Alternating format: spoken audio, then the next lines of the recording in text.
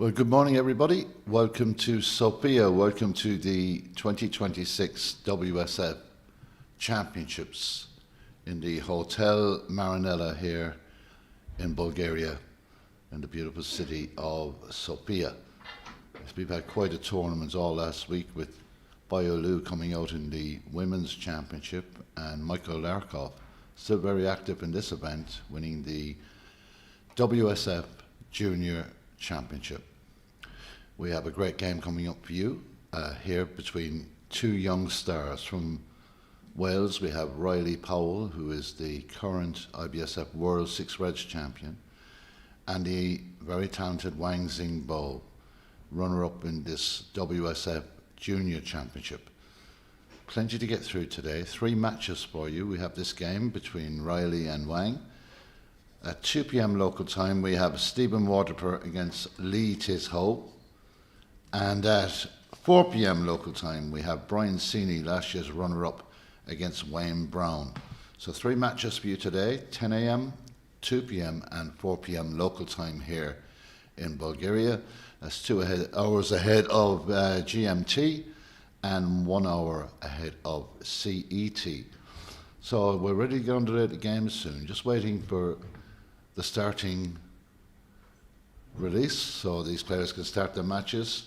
Other games that are happening here this morning: Adam Abbas plays against Victor's Jengovatos, Christian Richter against Bai Lang Ning, Daniel Holoida against Christian Maihai Husti, Denis Kemalevsky will take on Wesley Cooper, Zai Jeru will take on Bat Ochir, and then we have Aaron Garuz versus Kwok Wang Fong, and the referee is just given the go-ahead to start the matches.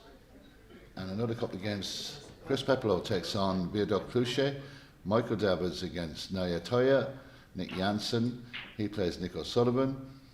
By Maria Surin will take on Yuhan Wang, and Zachary Richardson will take on Ayan Iqbal. And then we have our main commentary game here. Riley Powell breaking off with this highly anticipated game. These two players battling it out at the top end of their groups.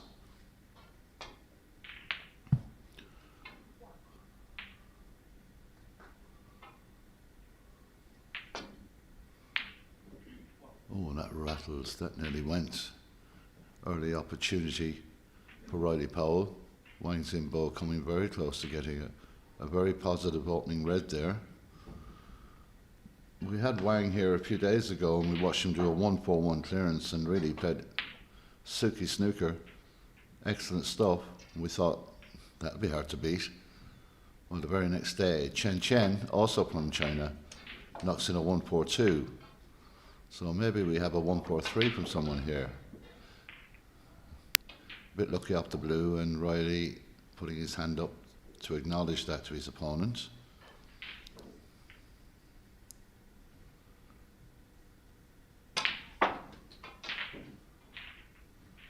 He's gone a bit far with that, but he's got red stone this end he might be able to get to. He's definitely got 1, if not 2, but it's extremely difficult. He's got a straight red to the top pocket. The cut in is difficult as well, so a little roll out of position there. Take the players a couple of shots to get used to the speed of the table. Our referee for this game is Dimitar Dimitrov. He's a Bulgarian, originated from the Valley of the Roses here in Bulgaria. What a beautiful name. It's a good shot from Riley. Very good shot. He's only refereeing 2 years, but he's an excellent referee, excellent standard. He resides in Denmark at the moment, in Copenhagen. But he was speaking to me a little earlier, and he's looking forward to this. And if you're refereeing, this is what you want to be doing. You want to be at a WSF event. So a very good pop from Riley there to the top right pocket. Puts him back in position, not completely where he'd like to be, but in the area. That's a good shot. Used that with the red very well there.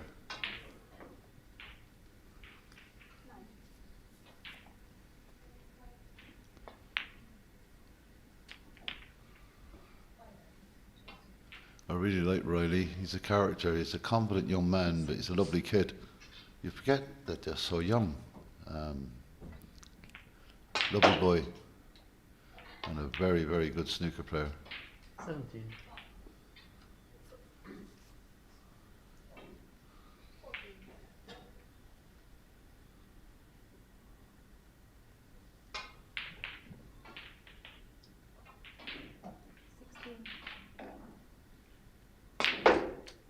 Oh, he misses the pack and he catches the yellow, so that'll be end of break.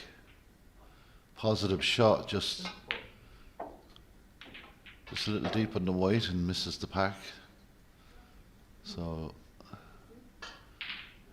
in hitting that yellow, he's moved it over behind the green and it becomes a good area for safety now.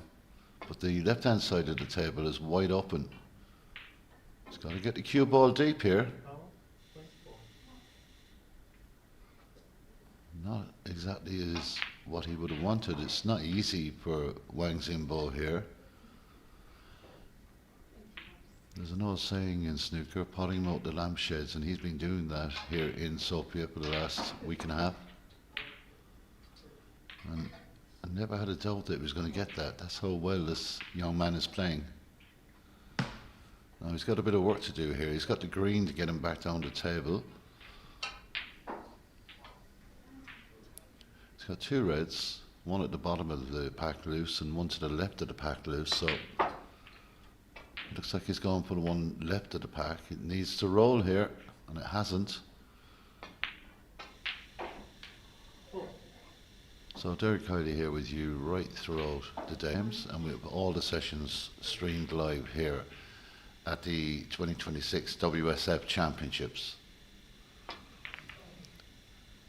I'll keep an eye on the other matches, see if we can get some scoring in, live scoring. Also, I will tell you more or less the first 39 players that have qualified for the knockout stages. Of course, there's 39 groups of 5, and some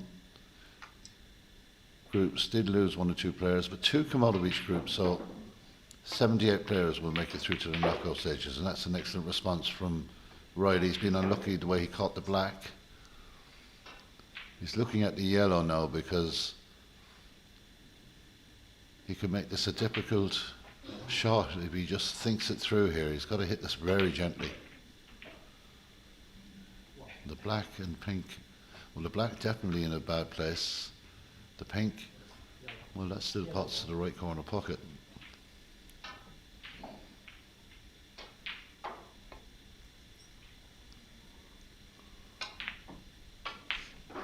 Well, I think he may have done better with that. He could have left it to the right-hand side of the green.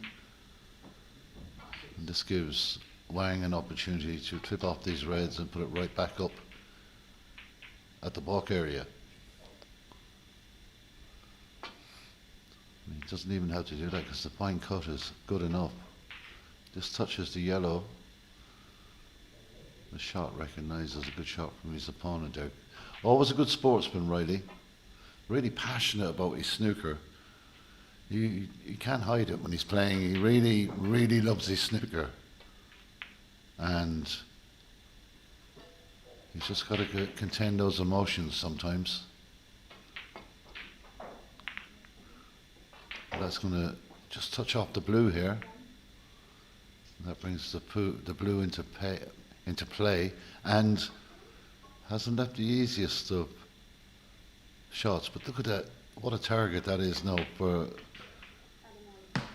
both players, the blue and the yellow there. Getting the cue ball in behind those two would be a real bonus.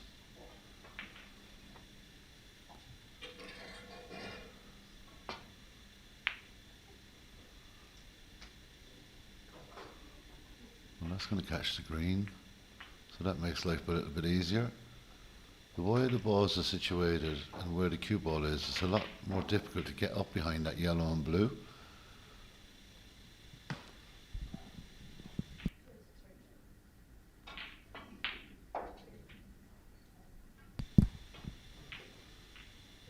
But he's going to try to do it from this side. He's got to be careful here.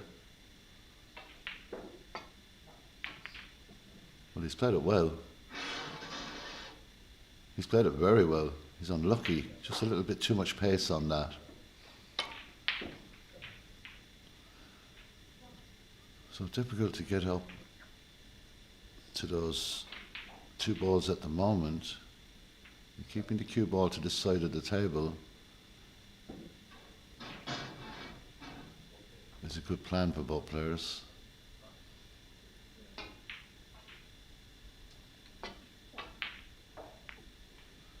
That's very fine. This could crash into the back of these balls, and it does. It's a good shot. An excellent safety shot. And a snooker.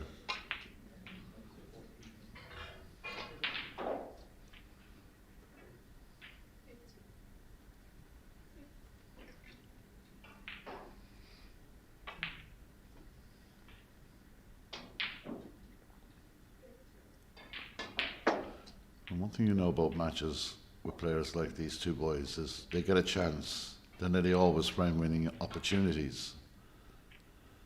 Riley's got to be very, very careful here. Well, that's a fantastic escape, but he's really unlucky to go in off. Just have one ball to aim at there, right close to the pink. He's freed the pink up completely now. Did clip it at some pace.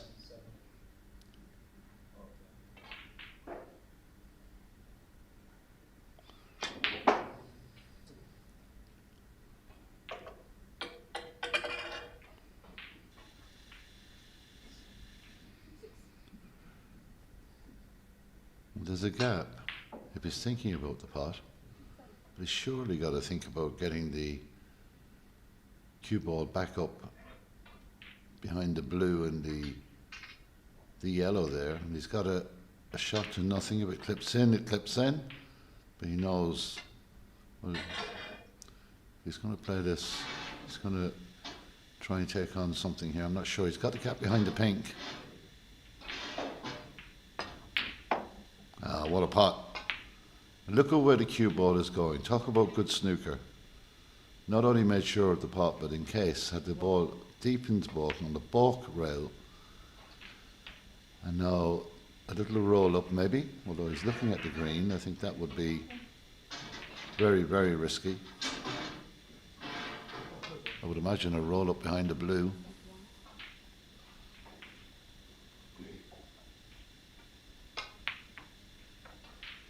You sit that a little firm. I'm not sure, can Riley see the red on the cushion on the left hand side of the table? Maybe not. Referee Dimitrov having a good look at this. Well, you can see this red. He's got a chance to go right back up to the area where he's playing from.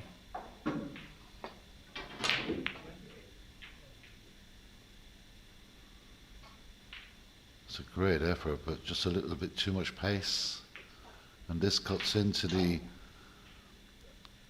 bottom left-hand pocket. Riley Powell putting up an early 25 points, and they're important at this stage because it's gone very, very tight. But we do know both of these players are capable of doing real damage if they can get into position. Wang Zimbo looking to try and cut this into the corner pocket, and he's missed. And there's pace on this white. Needs to come down a little further, but Riley will certainly have a look at one of these. I think he could be in trouble with the bottom red being blocked because taking on the other red that would cut. He needs to be very precise with his cue action here. He's going to try and drift that in, but that's obviously not an option. So going to go straight back up here. It's good pace on this cue ball. It's a very, very good shot. Look at the pace on the cue ball, right on the cushion almost.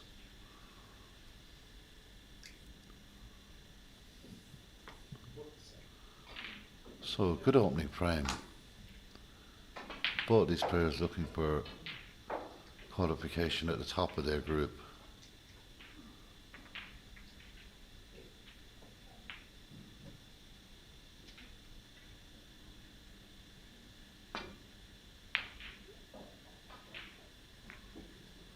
Well, Plays another exceptional shot and control that cue ball beautifully to not hit the pink. This is where it's going to get interesting. This is very, very difficult.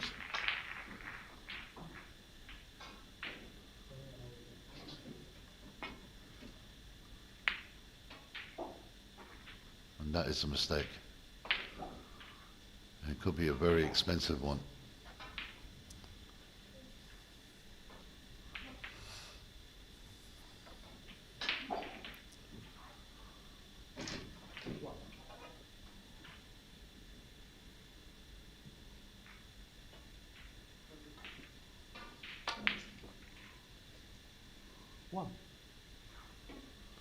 So precise in that shot, just trying to get a little bit below, and he's done that. Could have easily finished above the pink there, and that would have given him much fewer options.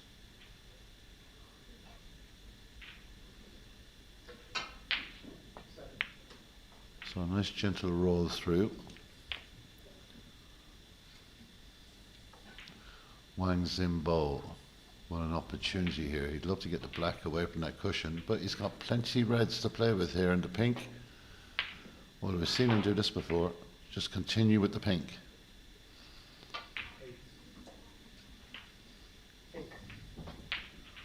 Well, he's got the two reds and the red near the black spot. That pots as well.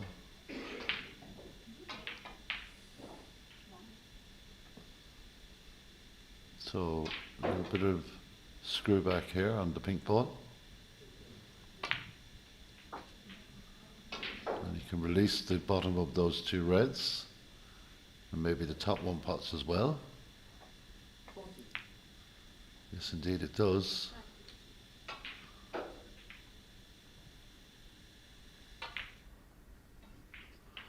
We've seen him in matches quite content. He's done this with the pink and the blue. I think the black will be the least of his concerns if he can get these two reds in the open and do something with the two reds on the cushions. Nice bit of power in the shot there. Nice little bit of stun run through for Wang Zimbo in perfect position again.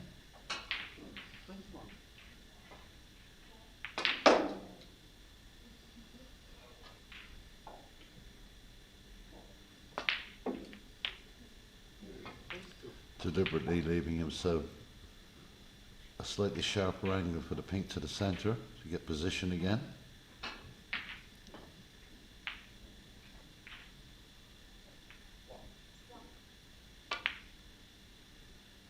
Well, he's missed. That is rare. And a chance for the Welsh Dragon, Riley Powell, who's probably was sitting in the chair feeling this could be the worst, and he's got a chance here. He's got to take this red. He does, takes it very well. Bit of reverse side, plenty speed on it, and to try and get back down here for this red, it isn't an issue. Is he going to take the pink on? No, he's going to be a little bit more safer with the brown. Needs a lot of cue power here. He's got tons of it. It's a very good shot.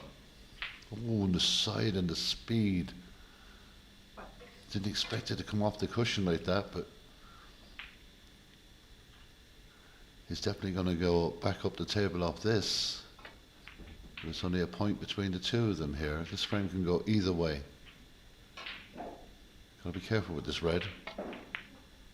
And he has been. It's a very good shot.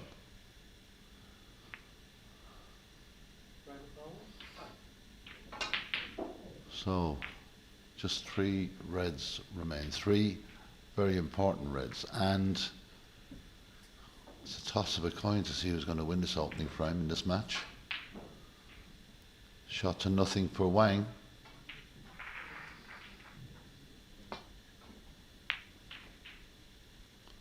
That cue ball was always going back in to safety, and that's gone extremely safe. It's okay. Riley can get a clip on this and get the cue ball back up to that area of the table. He's got to be careful here. There's always a chance you could hit another red. But he does well.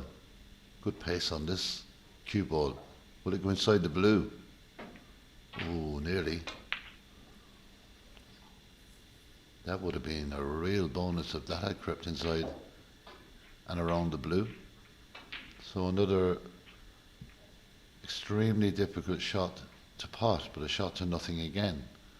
The red on the cushion will make him have to dig down on the cue ball a bit here. What a pot. What a fantastic pot that was. He's an attacking player, but he can get the blue here. He'll get down for this red ball. He'll have the blue back on the spot, or he can just stun the white here. But he is an aggressive player. And again, position perfect.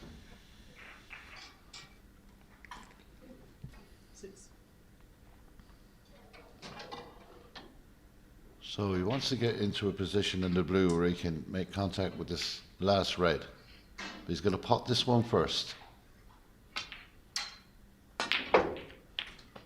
Well, that's not going to be ideal. No, he really is feeling ambitious. That yellow will pot, but to get back down for this red, and just 8 points in front. He's looking at the blue as well. We know he can pot it from anywhere, but this red is a real problem ball at the moment. And if he can play a good enough safety shot and get Riley to move it, then he could be in a very strong position in this opening frame. But I've said it about both players, nothing between them in this. So playing the blue here.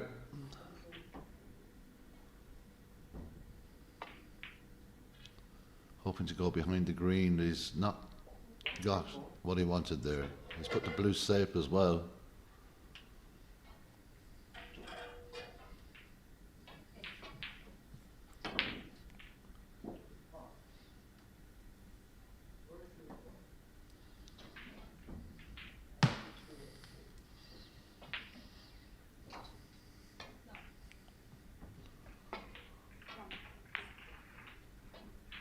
Needs a bit of luck here, and he hasn't found it. So two choices: go for the heroic pot or come back up the table off this red. And you know what, I haven't got a clue what he's going to do, because he pots them from everywhere. Again, did you hear the sound of that hitting the pocket? Immaculate. Well, it's okay. He's got that little rub off the green. That's a big help. But instead of queuing over the pink with the brown, I don't think he needs to. He can do that. But he's going to find it hard to get the control he wants. If he wants to play the yellow, he can. And get back onto the yellow ball. But he's got it in his mind he wants to play this brown ball. He's got enough for a little bit of screw back here. Screws it to the right. It's a very good shot. Now the blue ball is the problem ball here. 13 points ahead.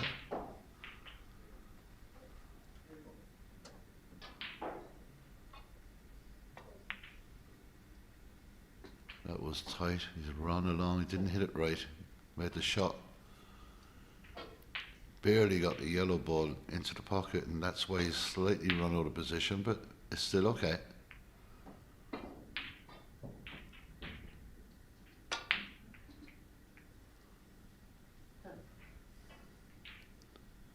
So 18 in front, 22 available. If he pots this brown, Riley will require a snooker.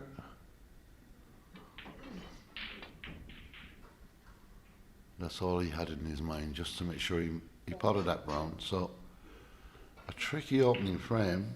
Still a bit to go on it yet.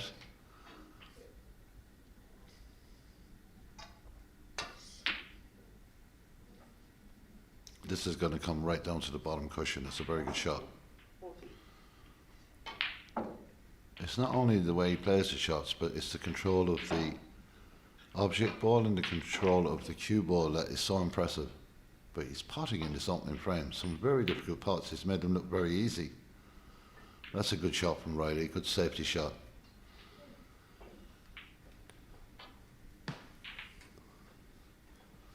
Frame isn't over yet, I can tell you that. 22 points the difference. Only 18 on the table, so one snooker required by this young Welshman. It's another excellent shot.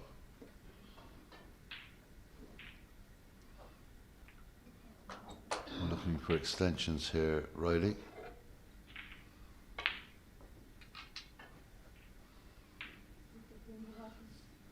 I think if he can play it correctly, coming off the cushion first, it's risky because if it doesn't catch the blue correctly,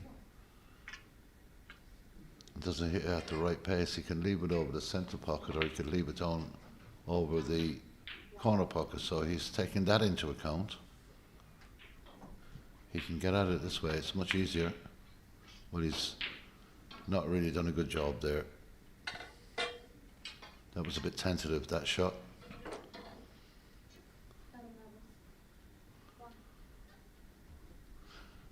They look easy, but in this particular circumstance, it's quite a difficult shot.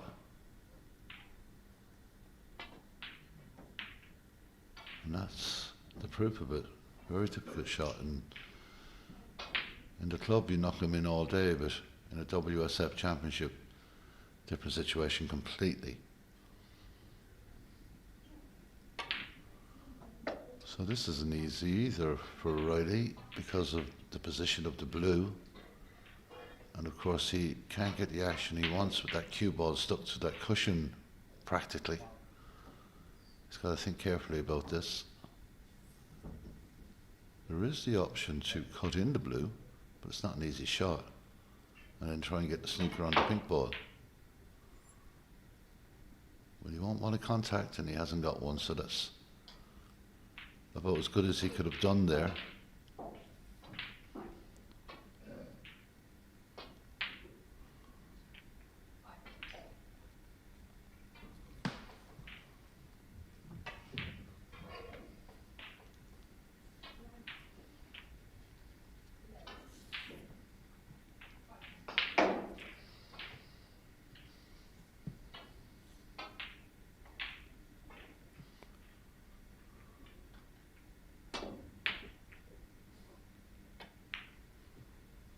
It's another excellent shot. It's come out a bit. He could have done with another few centimetres there, Wang, but he doesn't require the snooker, so keeping those two balls as far apart as possible is always a good thing.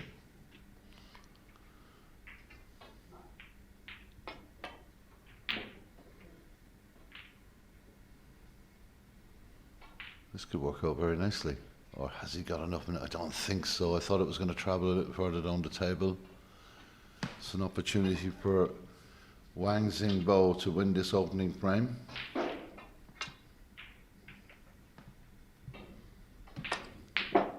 Doesn't miss those. Just doesn't miss them.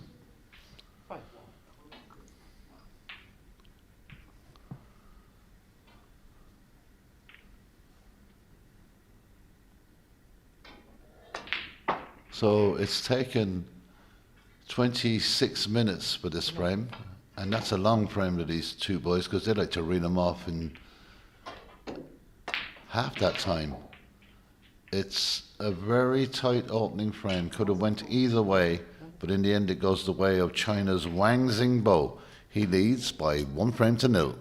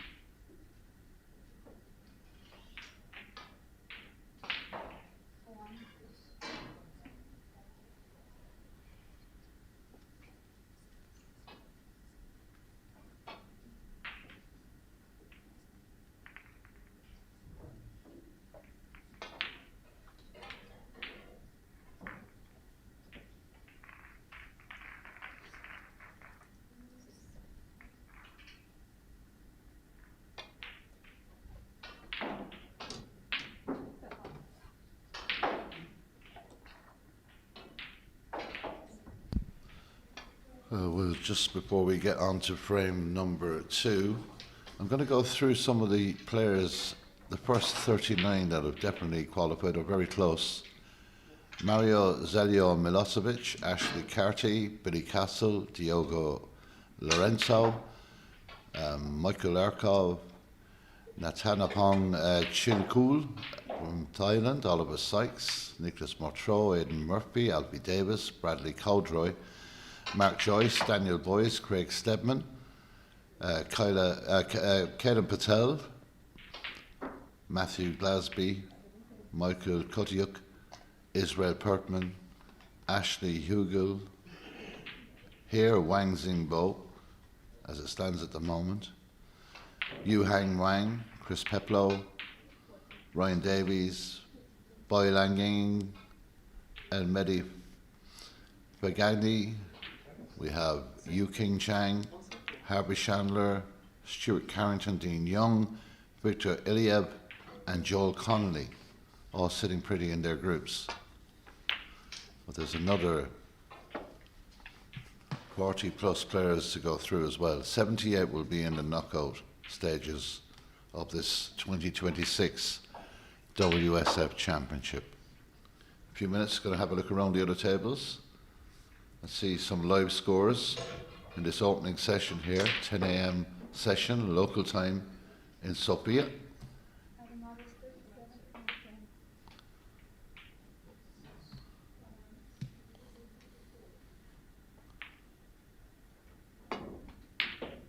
It was a positive effort. Good cue ball.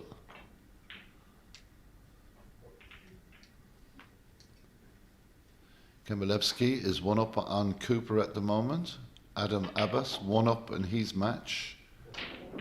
Bai Langning 2-up against Christian Richter in their group game.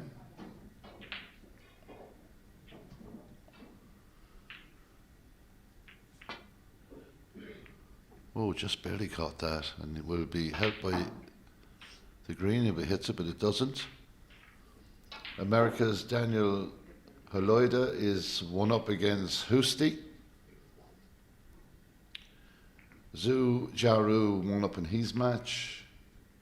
Kwok Wang Fu also 1-up in his match. Badu Tlushe 1-up in his game.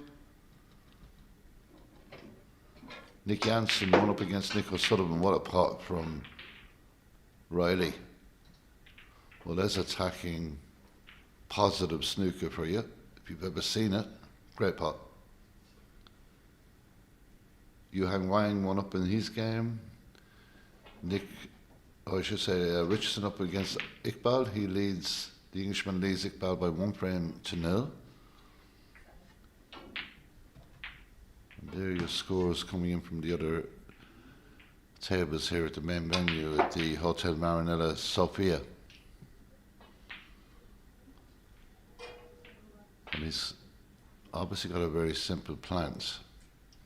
If you can't see it directly, he just needs to make sure he frees the pocket for the black.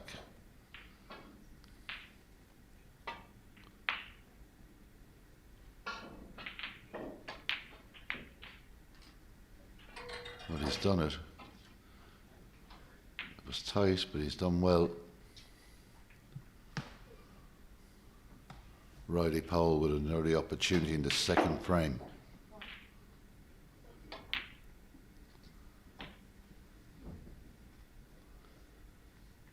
He's got the blue by the centre pocket. Should he run out of position? He's still perfectly fine at the moment.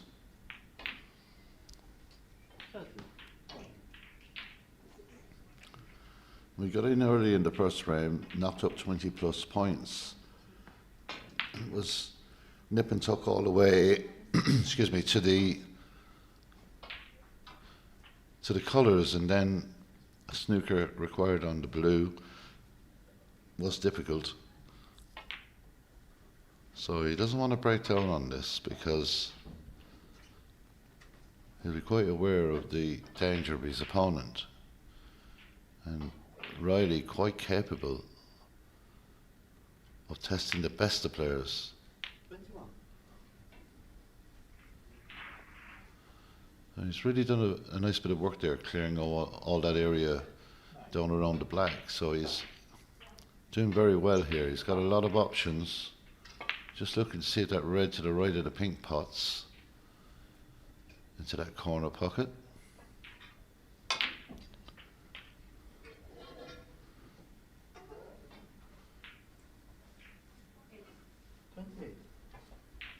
Yeah, well, if it does pot, he's got a nice angle to get back to the blue.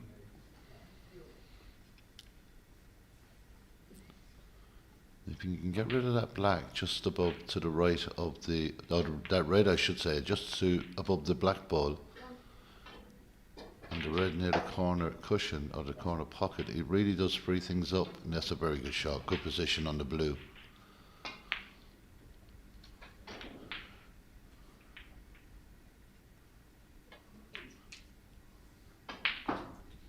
He's looking at this. Well, he can take this on into the corner if he feels like it, because going back the other way, there's a risk that if he doesn't pot it, he could crash into the reds.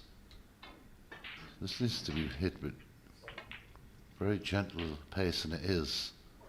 Just wants the cue ball to stop now, and it does, so that's fine. Break moves on to 34, or 35 I should say. And Riley looking to keep this going. Very two important shots coming up here in terms of this break. Well, that's perfect. Excellent shot. What a black.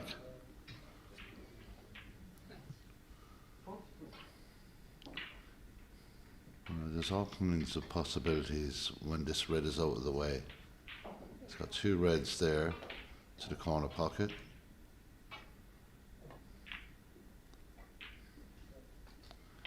Gently make sure of that. He's got the two reds together. If he can pot one, he frees the other. Bottom red, the red that's closest to the cue ball, should pot to the bottom left as well. So very good opportunity, and he's doing well on this break because he's had some difficult shots. So a bit of run through here for one of those reds. He's got the one over the middle pocket just in case, or near the middle pocket, and that's the one he'll take.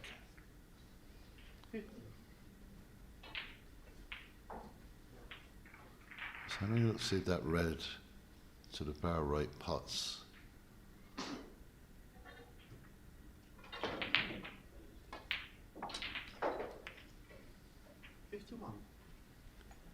On the angle he's played that shot, he's got a choice.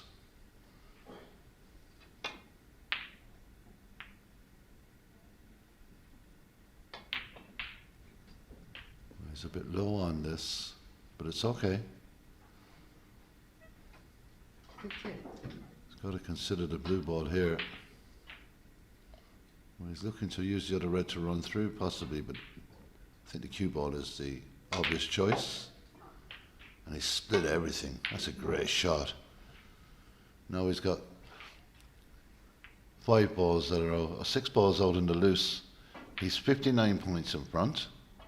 And this has been an excellent break so far. So Riley Powell showing what he's made of here.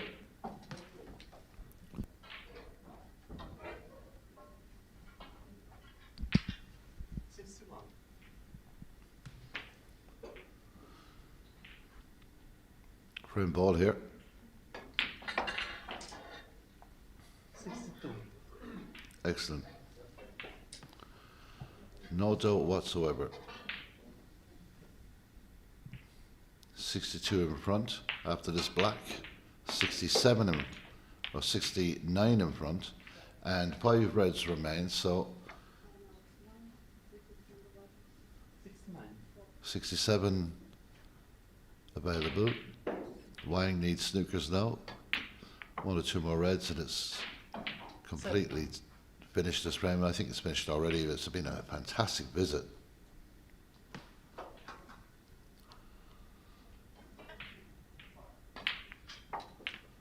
Again, beautiful snooker.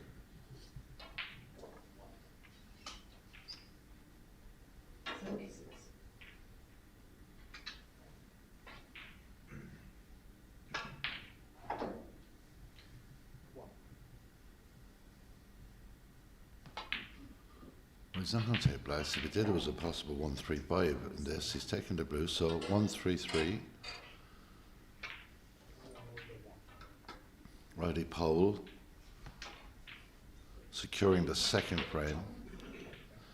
I think when we heard this was the opening commentary game of the day, everybody expected this to be a good match and of a very high standard.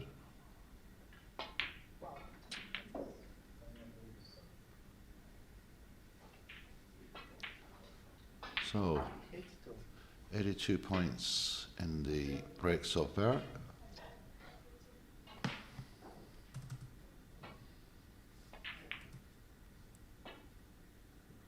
little high on that. He's unlucky. He won't mind though. Riley Powell has pulled the frame back. It's now one frame apiece in this very, very good opening match on the opening session here at the WSF Championships. It's Riley Powell 1, Wang Xingbo 1, and I'm looking forward to the next frame. I think it could be crucial.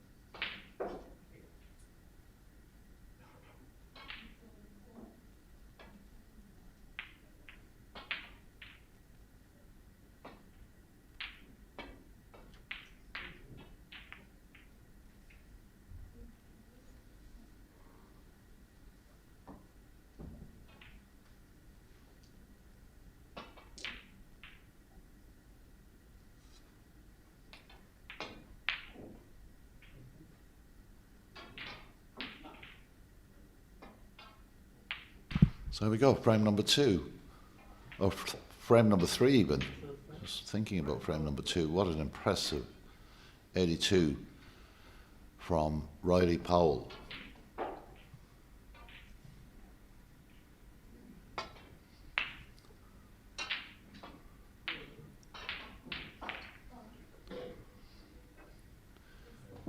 What's interesting too about these two players is when they're not at the table, Riley is upright, alert and watching, whereas you could mistake Wang for just nodding off a bit. He's so relaxed in the chair. Two different characters, but very similar at the table.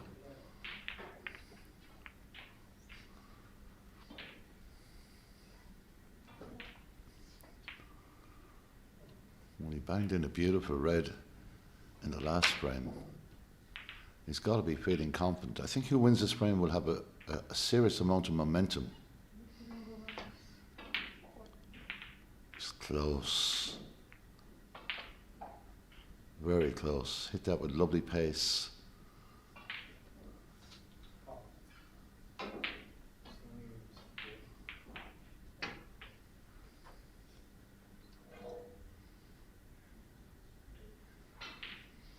So this is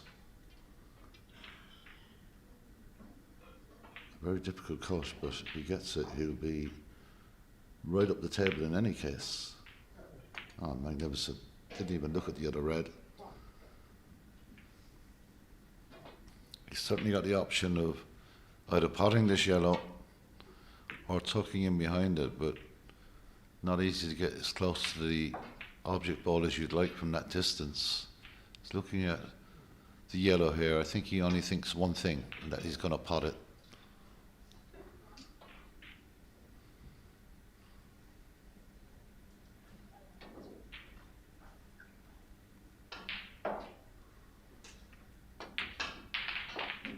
No doubt about it. Beautiful cue action, slots it into the right centre and is now in a great position early on in this third frame.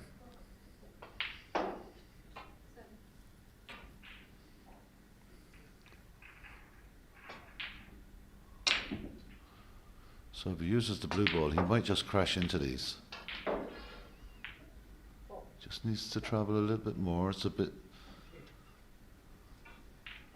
Well, it's almost level. It's the right side of the blue, but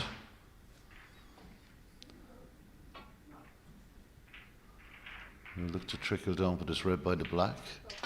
He's got to be good with the position, and that is absolutely perfect.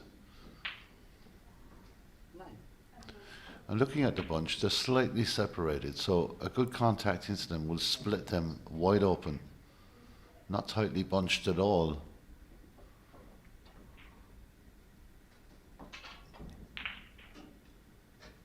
He's missed the red. Incredible. And up like a flash is Riley Powell. Wasn't expected to get back to the table after that, but he's back in.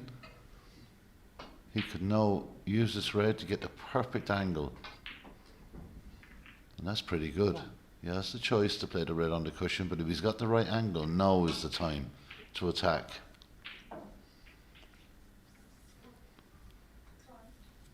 Now, he missed the pack the last time he tried to do this.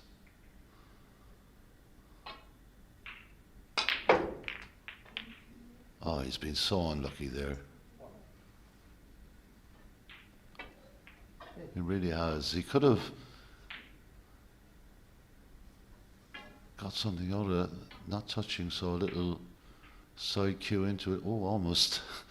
Just a bit hesitant on that one. Just the faintest. And he's fouled.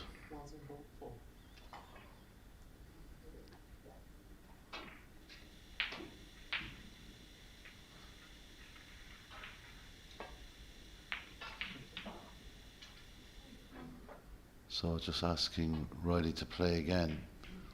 Very, very tentative. When you're trying to hit the side of the cue ball like that, this is a lot more simpler. Oh, again. Not happy doing this. I don't think either of these two players like this type of snooker.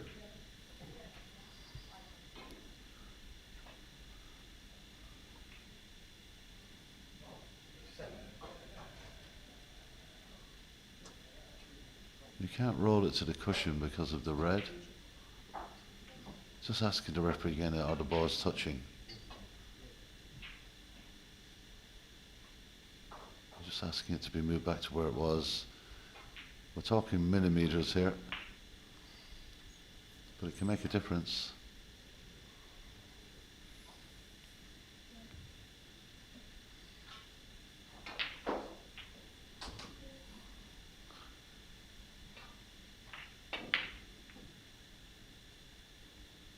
Does well. That wasn't easy. He had a few nervous moments there, did Riley. Well, these players are so fluent and like potting and going for shots. They hate this.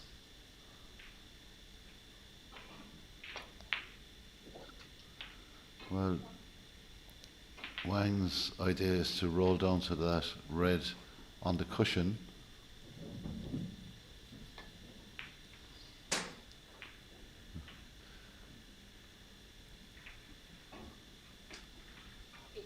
I'm waiting for the word read rack.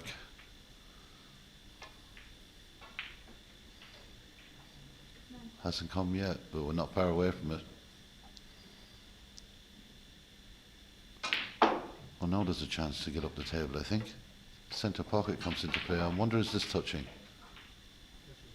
So a touching ball makes that a lot easier. Seen a scenario where there's been a touching ball on both sides and that's an automatic foul. And that can happen. But both players will be relieved that this cue ball can travel.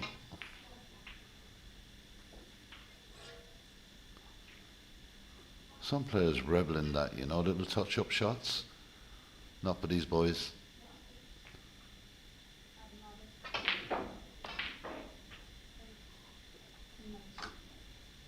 So thankfully the cue ball has been released from those reds.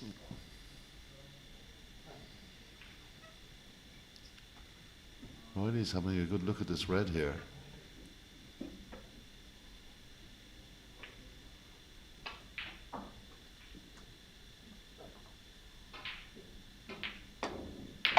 It's an excellent pot, but he's not going to get any luck here.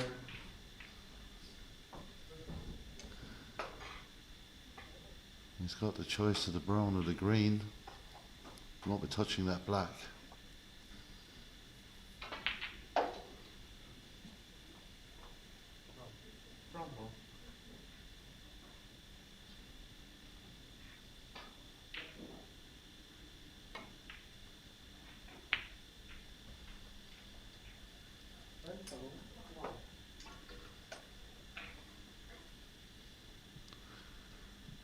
So Wang, just having a look at the potting angle and what this may disturb. Maybe looking to get this up behind the green. Or maybe even try and hold it for the yellow, but he's underhit that by quite a bit.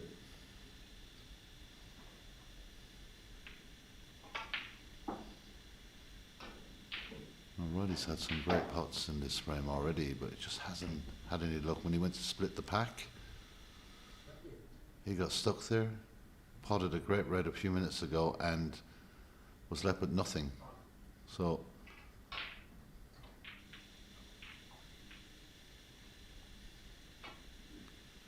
again, a difficult shot, but his eye is in because he's potted some difficult pots already. Got to hit this at the right pace. That's beautiful. And again, so unlucky. That's 3 great pots and nothing to come off it. Nothing available. He'll have to play safety back up the table on the brown ball. Looking to put it over by the yellow again. Having to lift the cue quite high here. Not as easy.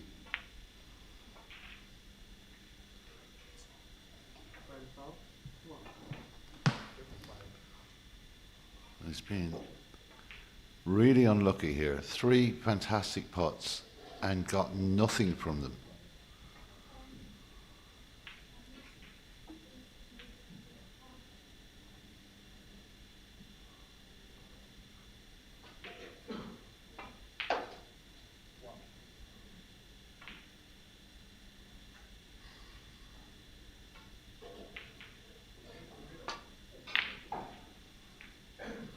The red is going towards that corner pocket.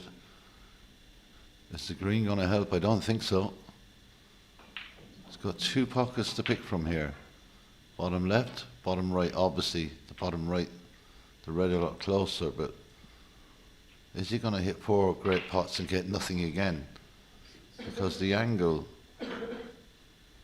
means that he won't come that far back up the table unless he hits it absolutely perfect.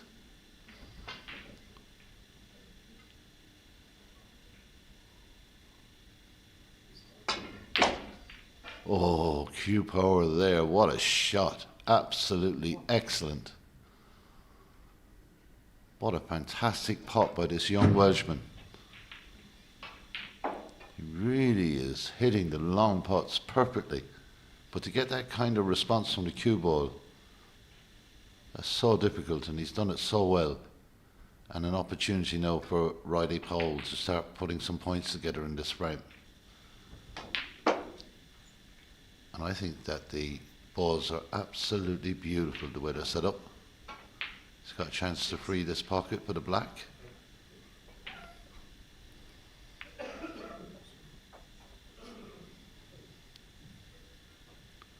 Well, getting the cue ball clean by the referee, Dimitrov, gives him a chance to walk around the table, have a look at a few other possibilities.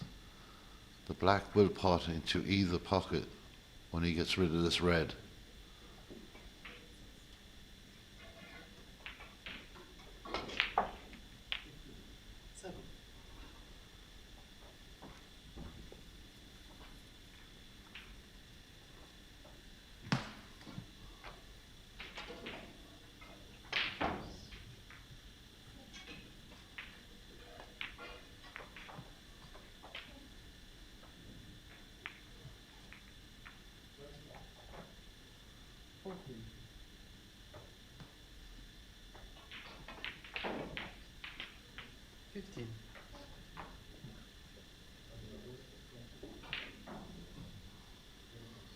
So it's the Welsh Dragon against the Chinese Dragon, these two talented young players. And it's Riley Powell who's in control of this frame. Excellent 82 in the last frame to level this match, and in a great position to take the lead here. Cueing beautifully.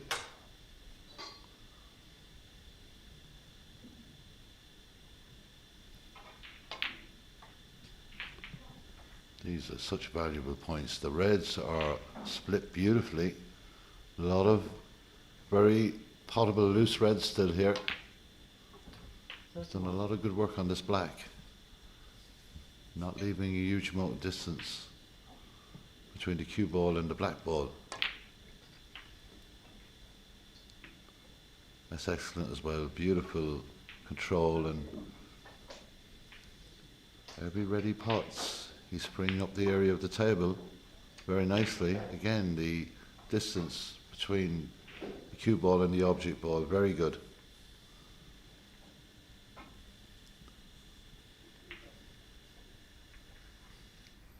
Does that red pot to this left corner pocket? If it doesn't, he's got the other red.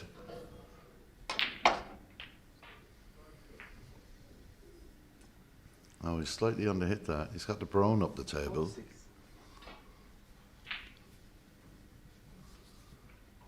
Or the blue.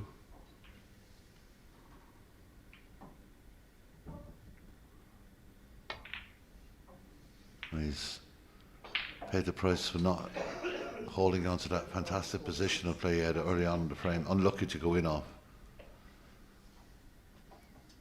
And that's too unlucky and offs into the same pocket for Riley.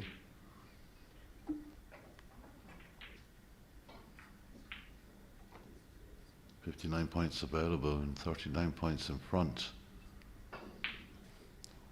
Every time he goes down on these shots, you feel he's going to get them every single time. His long pot percentage must be extremely high.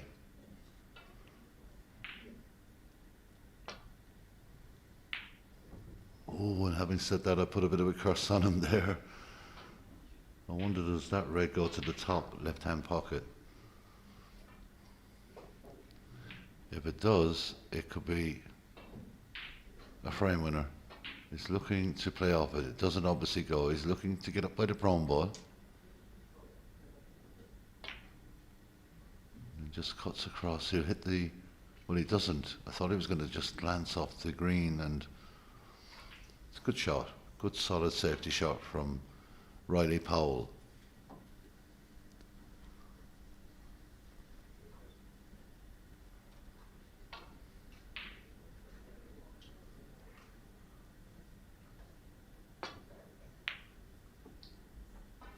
Very close to hitting the red, and he's overhit that by quite a bit.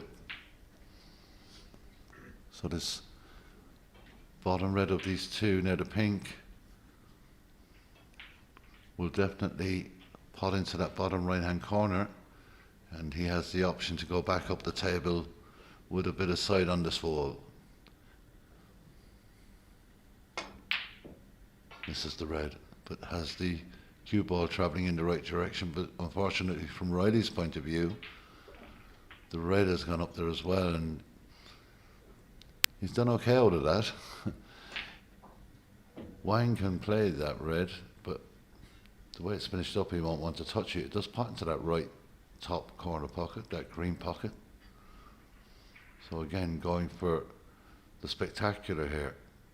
Needs to avoid the pink.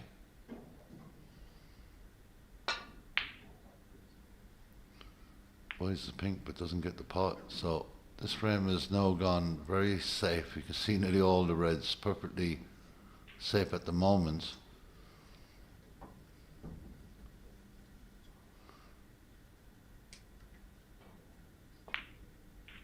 Taking no chances there, and rightly so.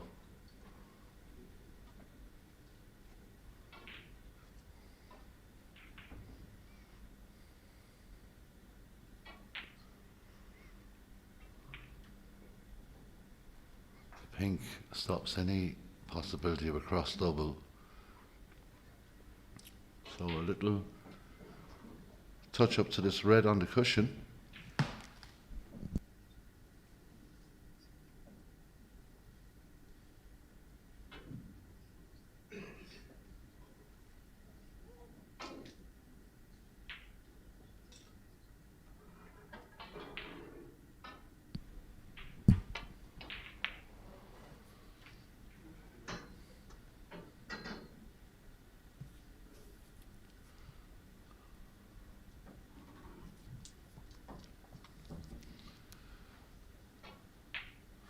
Well, is Riley considering cutting this red in? Because I think if he doesn't get it, it's dangerous. The double is not possible, so maybe back down to the bottom cushion might be the right way to approach this.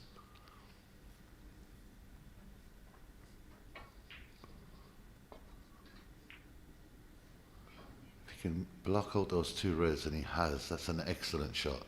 Forcing Wang to either play off the cushion here or go up the table, and up the table is more than likely. Very clever shot from Riley.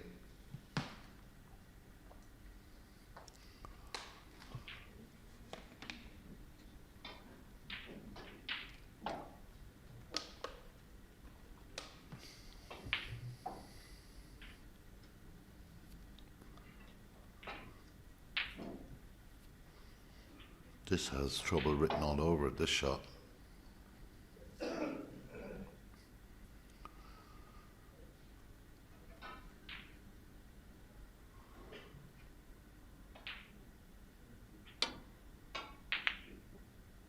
Oh, whoa, my, what a shot that was. He's going to be back down here, but he could roll up to the black here. If you can get it nice and tight to the black. Wow, that's all I can say about that. You put him into such a tough position, and then he cuts in an absolute super shot.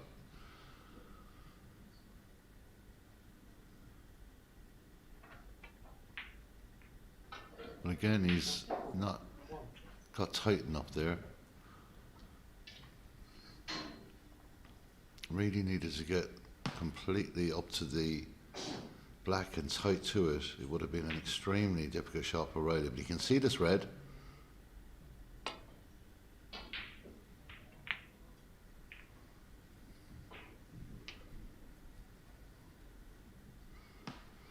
Well, this is the 2026 WSF Championships in Sofia, Bulgaria.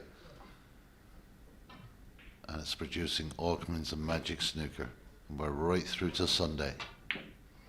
Who's going to get to the weekend? And who's going to be at the business end of this tournament?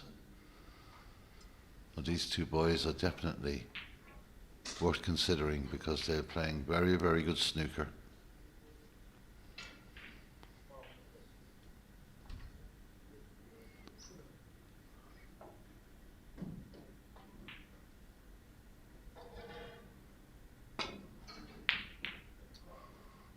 Well, he's lucky he caught the black there, but the cue ball has stopped. The red ball still travels. I think the yellow may come to his rescue.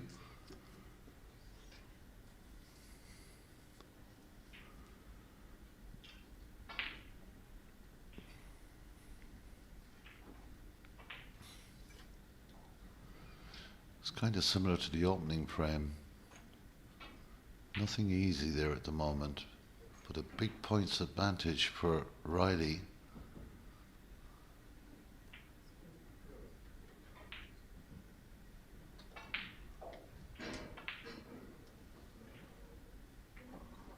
Well, this is risky.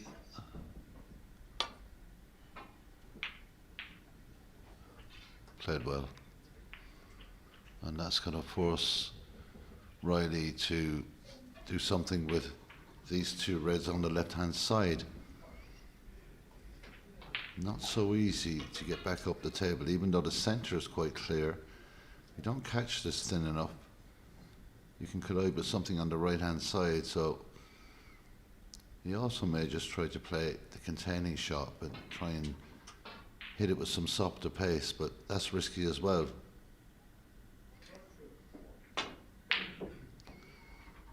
Doesn't want to hit the pink, and he doesn't.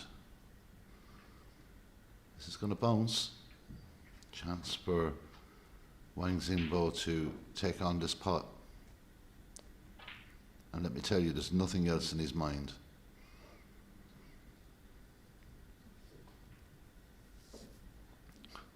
Well, that pink is in an inviting position. It's all about the red ball. Excellent. Goes right up the table. We'll look for a little nudge on the brown. He gets it. He deserved that little nudge. That's another excellent long pot. I could be wrong, but I think he's only missed one of the long pots he's attempted, which is quite exceptional. He's got this red into the bottom right.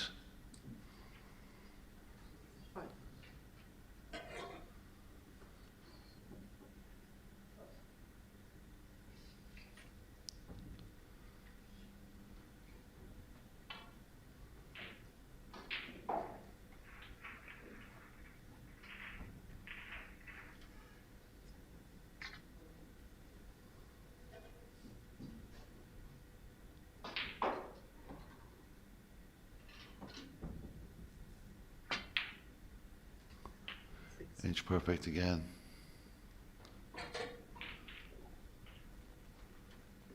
Well, all Riley can do now is watch, because similar to the opening frame, when it came to the last red, it was difficult to get position on that red. He's going to put the pink into the right middle, I presume. He's had a look at the yellow as well.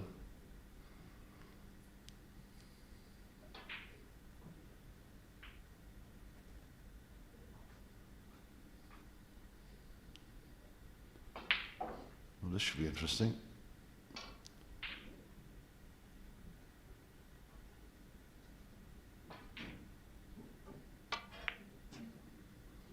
So decided to play the shot gently. 26 points behind, 35 points available. It's crunch time in this third frame between these two talented young players. Wang Xinbo winning the opening frame. An 82 break from Riley Powell dominated the second frame, and this one is in the balance again.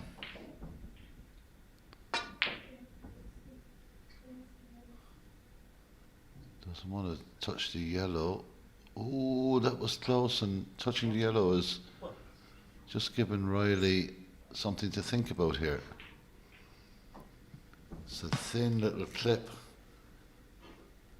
but if he plays it correctly and just moves it and comes back down the table here, he may snooker if he doesn't get the pot, but this white ball is going to be travelling a long distance here, and he's hit it and come back out a bit. It's heading towards the centre pocket. Is he going to get the red in the middle pocket? He is. One. He's shaking his head because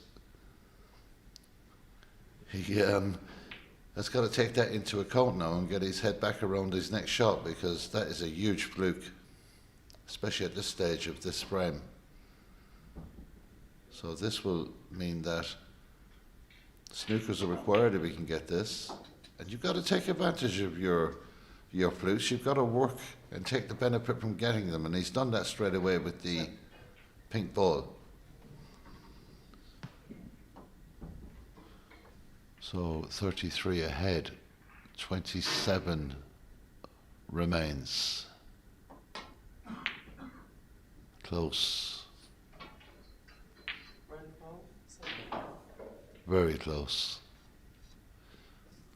I don't think Wang would have got out of his chair if the yellow had fallen. He was a bit hesitant getting out. Even now he's in a bit of trouble here in this frame.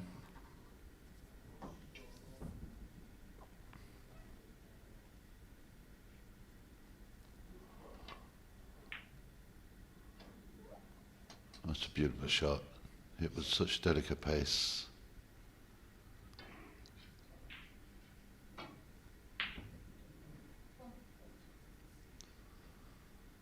So green to the top cushion here possibly, and the cue ball going right back up. Well, he does it the opposite way around. And chance here for Riley.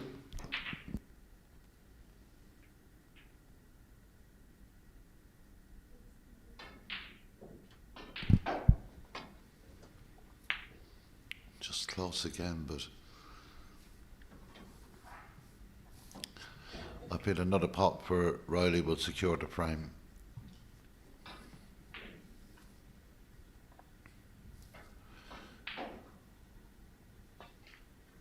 Well, he's under hit that, and that's heading towards the corner pocket, and that surely is frame.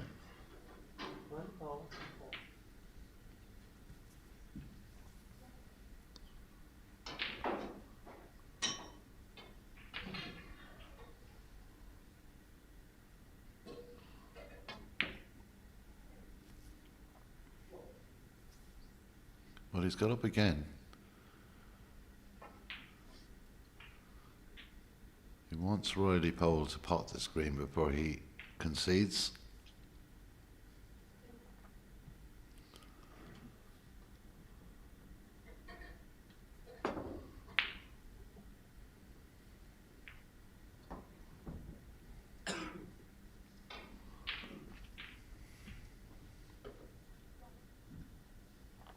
If he plays this correctly, I think he can cut it in, or he can play for the snooker.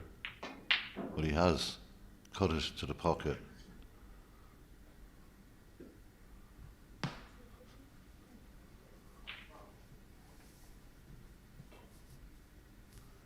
Just 25 points remain on the table. A 35-point lead. I'm going to try and disturb the blue here.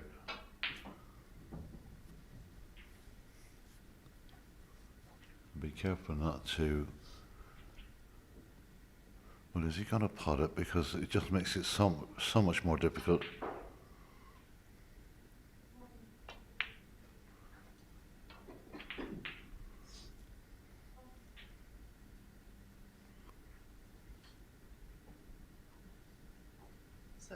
Now the referee has mistakenly just concentrated a little too hard on everything. There is Dimitar just respotting the brown.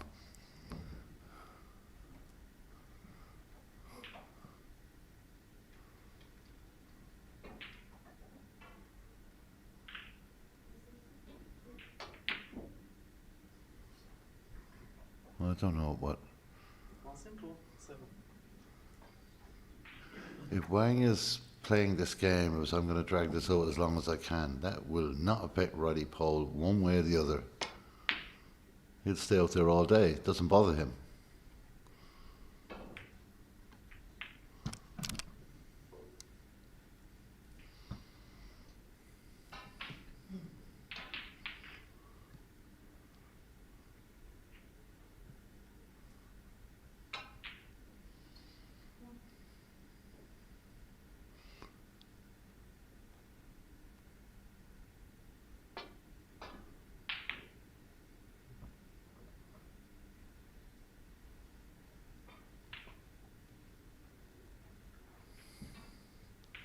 This could be a snooker very easily if you can get it right contact on the blue ball.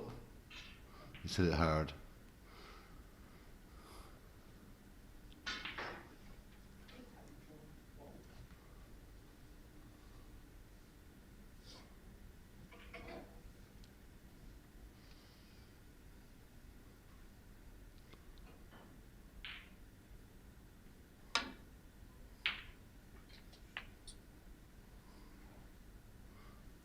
Okay, it's a good pot, but it's kind of pointless.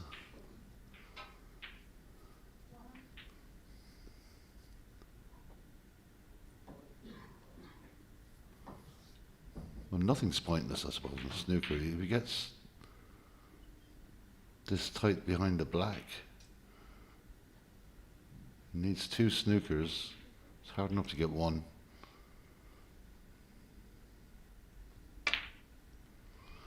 The pink is going to come back down the table. The cue ball has gone in, and the frame is conceded. Very impressive stuff from Riley Powell again. He now leads by 2 frames to 1 in this great game between the 2 dragons. Riley leads Wang Xingbo by 2 frames to 1.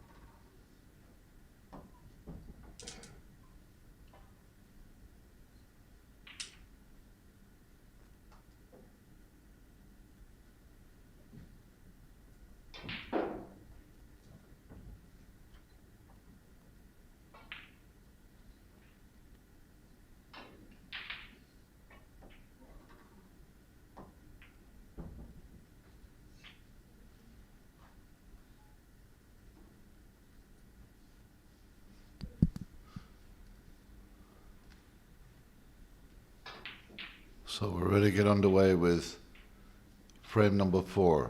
Wang Xingbo needs to win the next 2. He breaks. Riley Powell in control of the last 2 frames.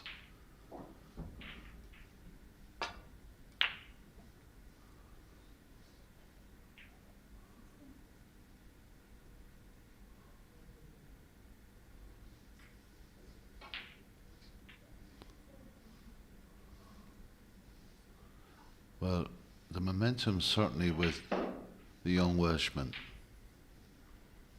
And definitely his confidence levels, well, they're never too low, to be honest, knowing Riley, but they must be super high at the moment.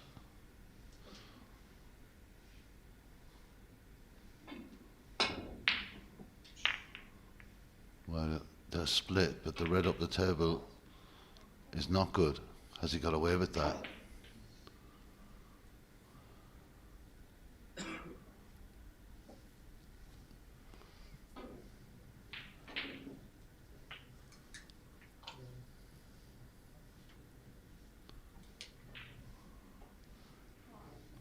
What a fantastic amount of young emerging talent there is in the game at the moment.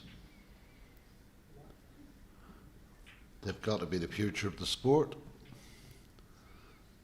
They're so well known and so young, but the standard of the game has risen so much in the last few years. And at grassroots level, the coaching that's been done and the development and the support of the NGBs, these players are starting to break through. Wow, that's a fantastic pot. Been a little unlucky to hit the blue the way he did, but the amount of impressive long pots by Wang Xingbo in this game has been incredible. But he's been dominated by the young Welshman Riley Powell in the last two frames, hasn't had much table time, and he knows if he's going to get back into this match, he's got to be very careful with what he plays.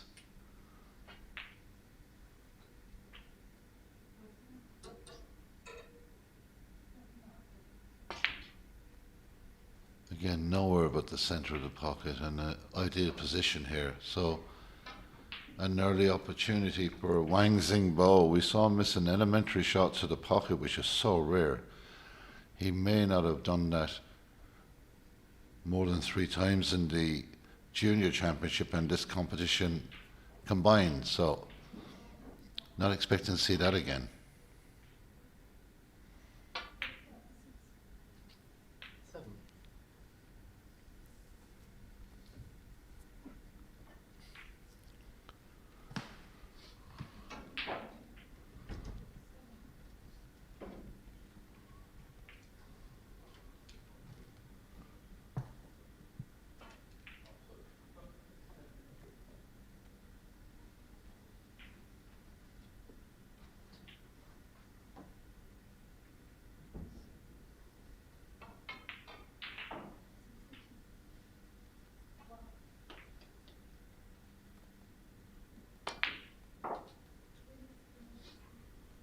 It's a very well struck shot, because when you're hitting it at that pace into these centre pockets, they can bounce right back out.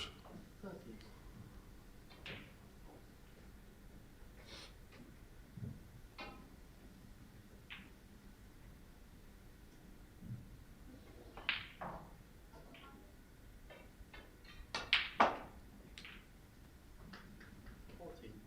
So wrong side of the blue here.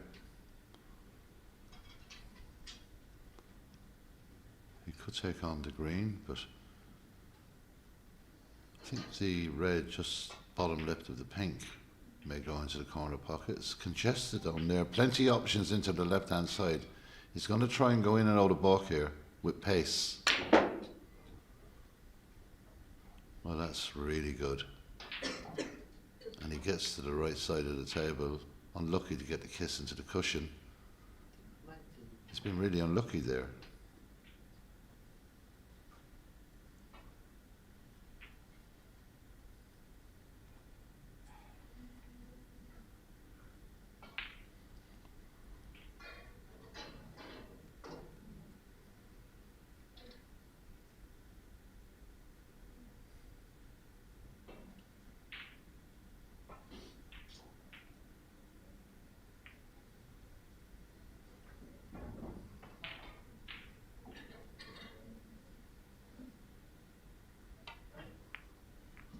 So end of break, 19 points, a good safety shot. He wouldn't have wanted to play that, but he has been very unlucky there, Wang Xingbo, not to get more out of that.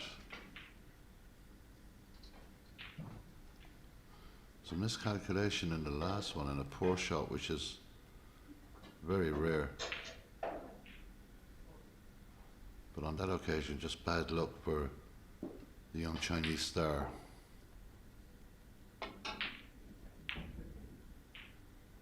He cuts that in, and that was a deliberate shot, so well done to Riley Powell, because he will apologise if anything that he doesn't play falls.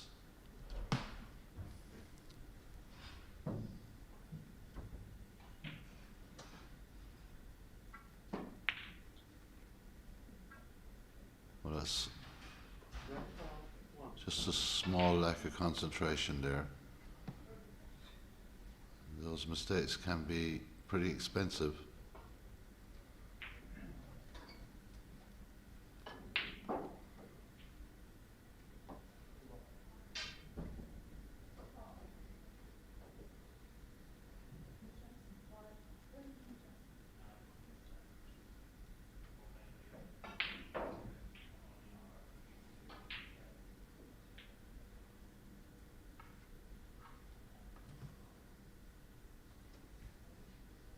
Just rushed that Brown a little, I think. You need to think a little bit more about the shot he was playing.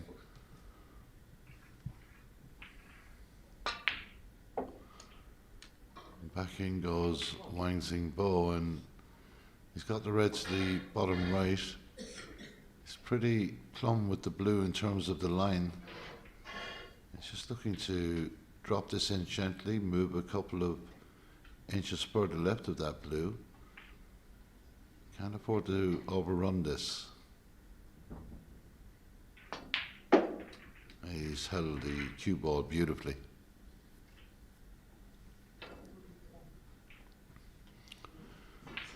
So this red will bring the black into play.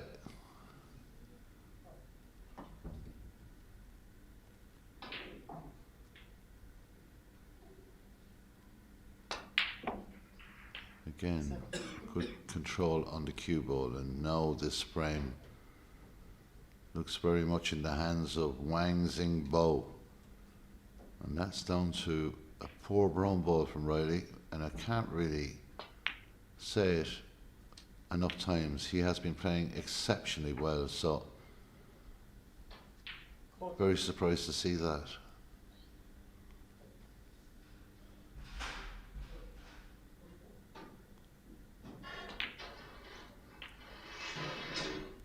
I think this is where Wang Xingbo is just lethal. If he gets in around the reds here,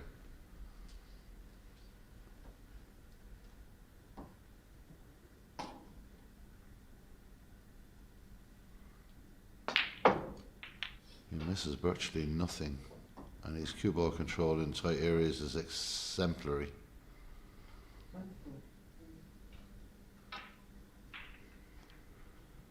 This match has certainly swung one way or the other, and at the moment is swinging in the direction of Wang Xingbo. He has to win these two remaining frames. He's going about his business pretty well here. 42 points on board, 43 points ahead, and the reds look very inviting.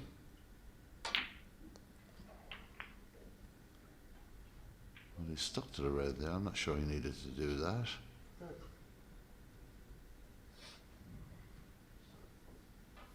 He's got the red to the bottom left, but he's made it difficult. Bit surprised he did that, to be honest. He had so many reds out on changing hands for this one.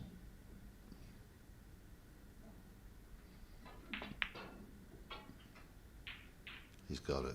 That's excellent.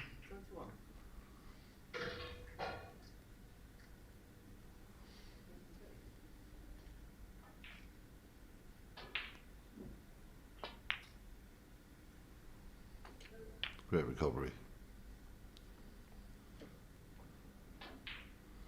Cutting in that difficult ball right-handed just shows the ability this young man has. So now the frame, look at the reds, beautifully split.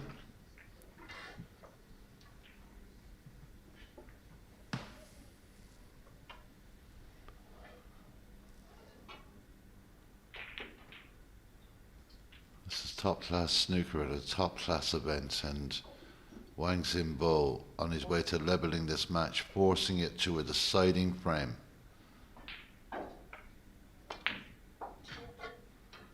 again, just, it should be okay, just about. He's got that red to the left of the pink, that is ideal.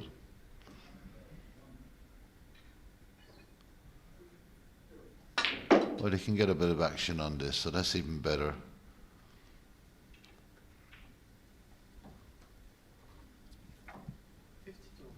So 70-point lead. Just 59 points remain. So this frame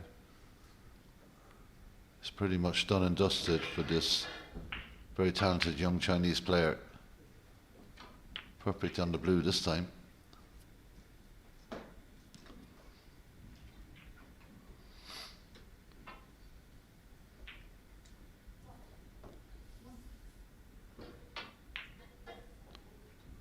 So this is impressive, and this all came out of a miss brown to the centre pocket from Riley. Just slightly rushed the shot because he's been impeccable in terms of his address and his concentration. You just cannot make a mistake. And Wang Xingbo knows he's in the same position. He can't make those kind of mistakes against Riley or he'll be punished just as badly. 6-6. This is going to be a fantastic final frame. And it's a case of who gets in first. Didn't need to worry about that. The frame is done and dusted. Wang Xingbo has got the fourth frame. We're going into a deciding frame here between Riley Powell and Wang Xingbo. It's 2 frames apiece.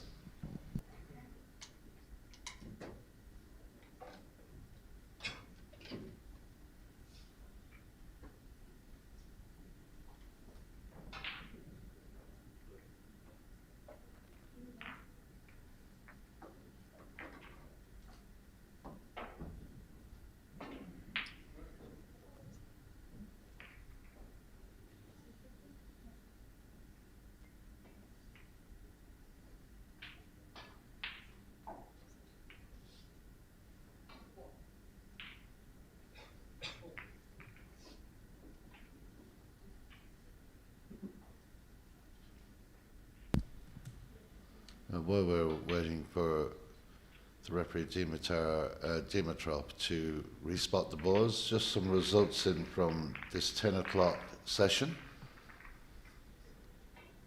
Zhu Jiarui has won by 3 frames to 0, a win for Yu Hang Wang, and also a win for Daniel Haloida by 3 frames to 0. All these early results, 3-0 wins.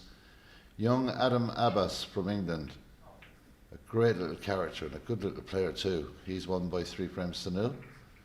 Bai Langning, a 3-0 winner, and Zachary Richardson, also a 3-0 winner. He beat Ayan Iqbal.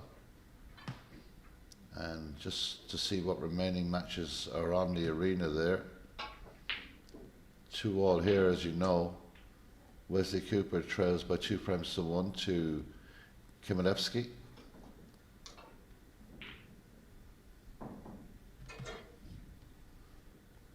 Kwok Waipong, he's 2-0 in front here and a very close third frame. Chris Peplo of Malta against Vladot Kuche of Romania. Peplo leads by 2 frames to 1 and looks like he's going to secure the win there, well ahead in that match. In fact, as I've just said that, Chris Peplo has won 3-1. Nick Jansen 2-1 up on Nick O'Sullivan. So, the remaining games out there. We've got a 5th frame decider on our hands here between 2 excellent players. The WSF Championship Sub 2026, the pathway to the World Snooker Tour. One of these players and many others will hope to be in the last, in fact both these players should make the last 78, I think. But there's all kinds of maths to be worked out. That's not my strong point, so I'm not going to go there.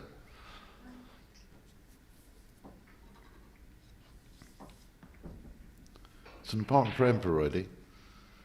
he had control of the match, excellent 82 clearance in the second frame, and then went on top in the third.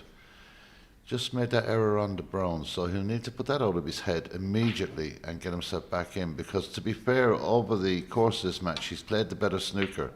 Now, there's no doubt whatsoever in terms of the long pots. Wang Xingbo has been off the scale, but overall in the match, I think Riley's played that small bit better. But snooker's all about moments, and it's all about momentum.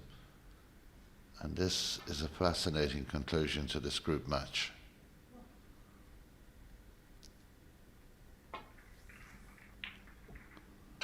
Well, that's going to be close to the pocket. He'll need to get cover here, and I think he may have just done that. I don't know, it's hard to say. He's having a good look at it, is Wang. Having a look at the angle of the pot knoll. Everybody having a good look at this one. They don't get much further away than this.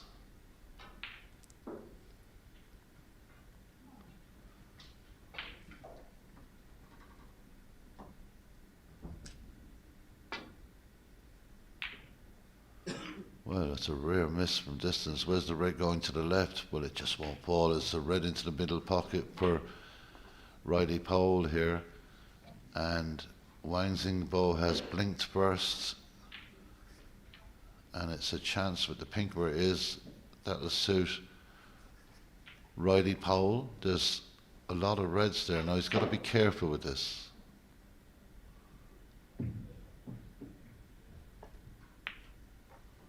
Well, that's very good. Good position on the cue ball. The red above the left-hand pocket is a handy one if he runs off the blue here, because it'll give him better position down the table.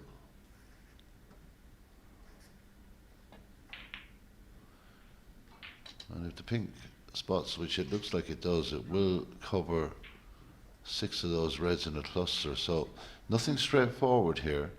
He has a little gap to get down for the pink, and he's done that. Now he's on the right side of the table with these balls that go to this left corner pocket. So he's plotting his way around the table very well here, is Riley.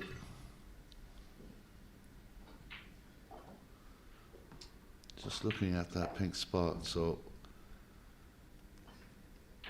if it doesn't pot, it'll go to the back of those group of reds. So one way or the other, it could be slightly out of the way for a while.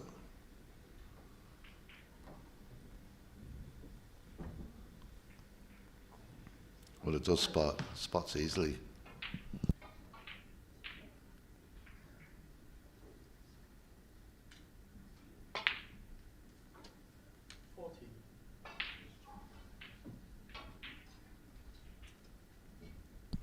Well, I don't know. Is Riley thinking about going into these, because he's got so many loose reds? If it comes up, it's great. If it doesn't, it could cost him the match.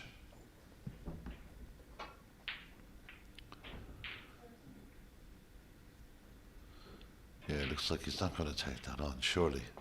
No. Oh, he's got the blue and he's got that. Well, he's got the red to the center now. He can move the pink.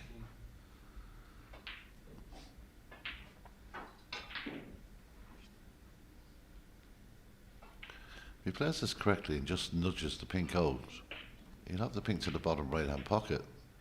Not easy. He's digging down, maybe thinking about the black.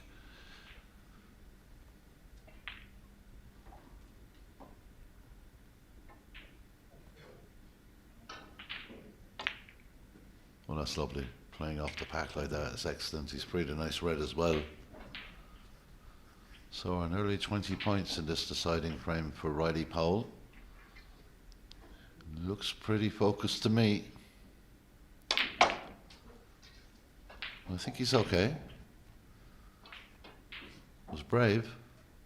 Yeah, he's fine. Just not getting the splits that he would love, but there was nothing wrong with that. He still had that red available. Now he's got to start thinking that red to the left of those 3 reds together below the pink, that will pot into the bottom left.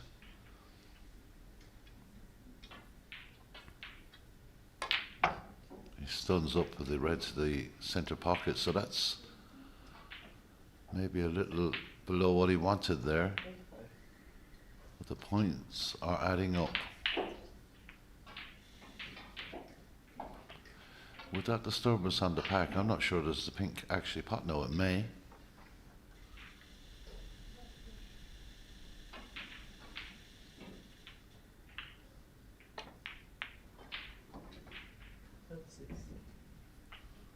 Oh, it's gone a little bit difficult now. 36 points in front. Still 9 reds on the table, so long way to go yet on this particular visit. Well, that was solid, wasn't it? No hesitation, no problem there. So he's got the red to the right here. We'll give him a bit of movement back up the table, or at least in around the black. He's got to be so careful with this. Hitting the black will be a disaster. Oh, and he's missed the red, and this is a chance for Wang Zimbo. 41 points, nothing wrong with that, but with so many reds still on the table, I mean, there's 99 points available.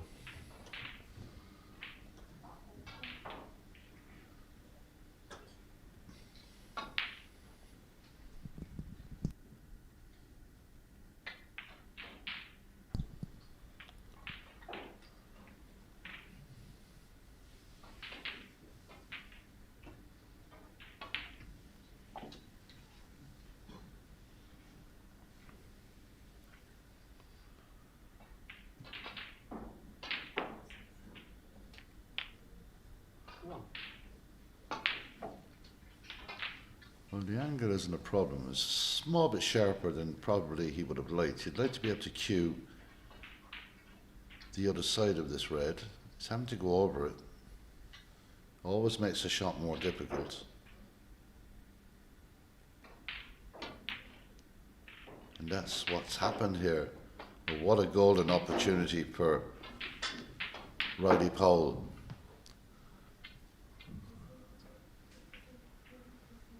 This young man fears nobody. It can be said of both players. Just got to make sure of the red here. Keep the concentration levels up. He's done that well. Got the pink to the left corner. Has he got the angle to just roll through here? Doesn't look like it. A little bit of stun for the red into the same pocket. These points are extremely valuable now in this deciding frame.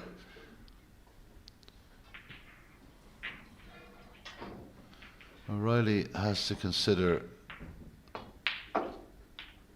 just being solid on the ball he's playing and forget about everything else.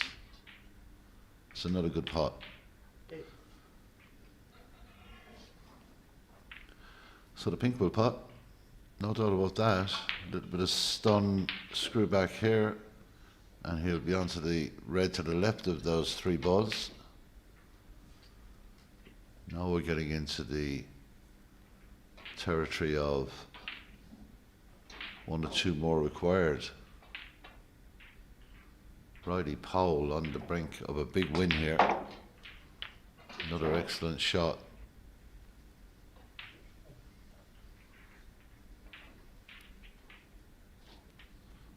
So this is where it gets tricky. He's got to be careful. He needs a red in another colour here.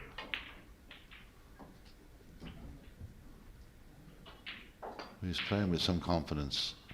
This is not easy.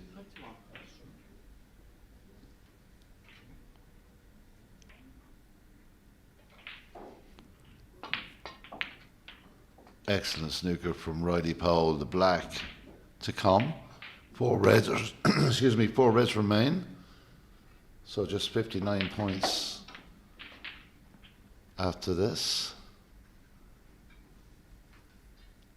Already a snooker required for Wang Zingbo. And that is surely the match. And I think he's deserved it over the total match. He's been in control of a lot of this game. We've had some wonderful long-range shooting from Wang Xingbo, but the more consistent play has come from Riley Powell, 69 points in front.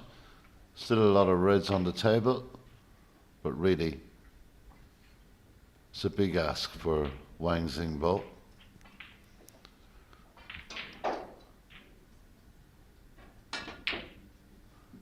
Didn't catch that quite right. Wasn't a great sound off that shot. Riley will just open up these reds now. Bring that cue ball right back up the table. He's played the bottom red. Yeah, I can understand why, but so far ahead. And it's good, positive thinking at the same time. I'm not going to criticise a single thing that that young man has done in this game, because he's played really, really well.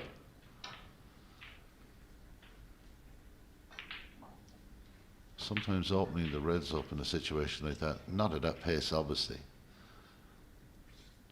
we'll give him a chance of another red, and I think that's all he needs. But he's playing this like a pro.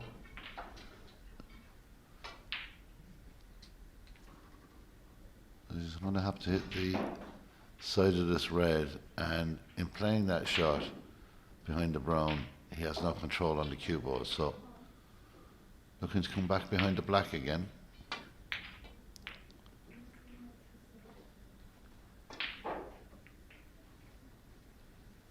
Hard to see what's available there, but there's nothing potable. Riley needs to put this cue ball right behind the black on this cushion. He's having a look.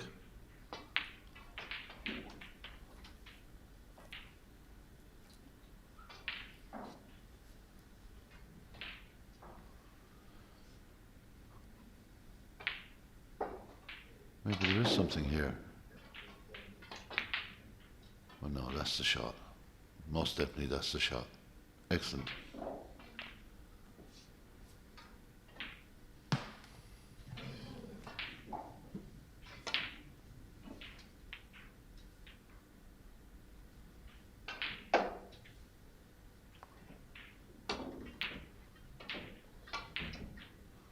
Well, now he's got a chance to take this on to the centre pocket.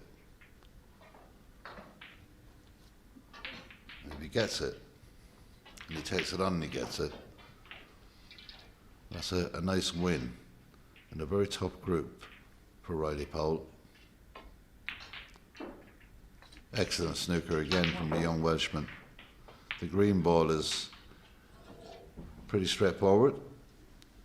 Doesn't need to really do a whole lot with the cue ball, just a little bit of bottom on it. That's excellent again. So he shakes hands. It's a fantastic performance from Riley Powell. Struggled a little in the first frame, but it could have went either way. Had a nice 82 clearance in the second frame. Dominated the shots and the play in frame 3. It was a mistake from Riley that gave Wang an opportunity to come back to force it to a decider. And when that happened, it was all about Riley Powell. So Riley Powell has shown that he is to be thought about and to be contended with in this tournament. He wins this match by 3 frames to 2. We'll be back again at 2 o'clock local time here in Sofia, where we'll have the game between Scotland's Stephen Waterper, who takes on China's Li Tiz-Ho. That's at 2 p.m. local time. We'll talk to you then. Big win for Riley. He's done it by 3 frames to 2.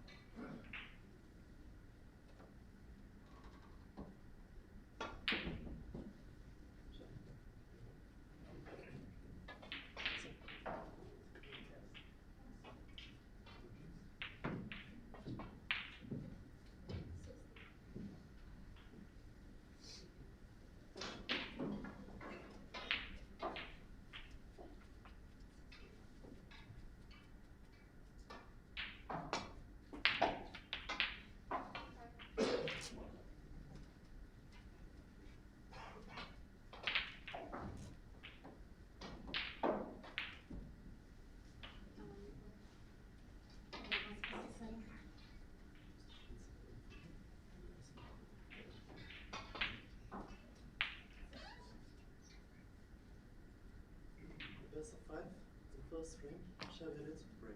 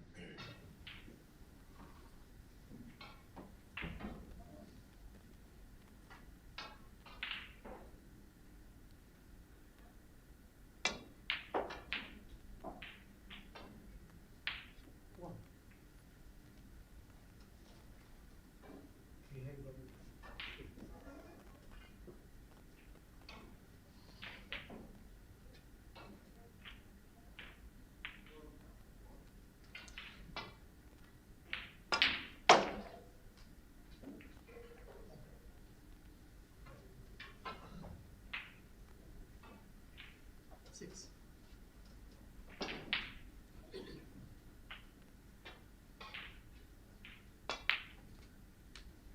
Seven.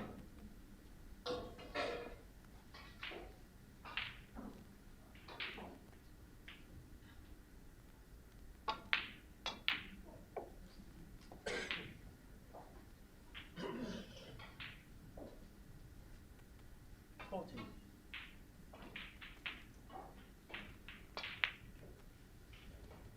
15.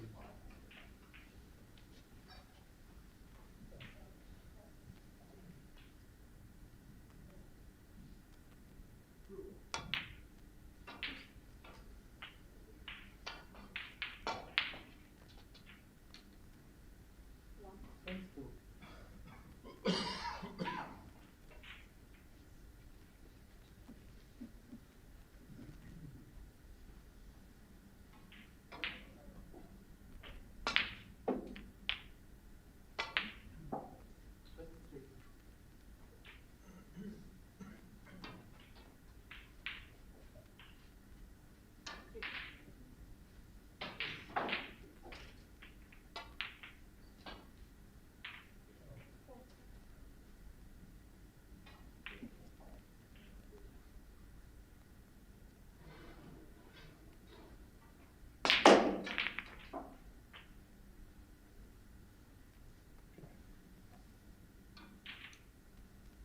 28.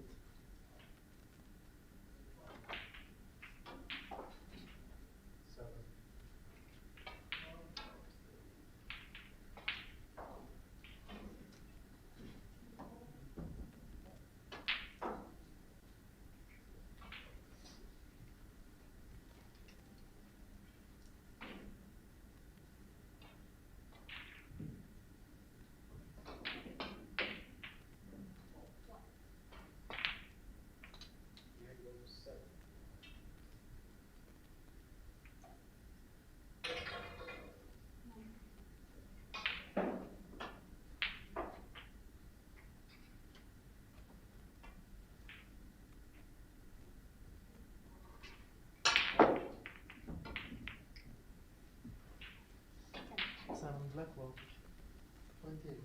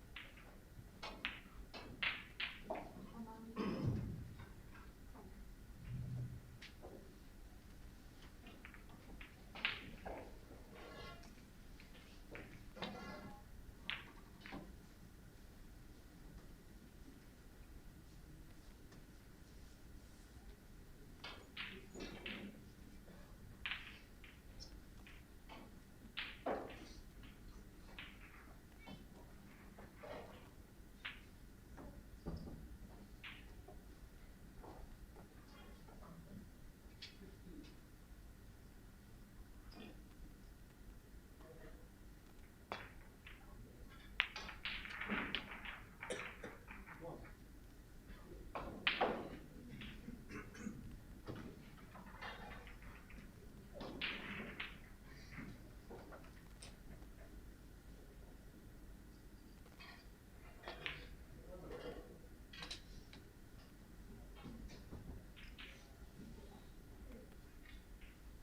6.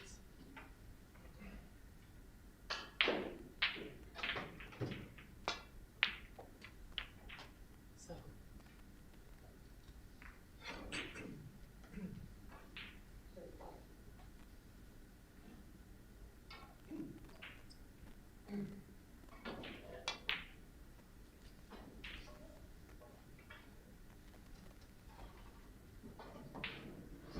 14.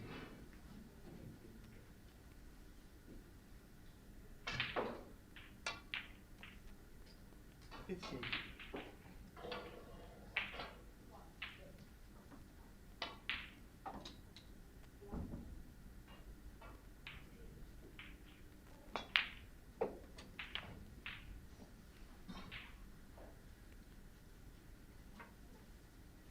22.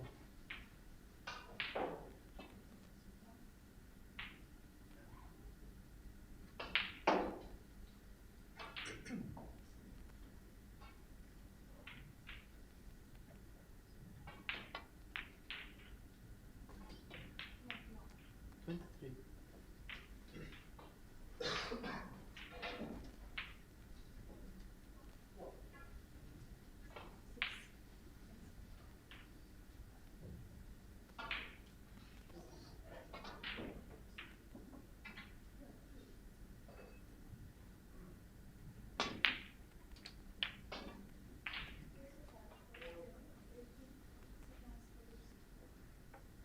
30.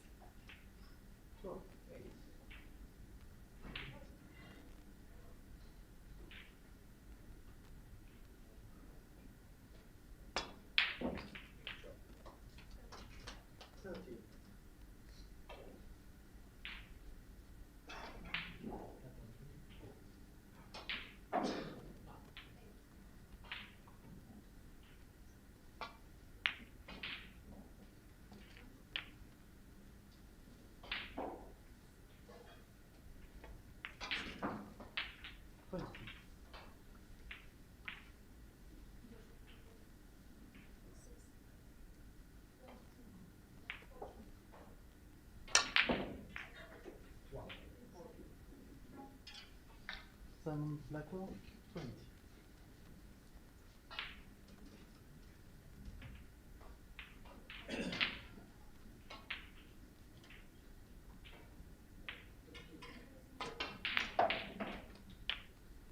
Wow.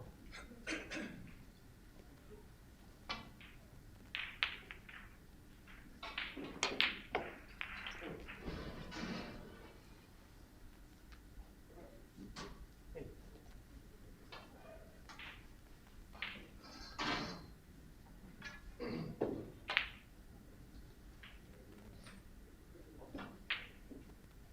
Xavier Ritzer, 8. Frame conceded, frame Simon Blackwell.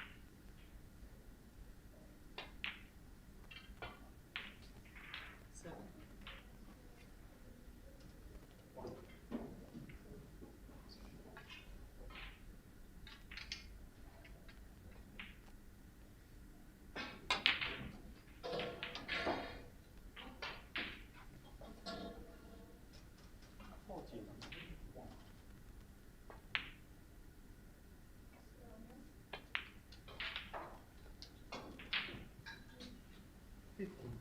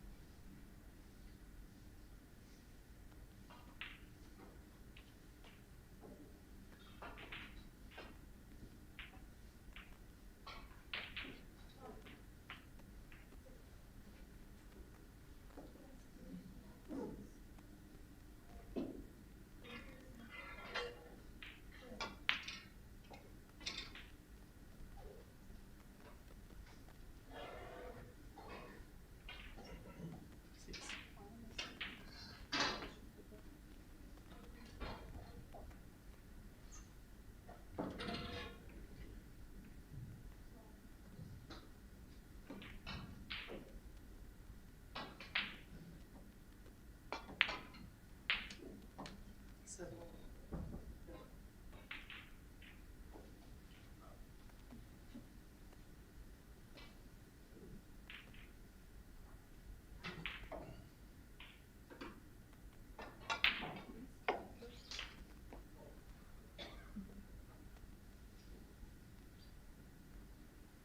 Forty.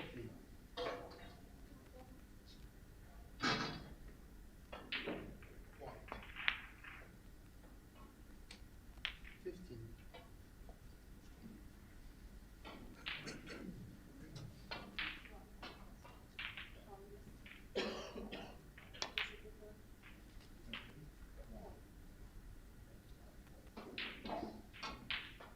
22.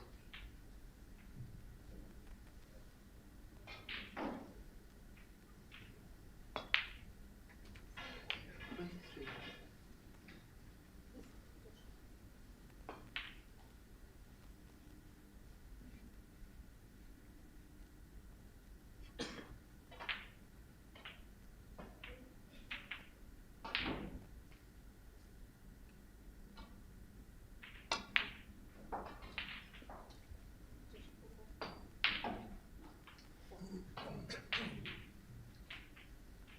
29.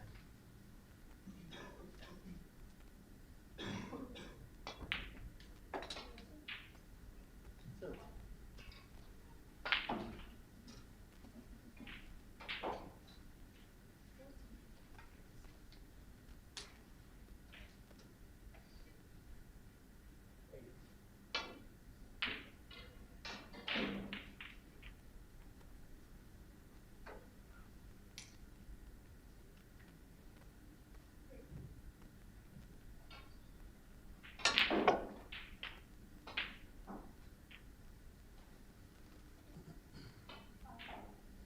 37.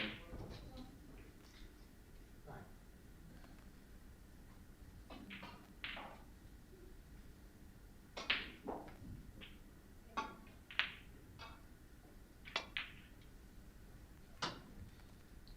7 black one.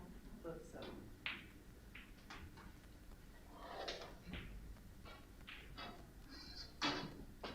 40.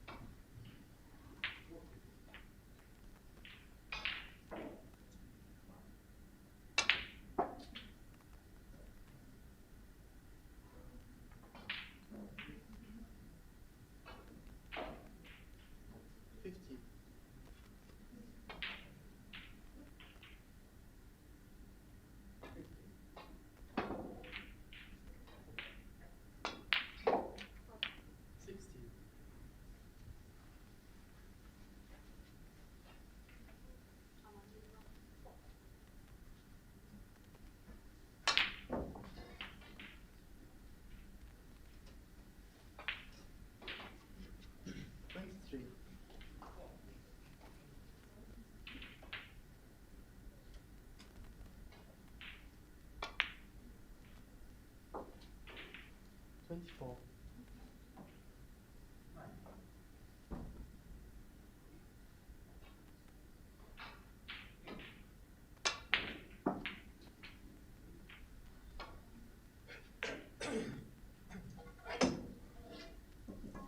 Seven.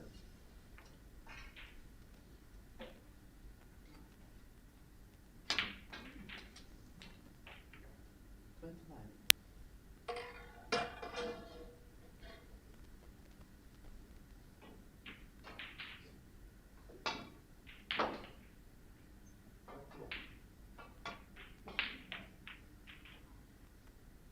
7 black one, 29.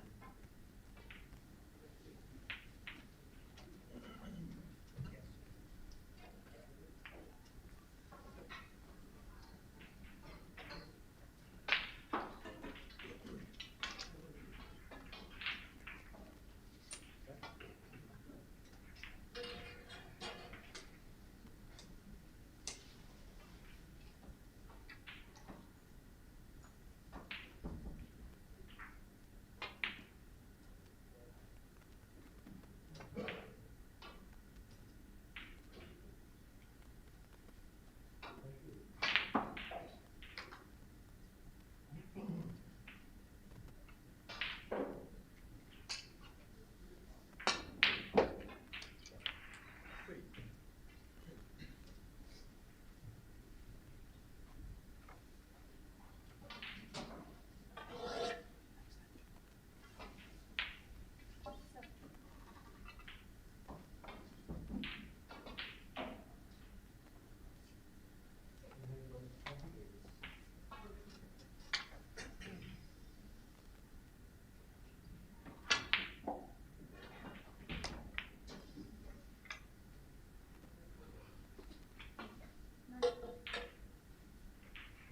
7.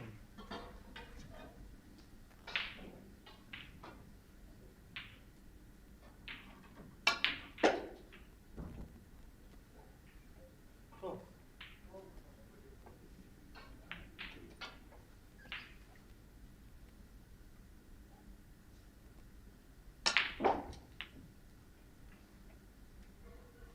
18.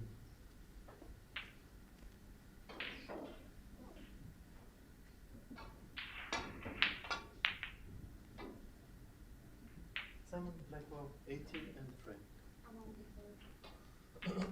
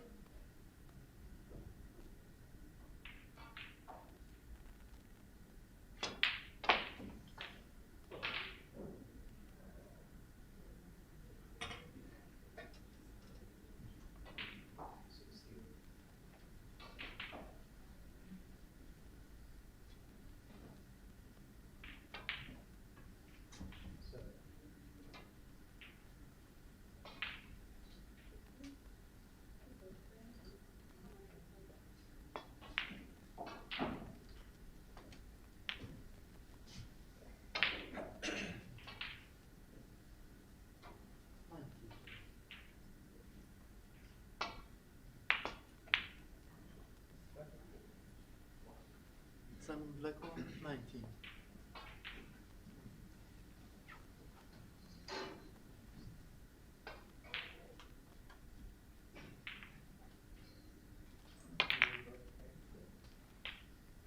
One.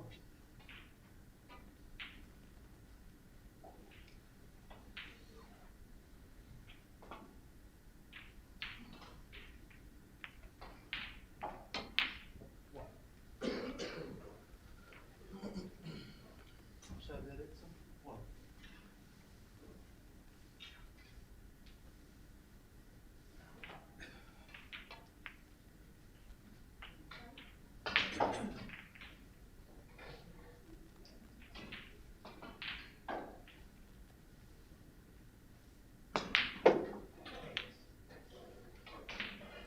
One.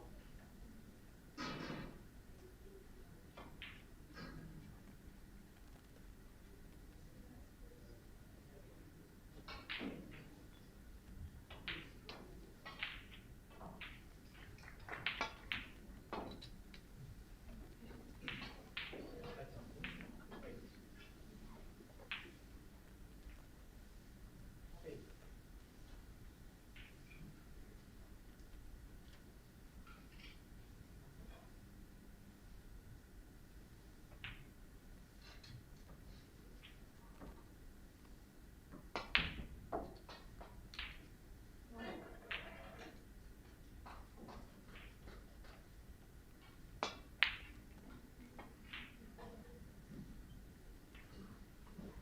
Salmon black one, 8.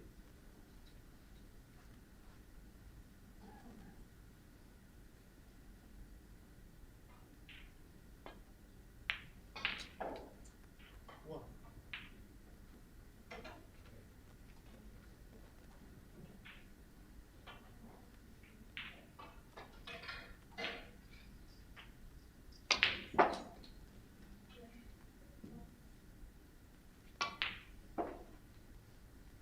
Five.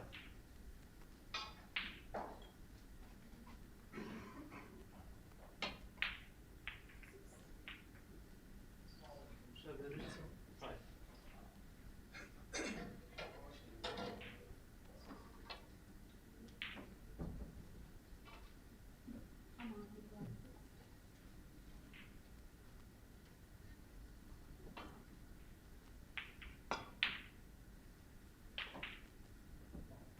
One.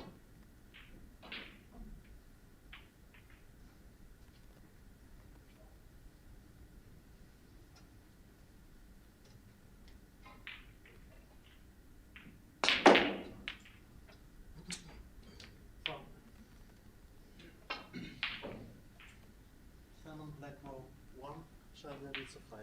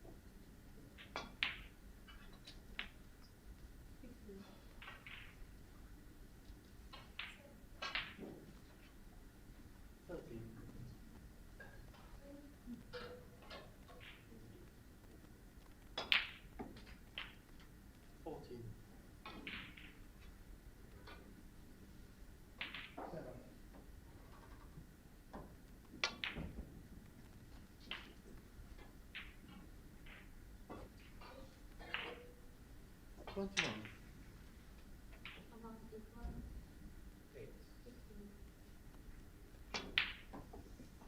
22.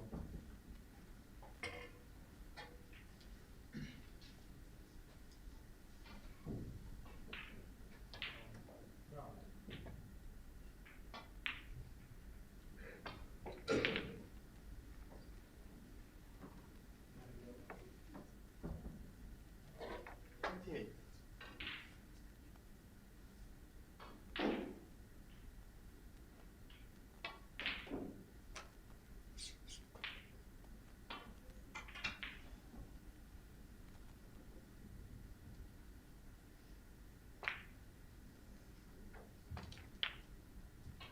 29.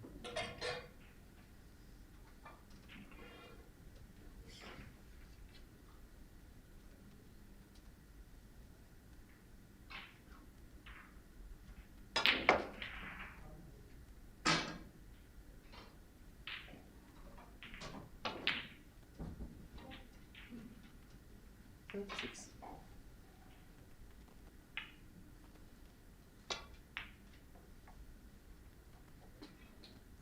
38.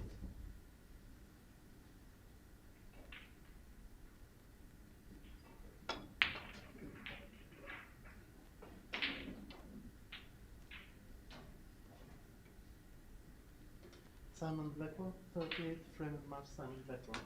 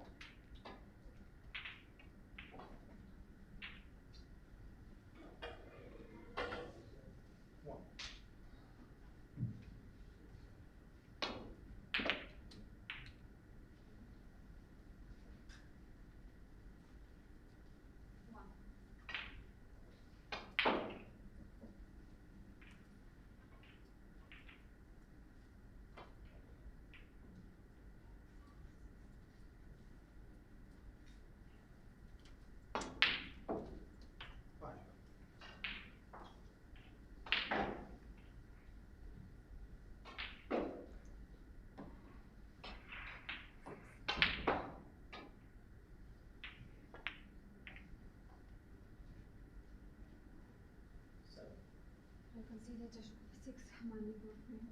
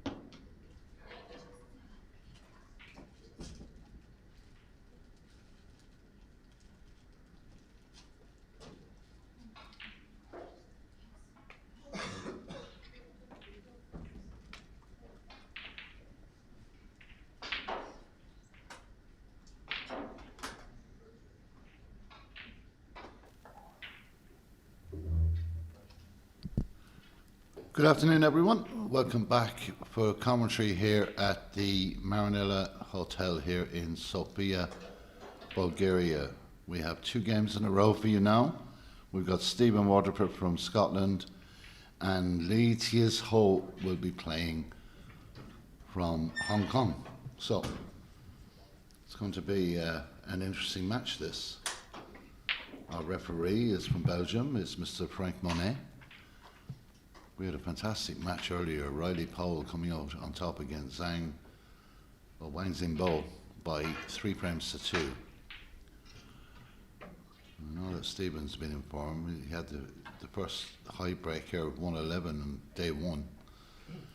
So he's been potting plenty good balls here.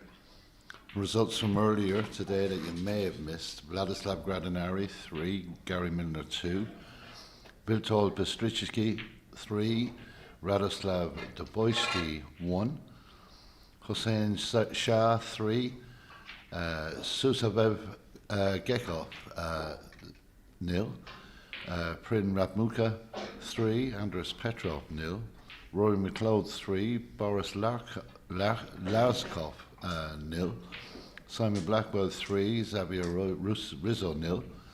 It was Ryan Thomerson 3, Nicholas Michael 0, Kwok Wai Fong 3, Aaron Gorgoski 2, Denis Kamilavetsky 3, Wesley Cooper 2, Nick Jansen 3, Nick O'Sullivan 1, and as I said, Riley Powell 3, Wang Xingbo 2. So here we go, we're ready to get underway on here, and it will be Hong Kong. Lee Ties Ho to break in this opening frame.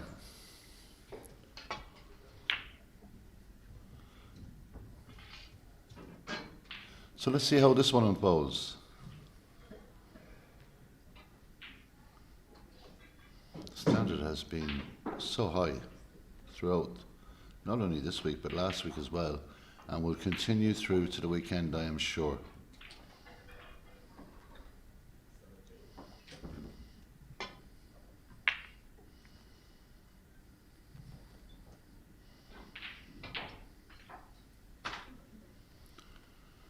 Well, if you want a wide open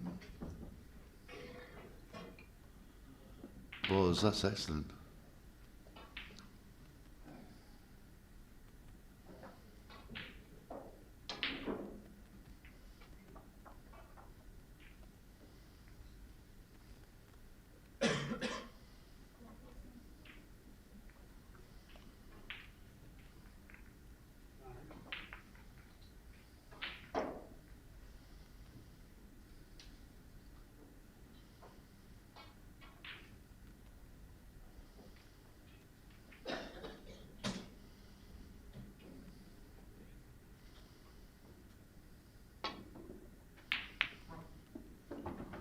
An attacking shot there from Lee, and as dangerous as that shot was, he seems to have done not too badly out of it. Stephen can look at this red to the right centre pocket, but safety is my guess, and it's going to go up behind the green.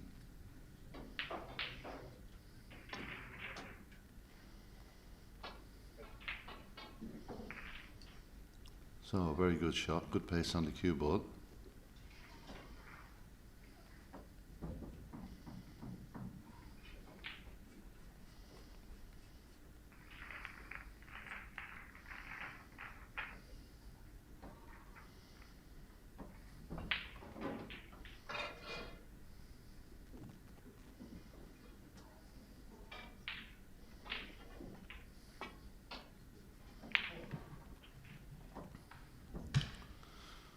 Goes for the containing safety, but he's left that to the centre pocket.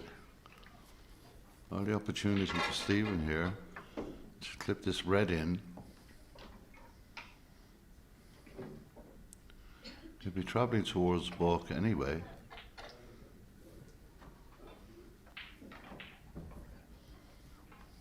So a slight mistake there by Lee, misjudging that.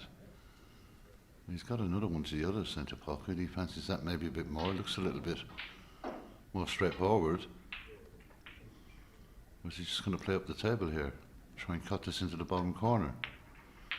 But he's played it to the middle. It's too high on that.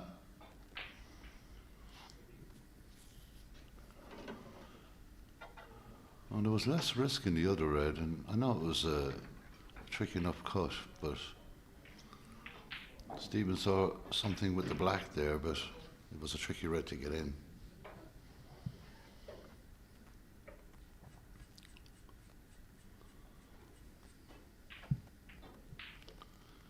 I'll keep you up to date with late scores, or latest scores as best I can. We're coming to the second last day of Group Snooker.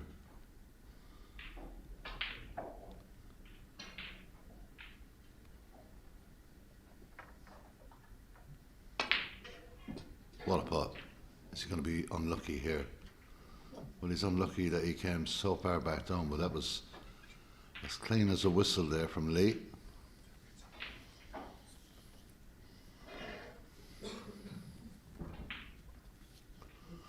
Well, this is brave, to say the least.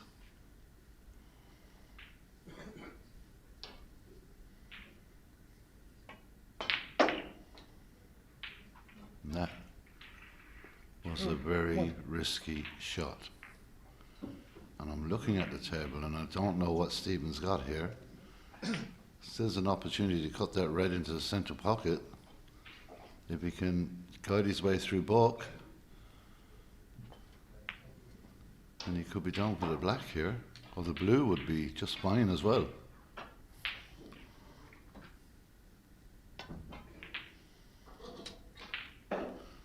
Well, it's a good shot. He manages to miss everything, just a little nudge on the red, that won't matter. Knocking it a little closer to the pocket.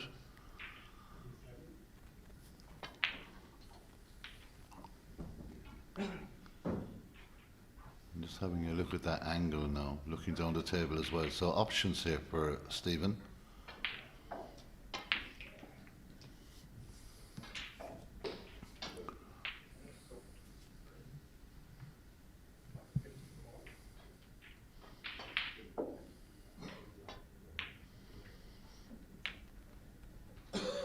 Well, he's got the red to the right of the pink, the third red out. If I'm not mistaken, he's got the middle red of those three as well. He's just got to be careful and get the correct run through. And he could be in position A very early on here.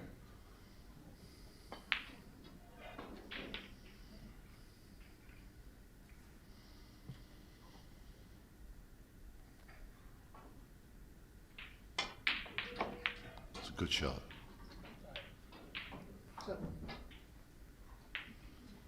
Now he's got plenty of options. He's got a red or two. And once he frees this black, the two reds above will all go into that pocket. I think he might come back across the table and try the red at the bottom section of that group. Well, he's gone through the middle. He's got a saving grace here of a ball to the middle. Touching ball. It's a touching ball, so you'll have to be careful. He's got the red to the bottom left here. That's a tight angle. I think he's okay for the centre pocket.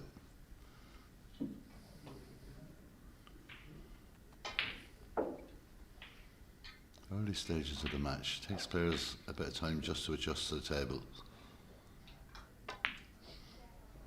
That's another good shot. It's a good cue ball as well.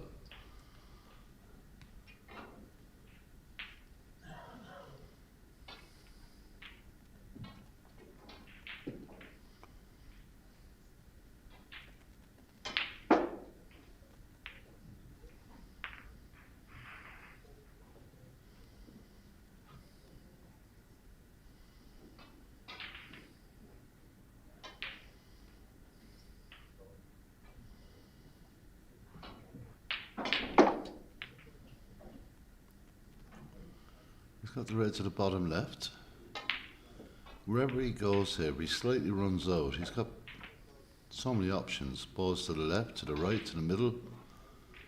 This is a real opportunity for Stephen.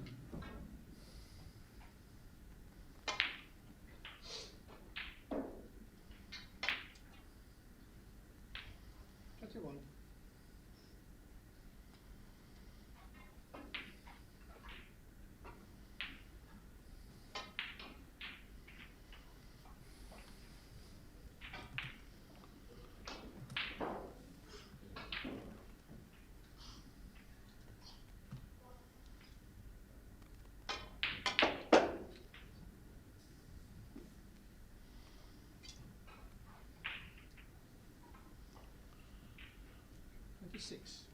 Well, this is an important game for both these players in Group B. Ashley Carty and Dylan Smith are at the top at the moment. But Stephen and Lee have played a game less. So potentially a good result here gets you into the top 2 with 1 game remaining. So it's a big frame for both players. And you'd have to say Stephen is definitely the strong favourite in this match. But he'll be under pressure to make sure he does well here because he'll want to qualify.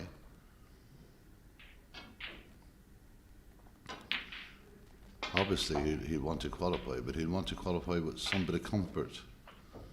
And a good result here could give him that.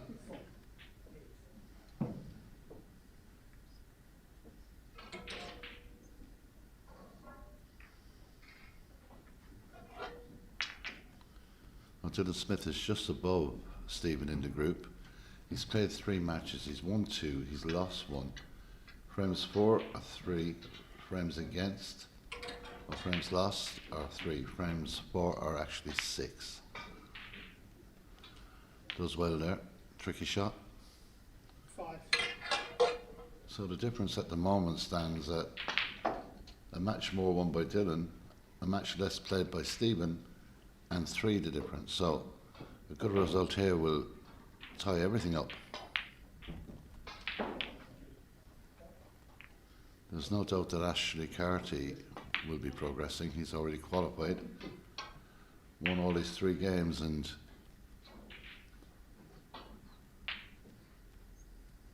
hasn't dropped a frame. Great form.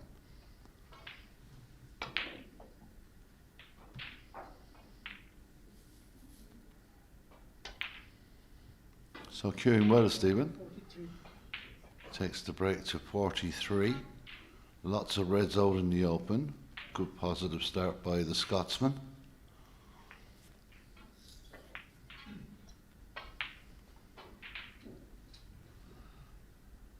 This is a big ball, this black. He's going to make sure. He hasn't. And he's let Lee back in. And look at the balls the way they're situated at the moment. The black is up the table. Well, Lee will be thinking, how can I get the black back down the table? But the pink is available, but it will spot. That's the problem.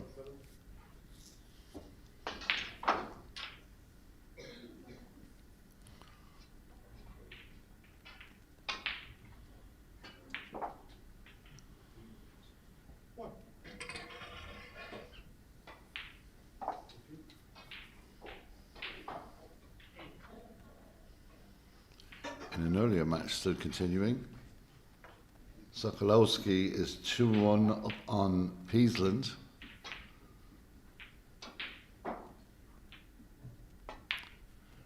Neil Vincent of France leads Barry Pinchers by 2 frames to 0.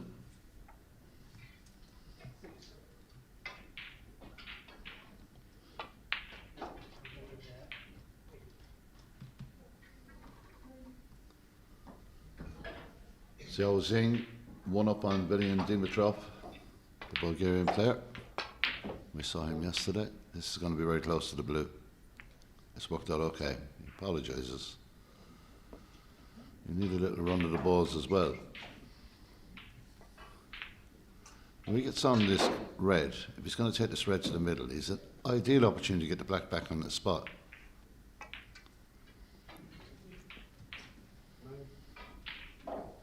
Well, I thought he may have stayed a little lower on that.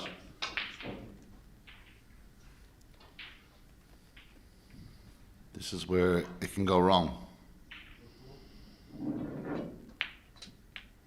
He's done well. Doesn't think about the black too much now.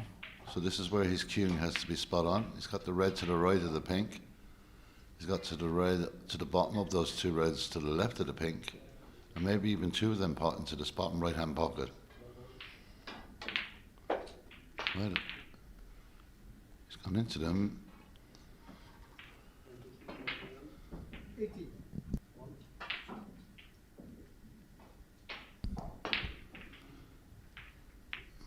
Didn't really need to do that. I was hoping for a better outcome, but he had the risk. Doesn't want to cue over the pink here, and it's just not an easy shot either. It can go wrong. He's got to be very careful with the cue ball here. And just when things were looking nice and simple, I think he complicated it himself with that shot.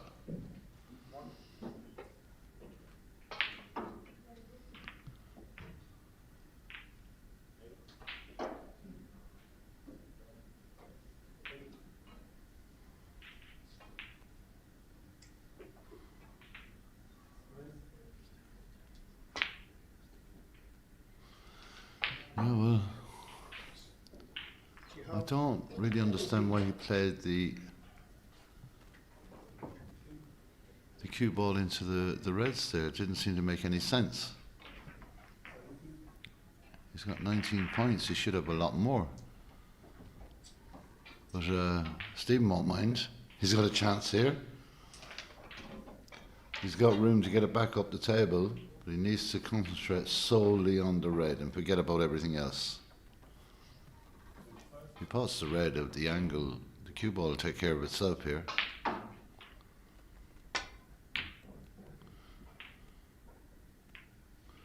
Well, there's a bit of luck off the blue, but it was unlucky. It wasn't far away. It was a good effort. Umut Dikme is 2-1 up on Eric Nagy on table 10. The German ahead of the Hungarian. Mervyn Donnelly is 1-1 with El Mehdi Fagani. They're your latest scores here in Sofia.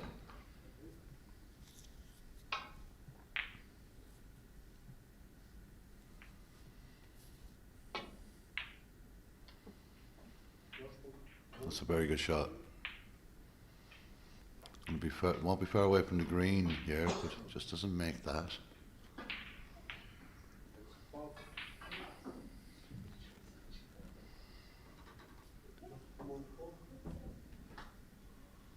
Really all the pressure is on Stephen here. He needs a good win to stay in this championship. Gets a bad result here, he will struggle. And I don't know how that stayed out, but he's covered it, I think. He has, he apologises. Okay. What do you do in this situation? Answers on a postcard, please, because if I was at the table, I'd be just doing my best to screw back as far as I could to get the cue ball in behind the pink. But that's, everybody listening is probably saying that's nonsense, you can't do that. But you never know, he might.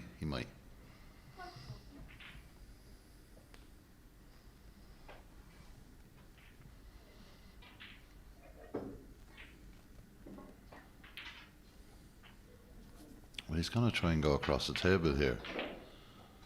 And even if he does get it, he's going to have to hit it with ferocious power because it's going to stay down there.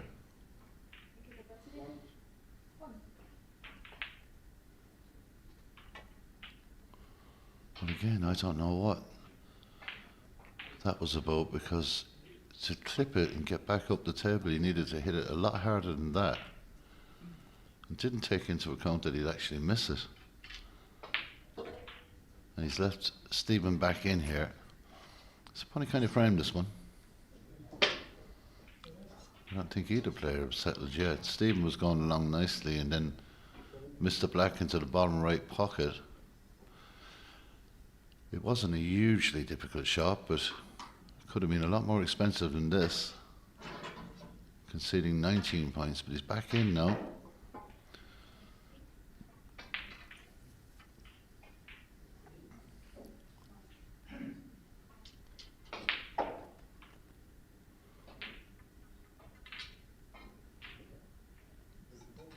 So So we have a three-piece now instead of a two, the butter and the longer extension. Everything tightened up. So he's got a good angle to get out here for the blue.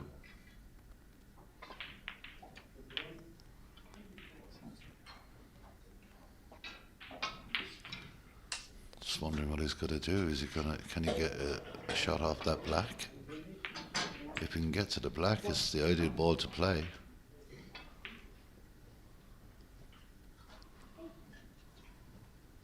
The blue is good as well because he can get out of balk there off that blue. He just has to play it with the right amount of pace and he'll come back around the balk colours and come directly down for this red at the bottom, but he cannot miss the blue. He's looking up the table now. I think he's got a shot at this black here.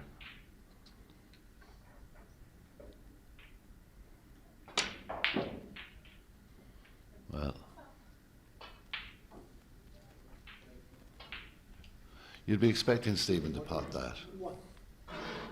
He did get back down the table, but a long way up at the pot, and now Lee is back in. So he's not doing himself any favours here, Stephen.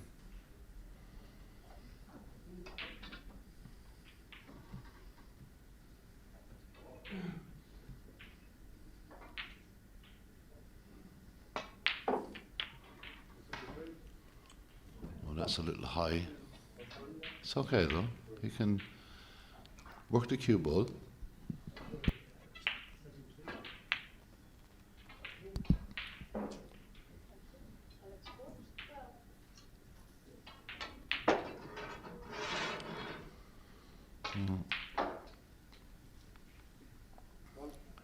It's a little far down the table, but still very potable. Neil Vincent of France has beaten Barry Pinchas by 3-0. That's the latest result from the main venue here. Mihai Bladu, skip that as well, has beaten Ethan Kung by 3-1.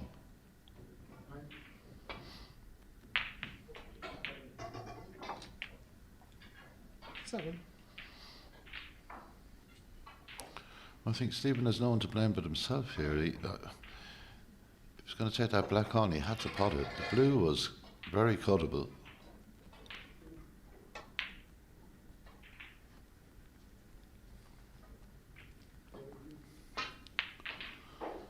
It looks to me like he may not have the greatest of angles for this.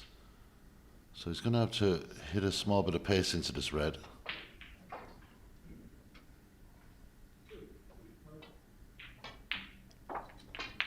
He plays that very well. So everything is available and potable now.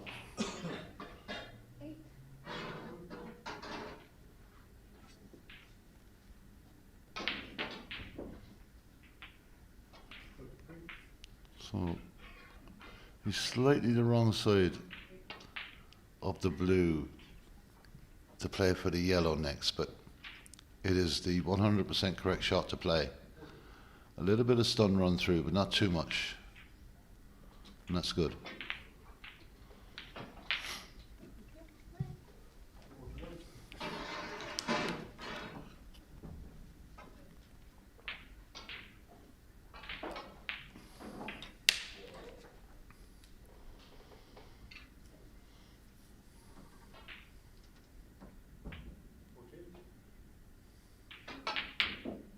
He's missed the yellow after all the good work. And it's rolling, and I think he's got a snooker out of this. It's a let off for Stephen.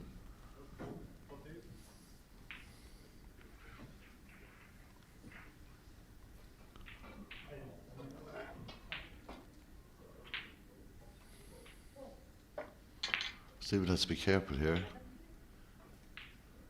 Can I put too much pace on this? Goes towards the pocket. That was a good shot because it was tricky. Will Lee have a rattle at this one?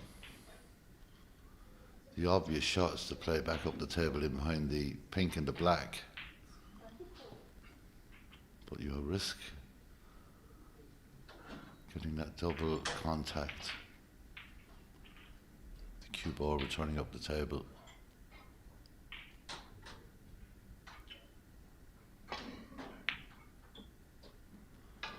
Well, he's plenty side on that. He's going to get a snooker out of this. And it's a decent one too, because the cue ball near the pocket always makes it difficult. It's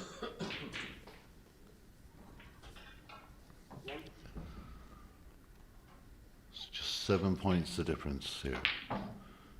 Stephen had a chance to be a good bit in front. He's missed that by a long, long way. And it's going to go into the pocket as well.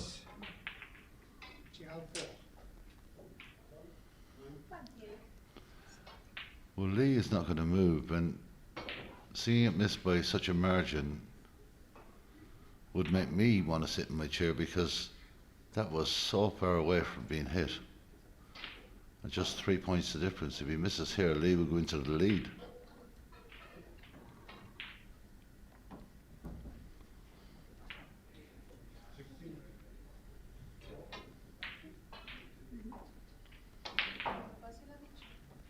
Okay, both players happy with that. Going a different route possibly. The way he played that is so difficult, putting a bit of swerve off the cushion. It just kicks the cue ball further into the table. I don't think he has to put that much on this.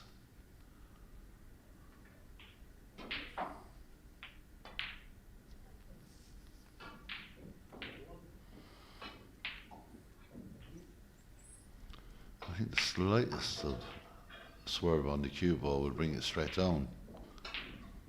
He's gone across the table now, and there's a lot of areas to miss here.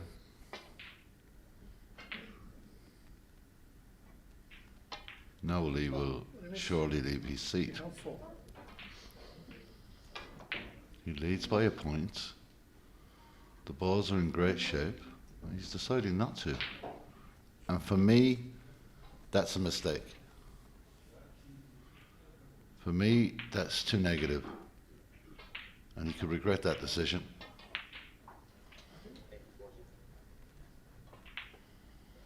I think Stephen is a bit surprised that he's actually playing this shot. Where the cue ball ended up. 99 times out of 100, players will take that on. Ball's in very palpable positions. Strange decision from Lee there. The very slightest of swerve here. That's much better. But he's missed again. Free ball could be an issue here. Free ball.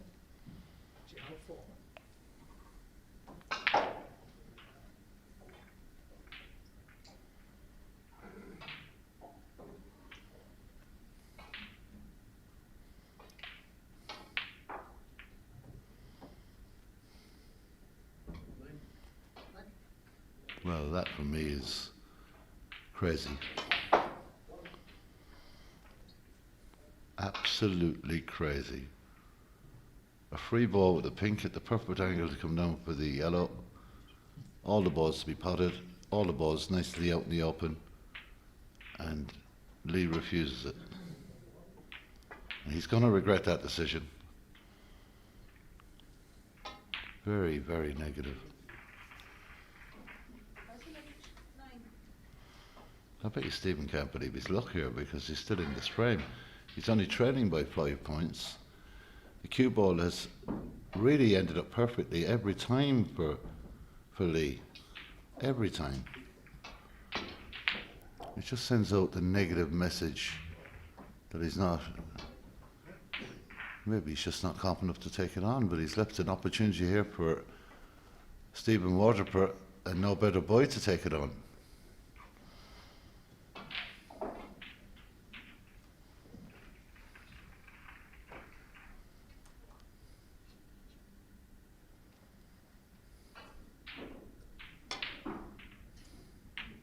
I'm not in the slightest bit surprised he potted that.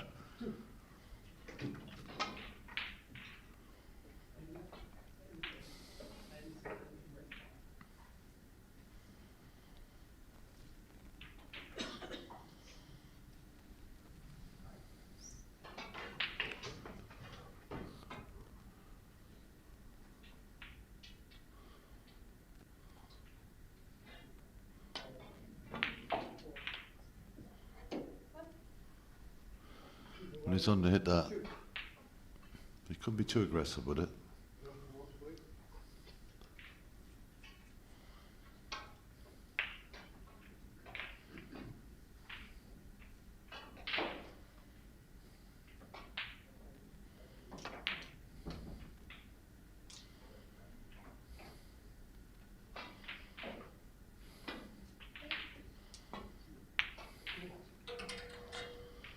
This is very close to the pocket.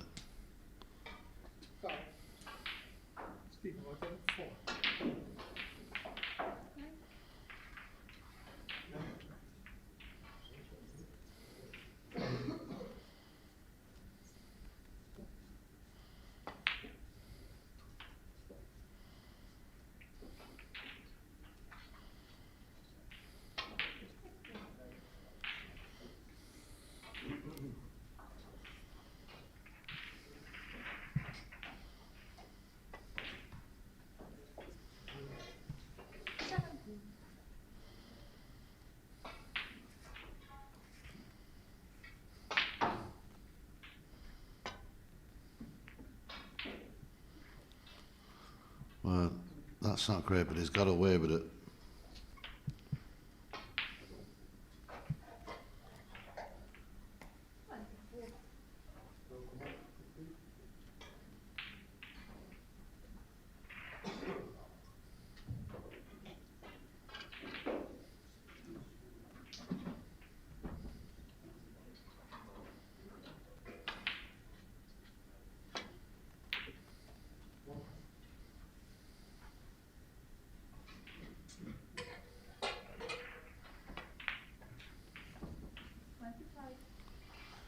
So I don't know if Stephen can get through to this. That's a very good safety shot from Lee.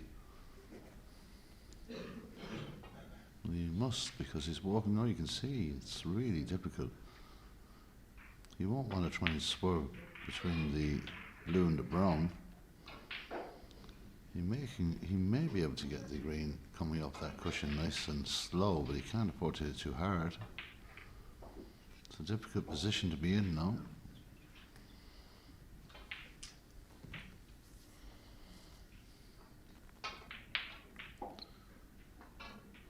I mean, even if he does pass the pink here, well, he's just digging down to put a small bit of side on this, but he's got to hit this easy. Well, he did swerve through the two. That was a brave shot. A very brave shot and a good shot. So he did swerve through the gap. That didn't look easy, it wasn't. He made it look easy. So here we go. What's next in this frame? I thought I'd seen it all, but it's a new one on me. Refusing three absolutely glorious opportunities to win the frame.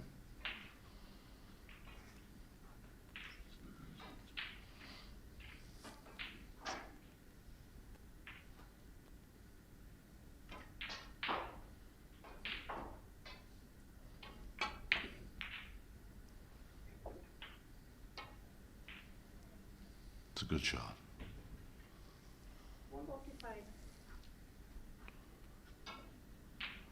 There's only one option here. Going across that way is extremely difficult, the way he's looking at this. He'd love to be able to do that. Maybe use two cushions, but up and down seems the logical shot. Or down and up even.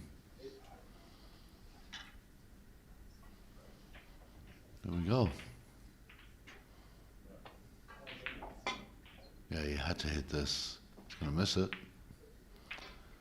And it's a four, ball four. I don't see Lee getting out of his chair for any shots.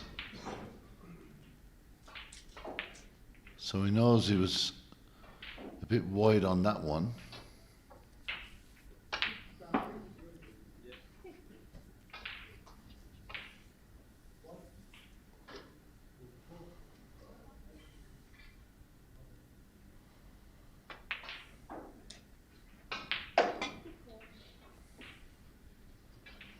That was exactly the same line, slight bit more side because it came down and hit the brown. That touches nothing, and it looks like a free ball.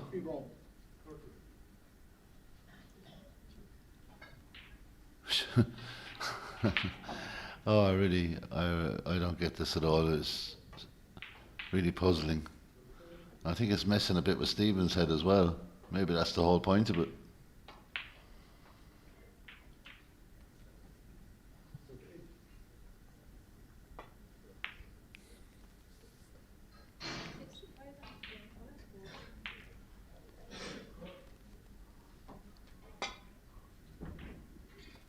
Wants to get it on the way back. Doesn't. So that's 12 points. Connor begging. He's not going to play the free ball with everything on. He's not going to play that. So Stephen has to keep going here and stop leaking points.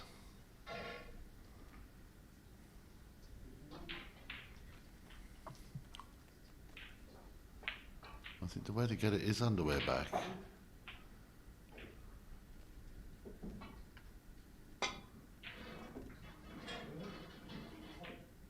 He's played the exact same shot again. So 16 points now in fouls.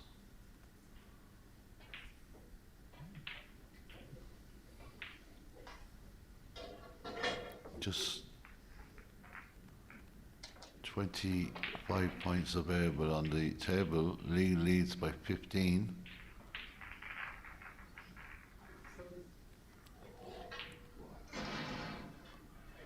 He's been a long way off in every attempt.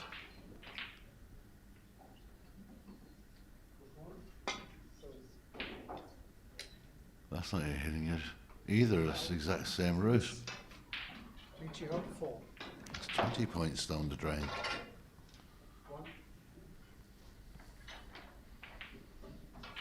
Now 19 in front. It's getting very close to the point where he'll need sneakers in a snooker.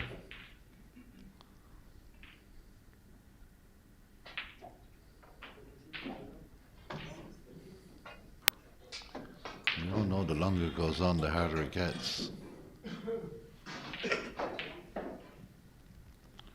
He's got to do something, because if he fouls, it'd be not only giving away the position, but a free ball as well. This isn't hitting it either. Same route every time. Okay. We're now in the scenario where there's 23 points between the two players.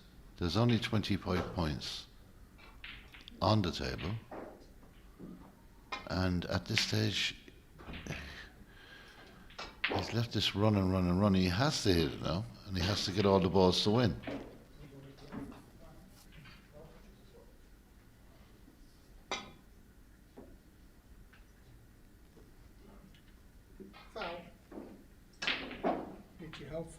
No, of course, not free ball because of the situation, but 27 points in front, just 25 on the table. Snooker required by Stephen.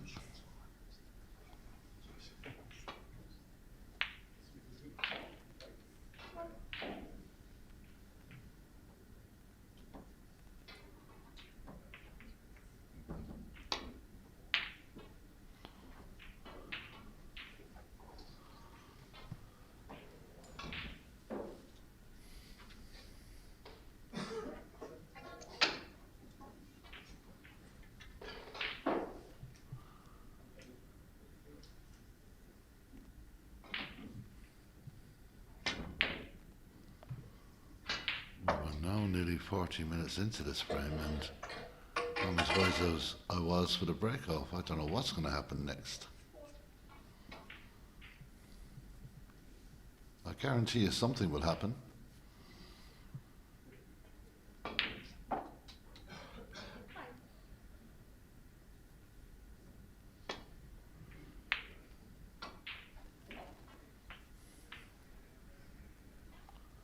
Okay.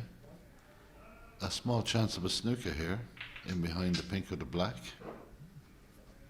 He's got to play this very, very delicately. Pace is good. Just creeping towards the black. I'm not sure he got it. Fantastic effort.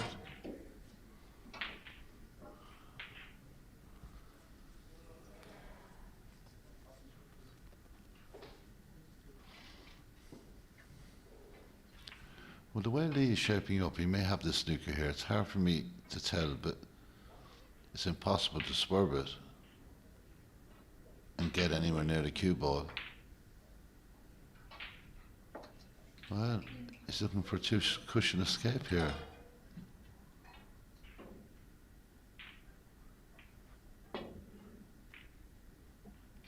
That was a long way away, and we're going to have a high foul here. And it's a 7, and it's a free ball. You wait and watch Stephen now put him back. There's no chance it's going to happen. Absolutely no chance.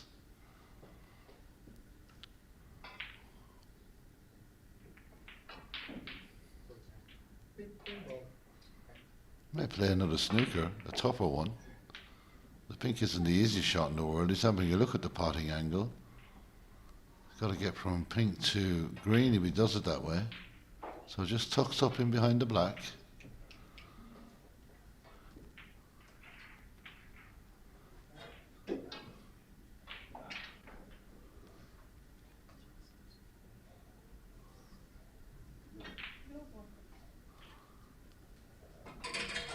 I think that Lee can still play a two-cushion escape.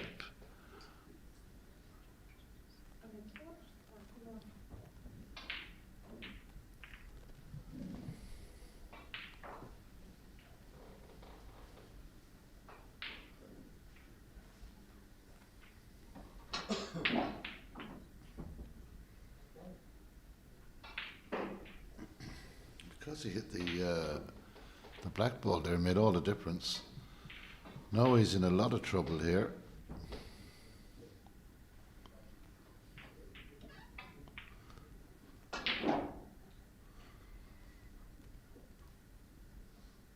Okay, you tell me what's going to happen here, because I can just see a two-cushion escape.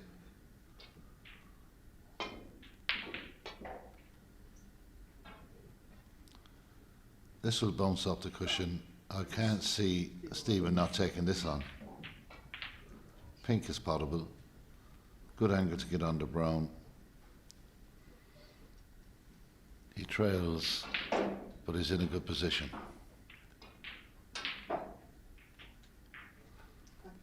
So he is going to have to have it back. Now, putting that back makes a little bit more sense to me because it's really close to the black ball. And Lee caught the knuckle, the high end of that centre pocket to fly down the table. Had he not hit that, he'd have gone right across the table.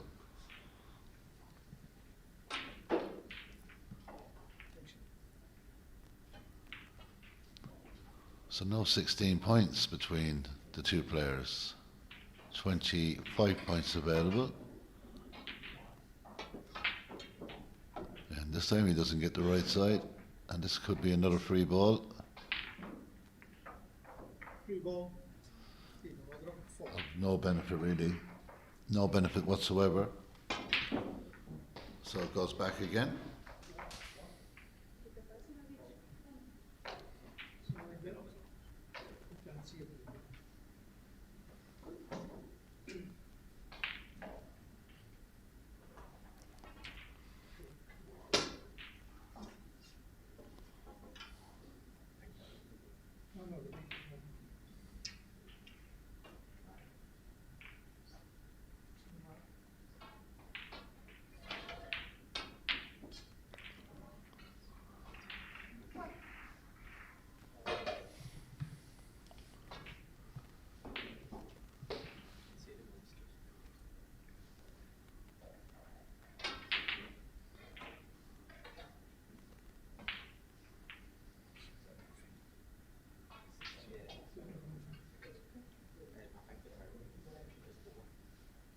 More here.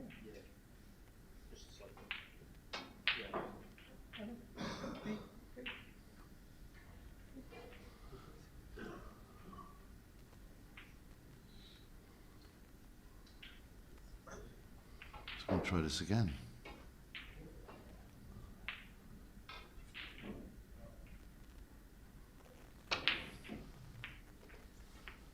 £12 the difference.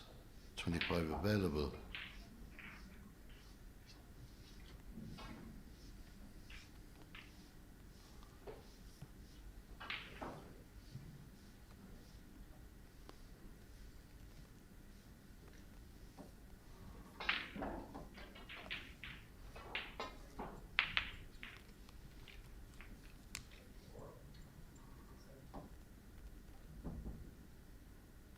Different route this time.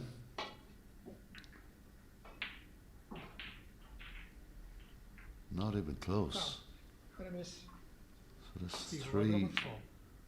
three bowls and 12 points given back.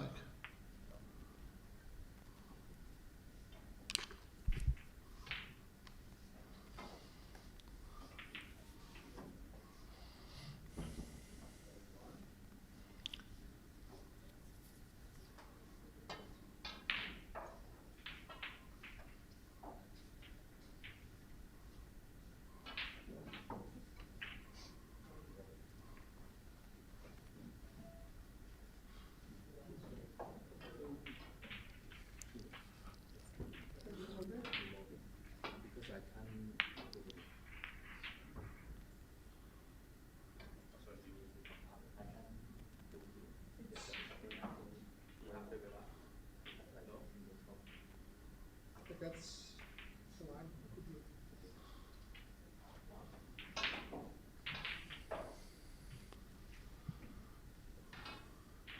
Looking for a four cushion escape here, or to get out the snooker. Again, that was even further away. So That is Steve Rodman four.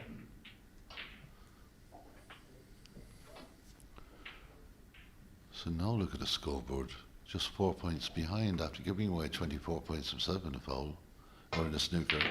24 points in fouls. This frame, just heading towards the 50-minute mark. And I'm no wiser than anyone at the moment.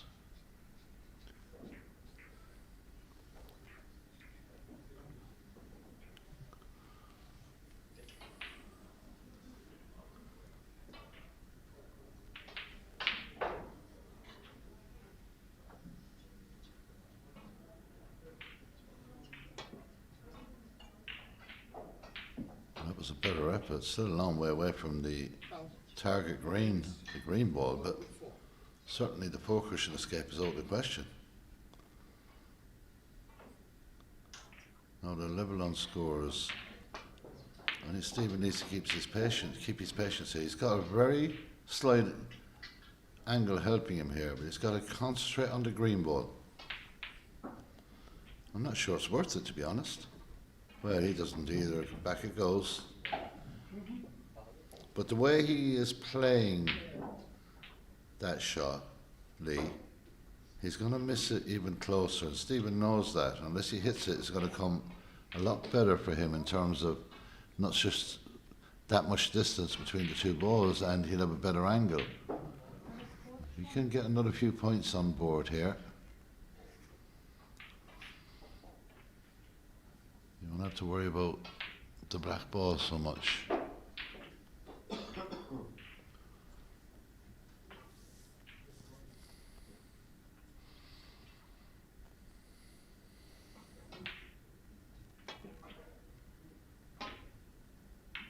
A lot more pace on this. This could be perfect for Stephen. Foul. They miss. Very wise move to wait.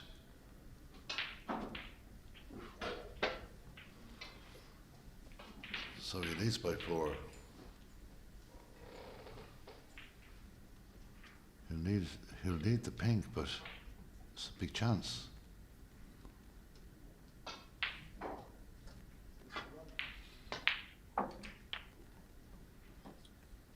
Three. Well, that's about perfect. So he has to be careful now not to lose the cue ball here.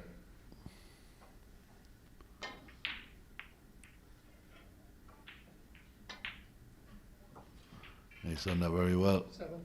And that's fine. He'd have liked to have been a bit further down the table where he could have rolled up to the cushion, but he goes across the table with this. He'd have a pretty straightforward pot into the corner pocket, but this has been a really unusual frame of snooker for so many different reasons. So, Stephen needs the pink for the opening frame. He's got to stun the white, whatever happens.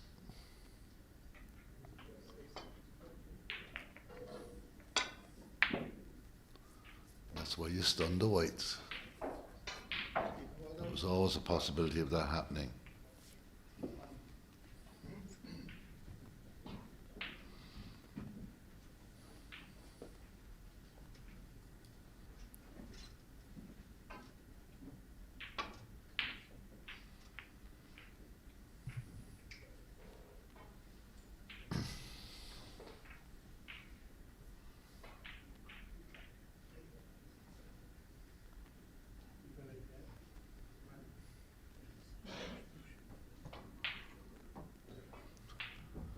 So, snooker required. I get the impression that Lee might stay out here as long as he wants to try and get hold of these snookers. This looks like a very good shot. And it is. Very good shot. Now, Stephen just has to drop this into the pocket. The black doesn't matter. The frame is in his hands. His opponent needs a snooker. And that's gone in the pocket. That's a great shot. And it's the opening frame for Steeder and Waterbury. What a frame of snooker that was. Maybe it's one I'd never want to watch again for so many different reasons, but when he had the opportunities, Lee, he was very negative and declined all kinds of opportunities, and in the end it's come back to bite him because Waterbury leads by 1-0.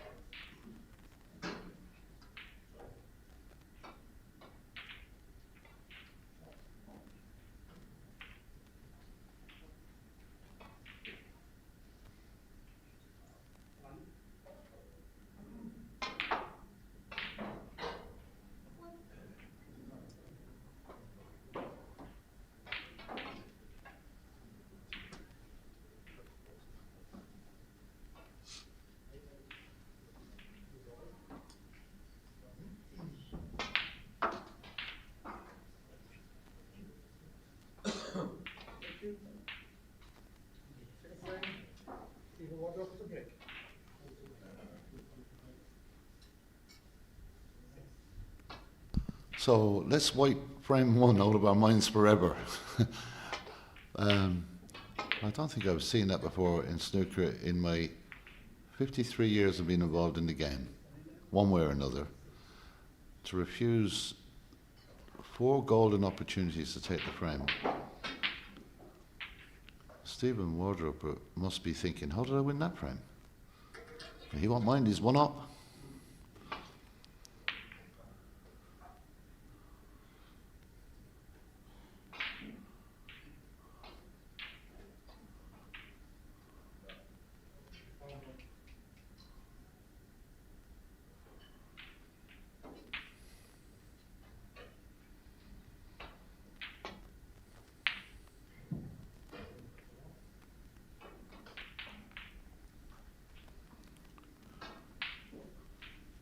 Stephen will go up the table here, send the red back down, and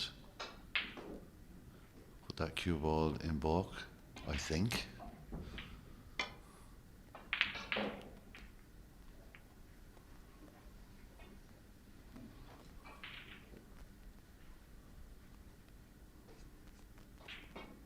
One of the strangest frames of snooker I've ever commentated on, that last one.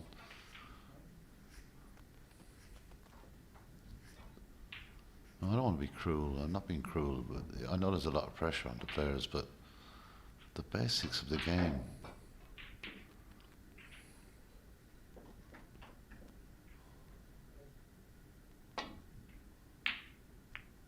We got a little nick off the black there, that was unlucky for Lee. Because it would have been a very good safety shot, a shot to nothing really.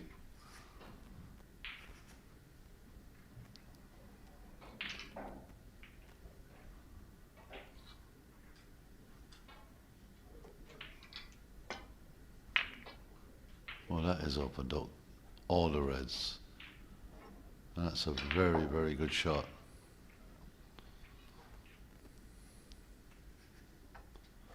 When there's spread like that right across the table, it's so difficult to find a route back.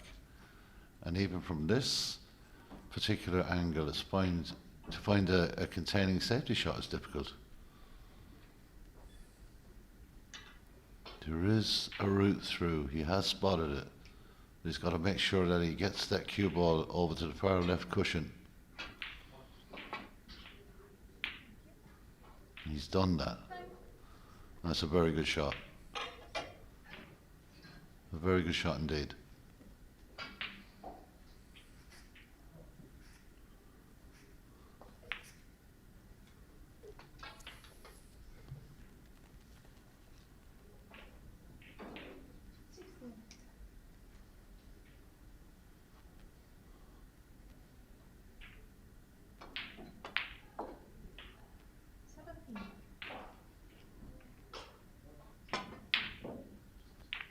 Well, again, he's unlucky with the red going up the table, but he's got away with it because it came off the knuckle of the centre pocket, and he got a little nick off the blue as well to send it up to the ball plane.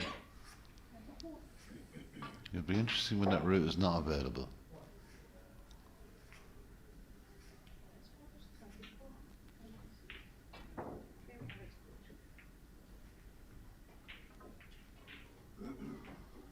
So looking to go back up on the right hand side here, I think. He's done well. Good pace on the cue ball. That's going to go right to the ball cushion. So that's an excellent safety shot.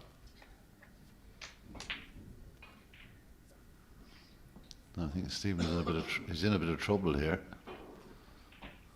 Looking down the table to see what he can do.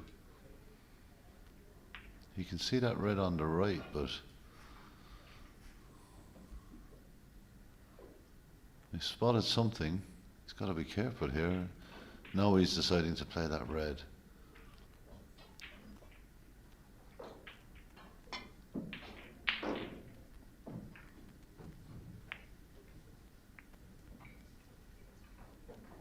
Well, that's not bad.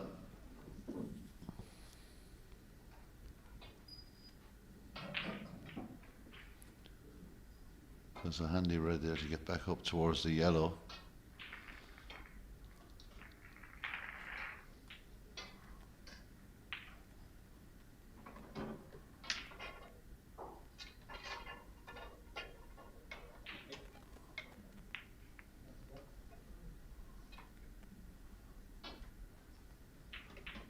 green. Superb pace on the cue ball, right up against the cushion at the top of the table, on that baulk cushion.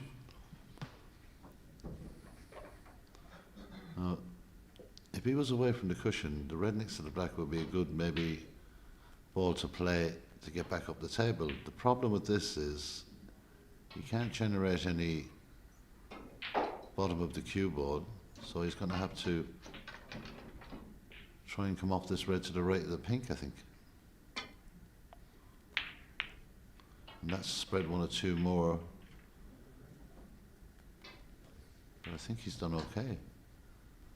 Amazingly, with all those reds there, 15 of them spread around the place, that's not worked out too bad. The three reds together on the right, well, close to each other, would be an ideal way to find the way back into baulk again. I think the red may pot into the middle, but I don't think that's going to happen. He's looking over at the ball on the cushion here. He needs to avoid any contact with anything else. Well,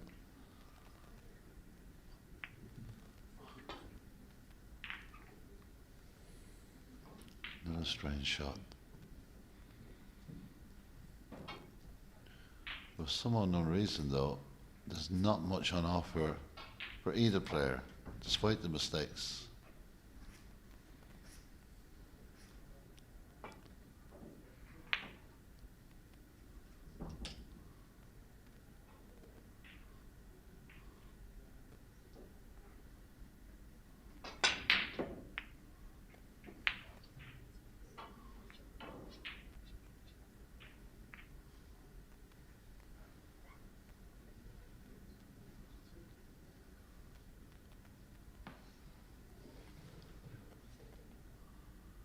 Well, we were over the hour mark, and the first frame took the best part of the hour, and this one started off a little bit scattered, balls everywhere.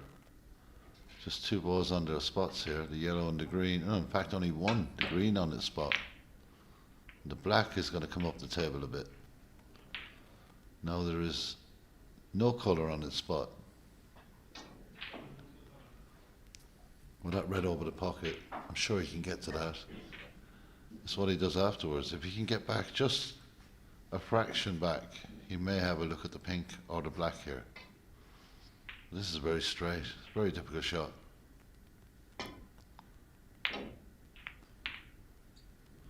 Well, not difficult to pot, but difficult to get any purchase out of the white ball back up the table.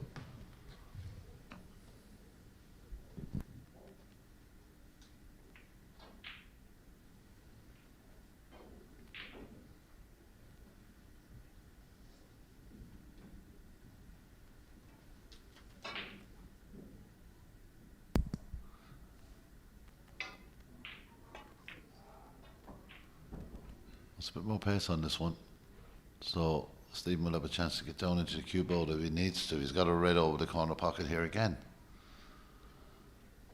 Both spots are okay for the pink and the black. If he does manage to pot one of them, gonna get this red first, and he does. Gets a little nick, and that puts it over towards the cushion. The green is the obvious target.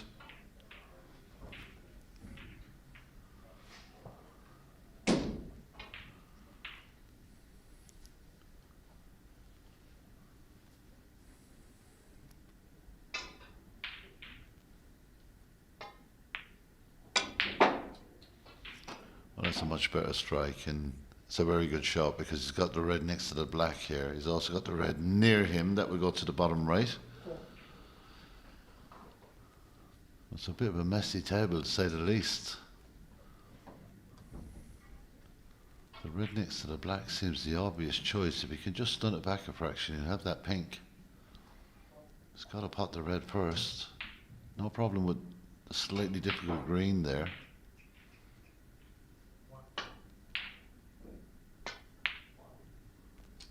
I'm not sure if the black goes here. If it does, that's perfect if it does.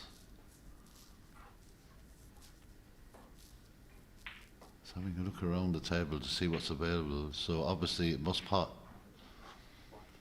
Black ball. Doesn't have to do a whole lot with the cue ball here.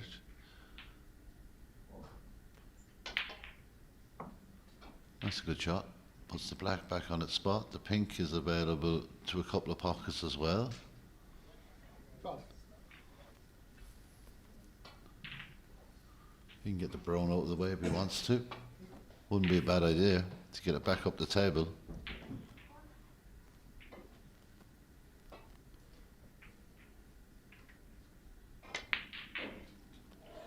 And that makes sense, because that brown could hinder him at some stage during this visit. He doesn't want that.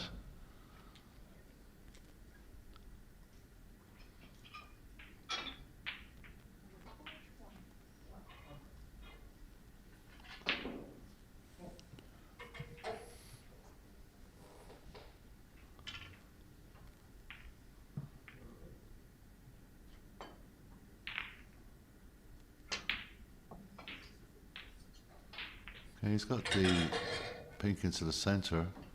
Very difficult black if he takes it on, so the pink is the obvious choice here.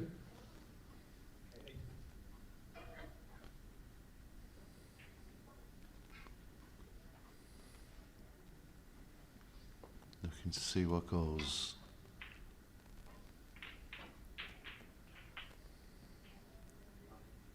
And he's got this red. The pink into the centre would make sense. He could run through, but he could be in trouble if he overhits it. Now he hits it well, so that's a good shot. So getting the brown back up the table made a lot of sense for Stephen there, because he's got that area to play with now. Little stun here, and he'd have the red into the left pocket. It's a good shot.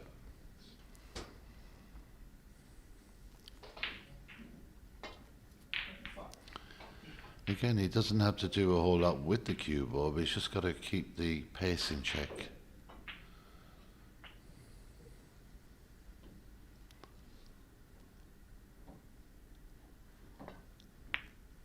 That looks very good. 6.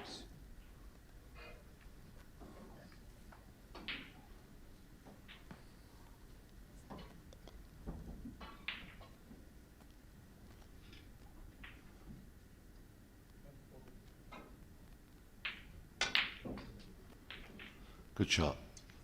Had to work with that. Wondering if the pink, well, I know if he can get the angle to just slightly stun the white, he'd have the pink into the bottom right, but I'm wondering, does it go to the bottom left?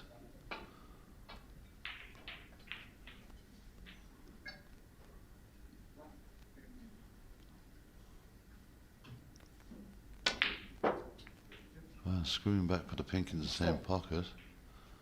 Doesn't give him any chance to really get some good positional play. He's got to drop this in very, very softly. He's going to try and hold for one of those reds. He could be looking at the top pocket here. No. Looking to drop this in. He's going to screw and try and get that red to the right pocket. Well, he's had a bit of luck there, to say the least, because that was a long, long way from the centre pocket. And it's almost ended up perfect.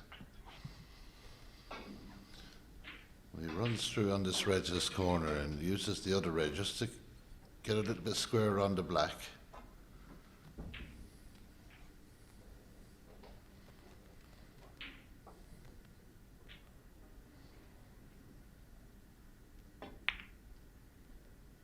He's done that very well. I can take a look at the reds around the black. He's got the opportunity to just disturb those two reds to the left of the black.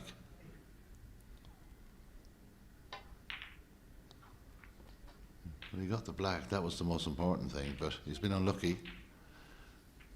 Couldn't hit it much firmer because his pockets are not receptive to anything that's hit a bit too hard, unless you're absolutely 100% plumb, and you can't do that from the side. So safety coming here.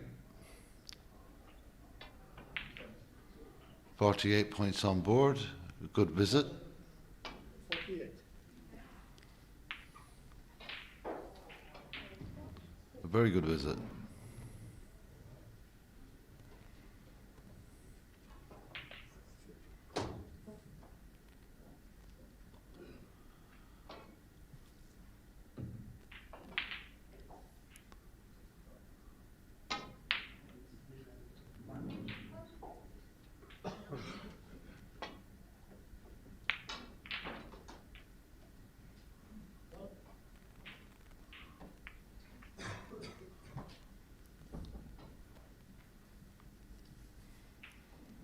So he can play on that red just to the left of the black and go back up the table quite easily.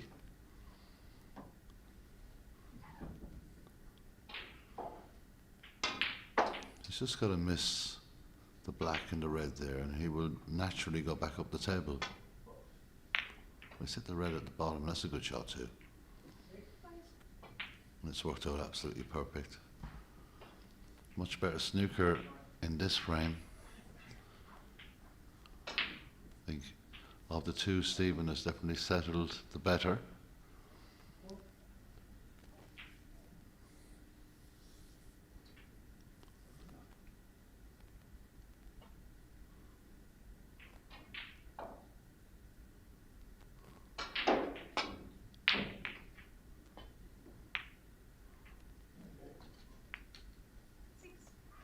Oh, another chance for Stephen to take on this red to the bottom left. Bottom of the cue ball brings him back up the table. He's playing run through, he needs to get this.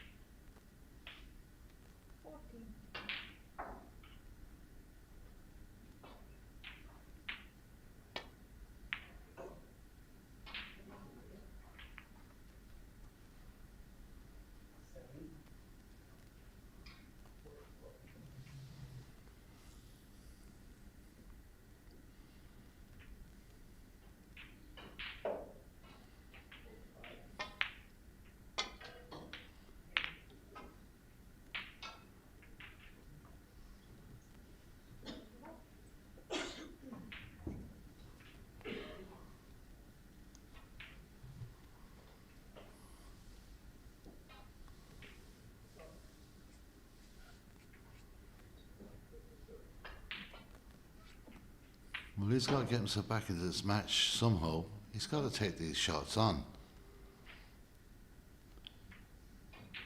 He gets it. He's got a pretty elementary pink or black.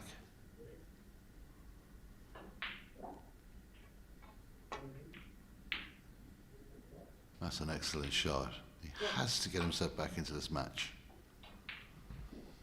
Now all the reds are pushed over to the left-hand side. Doesn't make it any easier.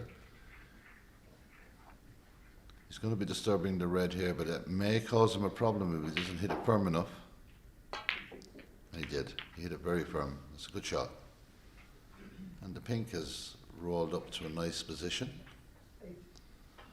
Red here into the bottom left.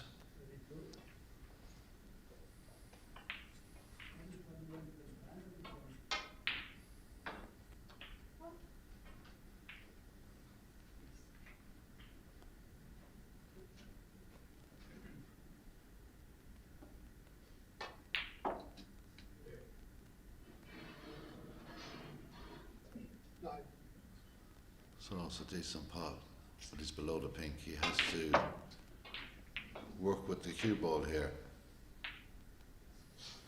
He's looking across. He may,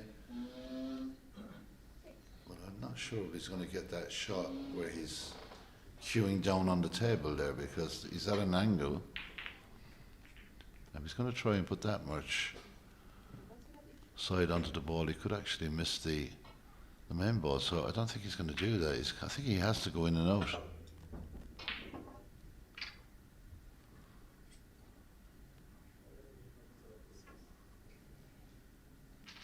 And now he's changing his mind again.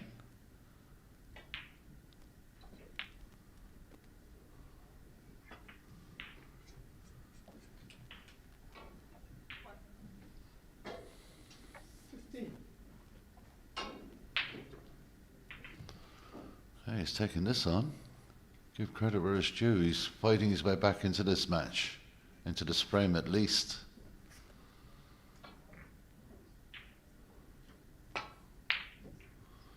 Well, that was a long way away, and he's lucky to get the kick, because if he hadn't have got that kick on the white, he would have been in a bit of trouble there.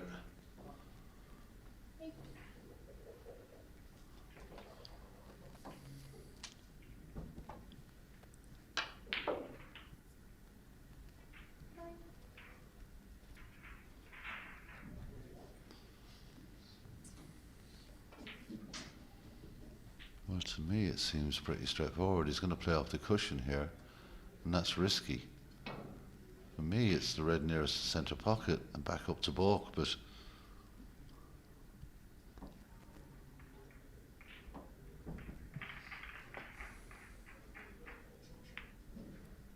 no, that was a shot I just don't understand. He's given the opportunity now for Lee to put one into the centre pocket.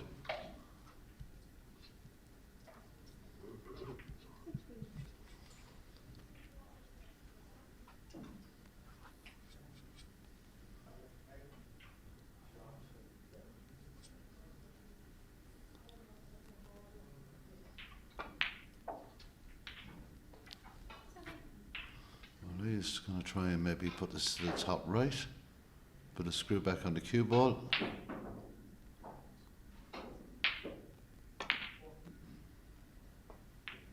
He's unlucky, it was a great effort, but now he's left Stephen with a pretty straightforward pot to the centre right pocket, the middle pocket. Unlucky though, it was a good effort. But no consideration of the risk is a bit unusual. That's gone straight into the pocket, and that will be an opportunity for Stephen here to put this second frame beyond Lee.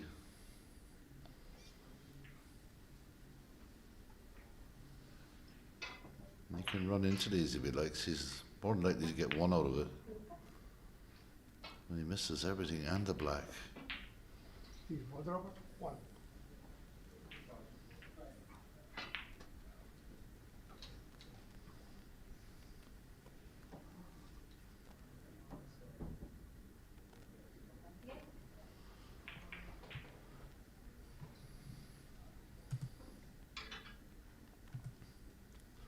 Let's see if I can get some results from other matches that may have been finished by now.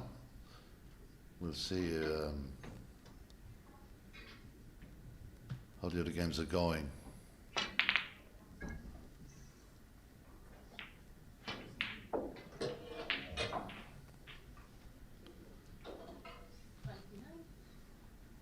So no new results. So we'll look at the live scores as they are around the arena here. Ashley Carty 1 up. Alex Borg 2 up against Bezetovic.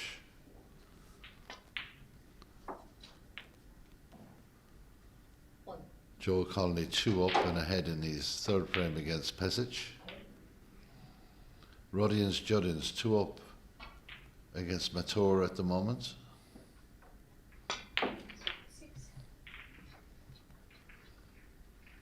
Staniland 2 up on Nico Leclerc. Benyan Dimitrov and Zhao Xing are 2 each. That's gone to a deciding frame. And there are your latest scores.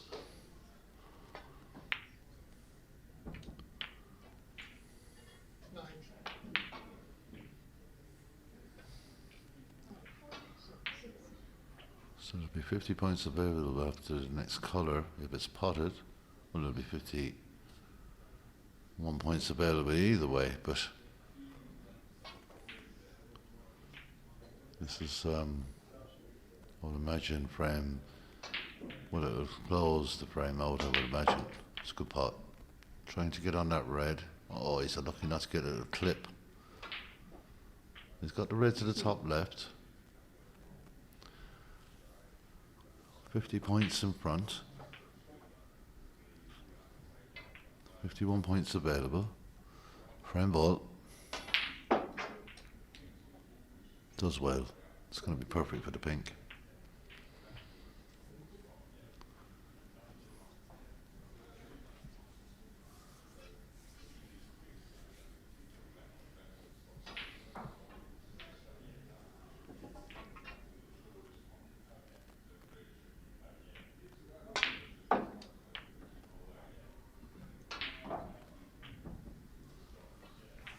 So the frame well and truly over now. 3.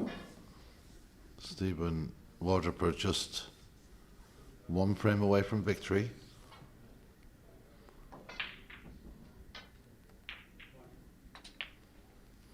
Four. He'll try and do something with this red here.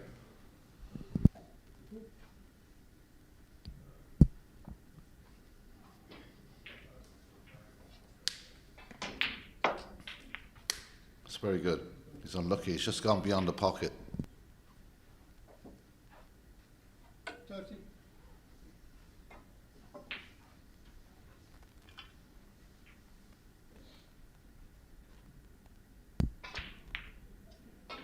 That won't fall, but it won't matter. The frame is over. Bottom 30 and the frame. So it's 2 frames to 0 to Stephen Wardroper. He leads against Lee Tiaz Ho here in Sophia. 1 frame away from victory. Long way for Lee to come back, but Snooker's a funny game. It's 2-0 to Wardroper.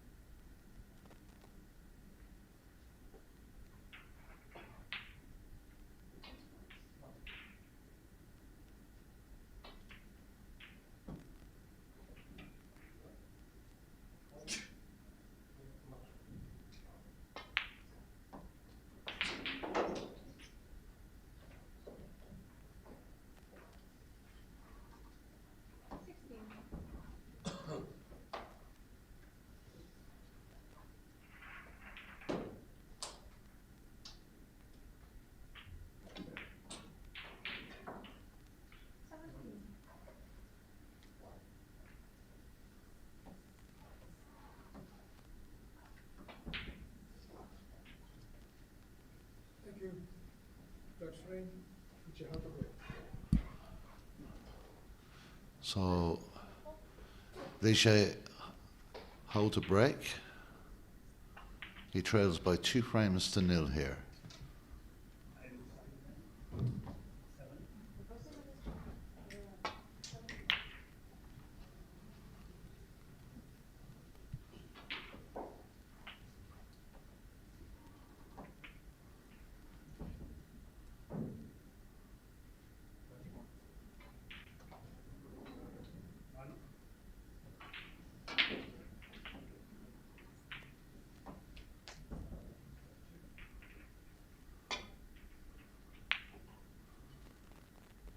That's a decent enough shot from. It's going close to the brown here.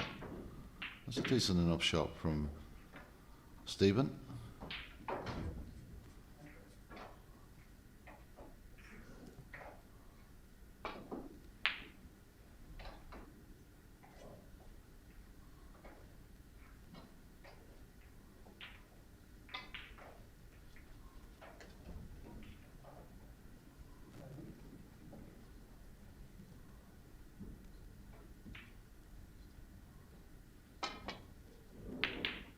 Lovely shot.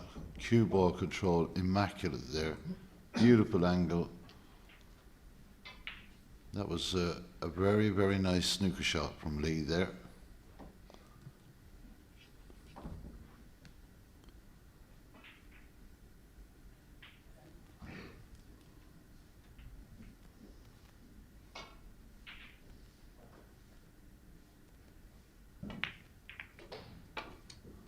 Does well with the black as well. He's got that black to the bottom left-hand pocket to work with. 8. So a good start to this 3rd frame for Lee.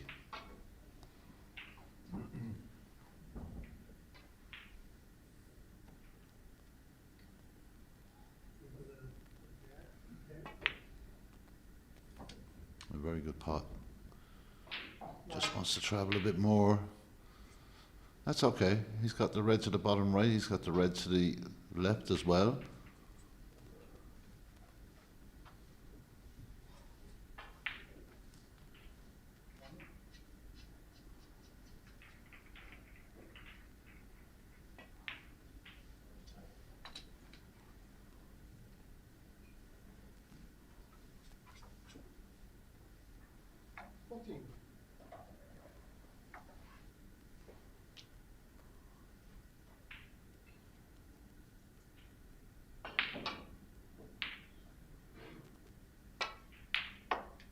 Good shot again.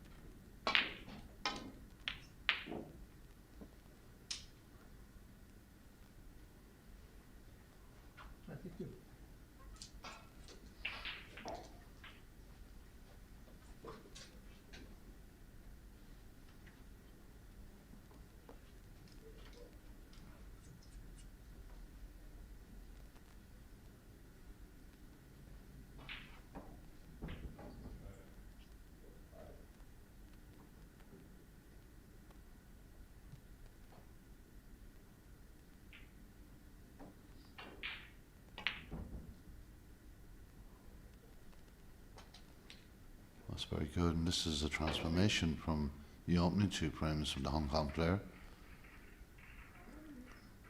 He started off this frame very well indeed.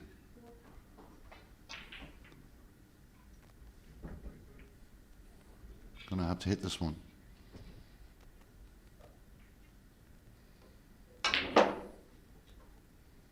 He's very unlucky. That is unlucky.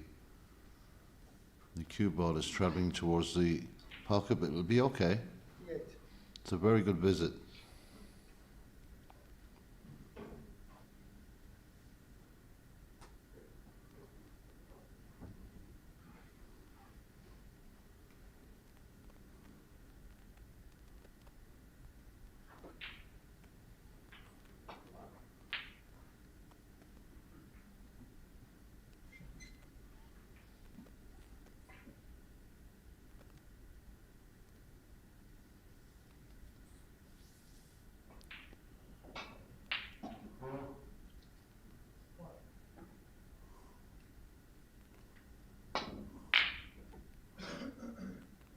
used the top red there. He's going to come back down the table a bit here. Out. 38.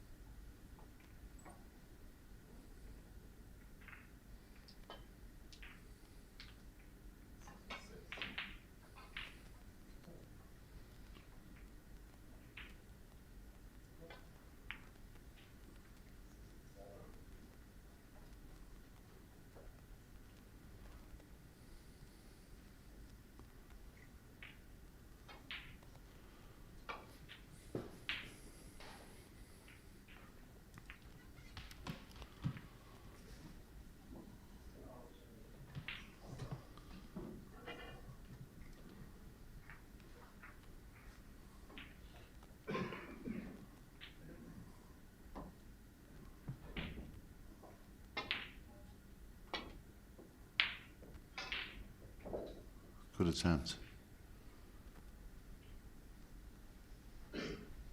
Again, the cue ball was perfect if the red had dropped.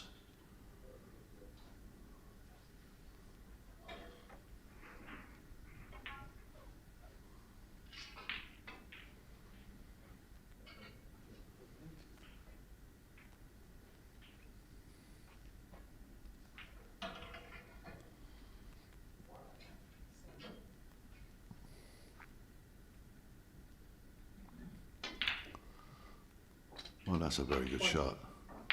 Well spotted. Extremely difficult black to take on. He's having a look at it. It could pay dividends.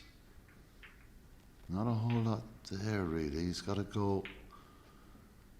He's going to take this on. I think he doesn't really have to go into him, but it wouldn't hurt if he gets the pot. The pot is the all-important thing here. Excellent. Doesn't want the green. That's okay. Had enough just to get a look at this red.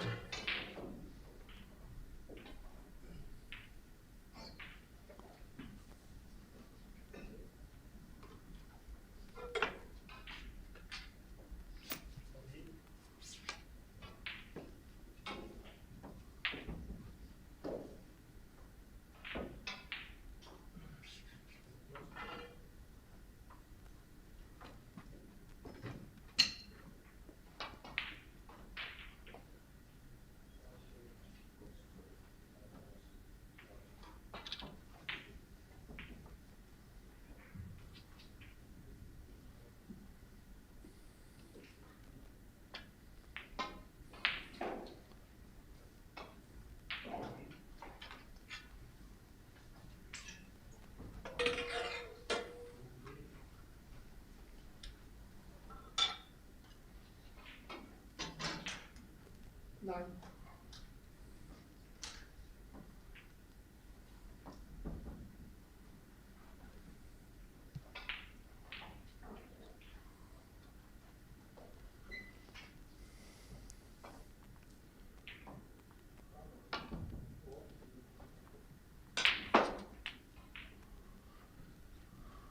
He's going to hold for that red to the bottom left. He's cueing an awful lot better now.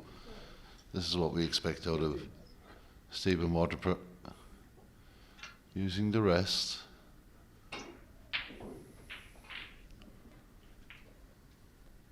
Just looking to see if the pink pots.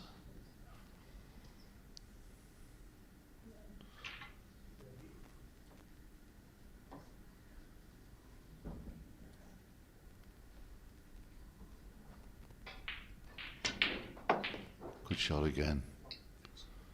That pink pots is perfect. If it doesn't, he has the blue to work with.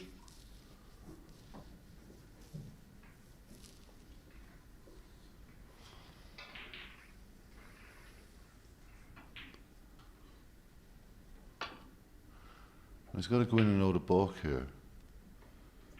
And looking down the table, the pink, or the red I should say, below the pink to the left of that group of 5 balls is the one he should be aiming for. He's unlucky, he's caught the green and he's caught the in-up as well. Stephen, 14, which you have 5.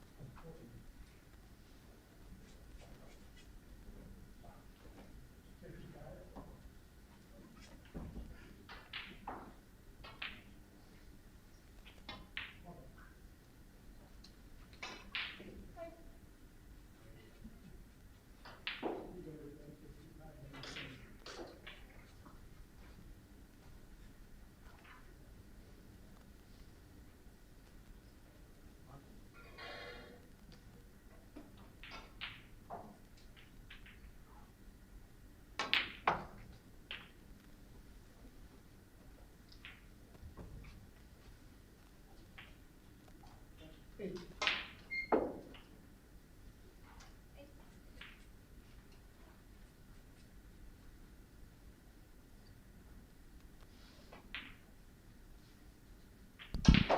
Well, that's a very good shot.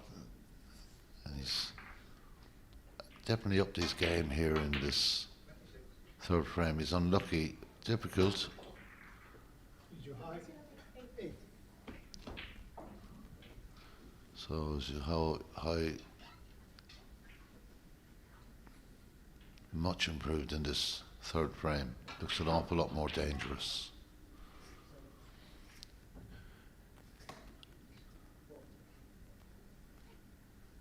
Well, Stephen would have noticed that as well. It wouldn't be lost on him that Lee is up to a few gears here.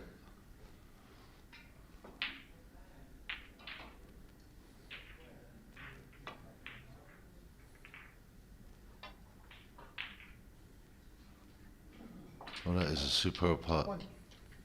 Well appreciated by Lee too. Great sportsmanship. Like to see that. He's nicely on the black. This has been a fast frame. First two frames were a bit of a battle, but this one has spun along quickly so far.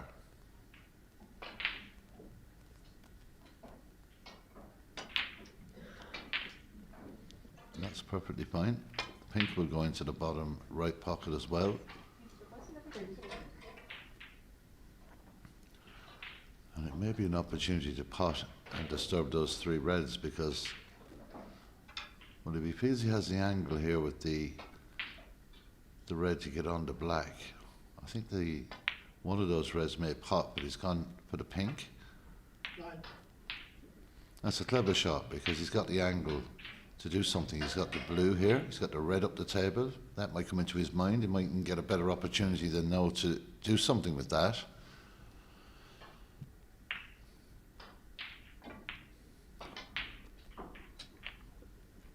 He needs to run, and that's okay.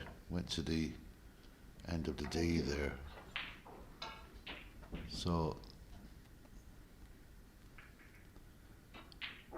I'm thinking he'll try and get down for the blue again.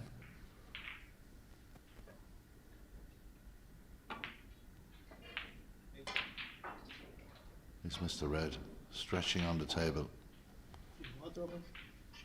14.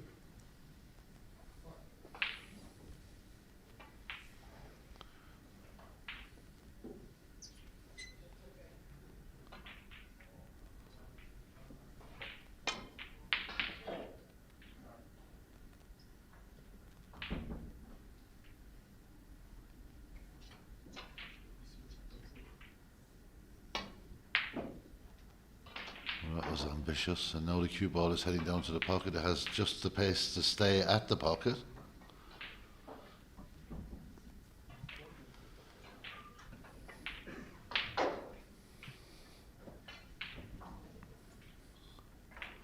That was an extremely difficult shot that he took on there.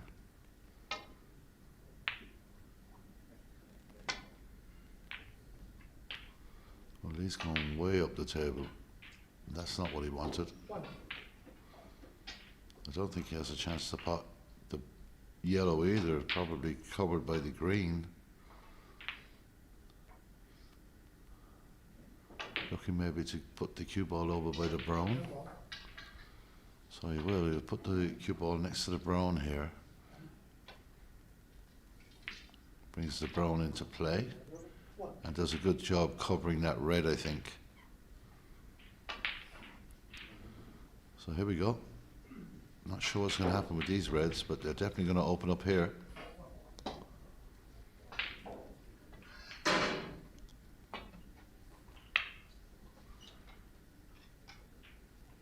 Not as much as I thought. Does this pass the blue?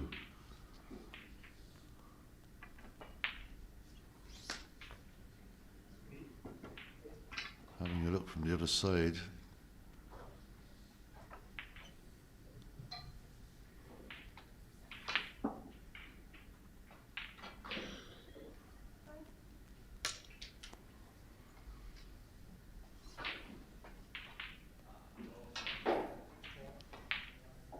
Obviously it does. This is very tight, the shot. He does manage to get it in just on the left side of the pocket, so 11 points in it now. It'll be down to just 5 points.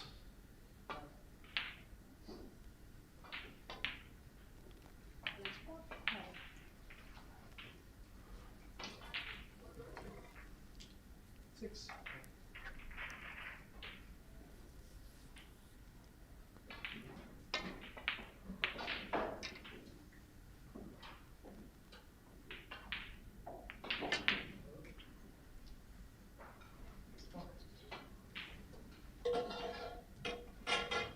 Another over. Six. That's a very good shot. That's not easy. Beats his hole.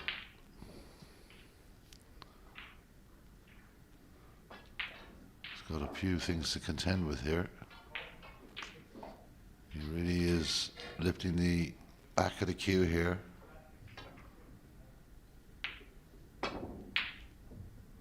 Wasn't that far away.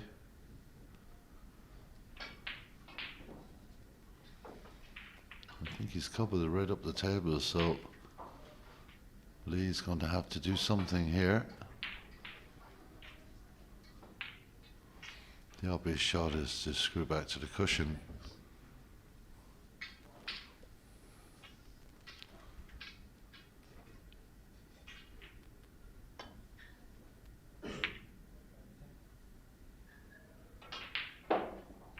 So is he going to roll it onto the left?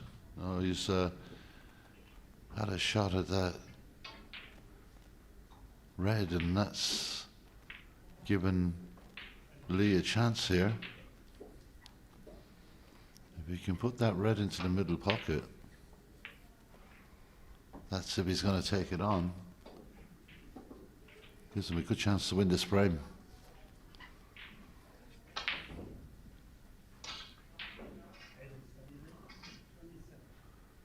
Well, not attempting the pot here, just looking to roll in behind the black possibly. And he's done enough, I think. But the red is gettable at the top of the table anyway.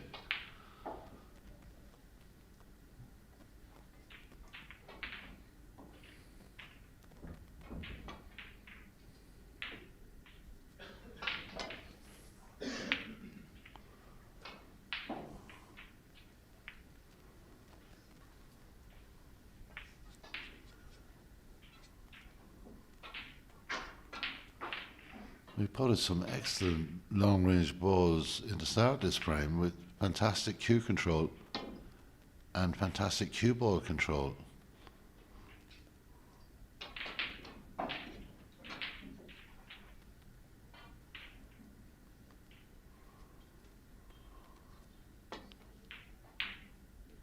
He's done it again. Beautiful stuff. Absolutely beautiful. What an opportunity to win this frame. The ball's at his mercy.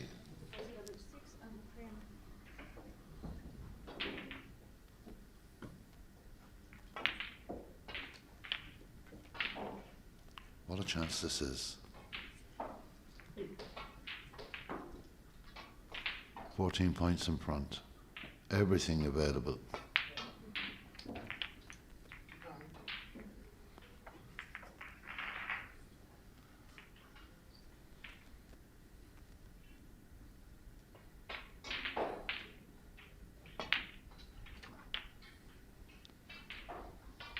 That's okay. Nothing wrong with that at all. It's perfect. So you can get the brown back on the spot. It clears up the yellow ball. 22 points in front now. Make that 23. 17. Thought he might have went for the brown ball there. Decides to take the blue to the yellow.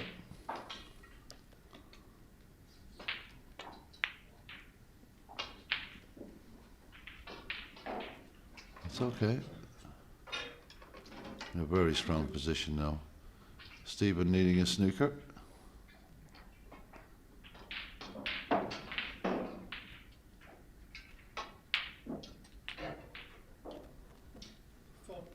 Couple of snookers required now in the green. Pretty straightforward into the middle pocket.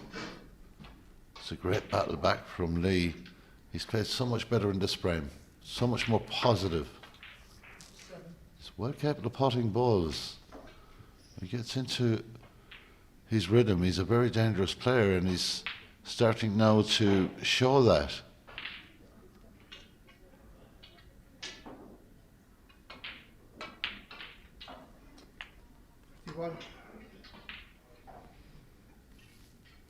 So we're going to a port frame. It's a great battle back from Lee. Very well played. So nice bit of check side on that 56. cue ball there. It's going to be something a bit extravagant here maybe. Nope. Pots the pink, walks away, wins the frame. Very good transformation for Lee in that frame. He was not in the game in the opening two frames. He really wasn't. But he's come back into it now. It's 2-1.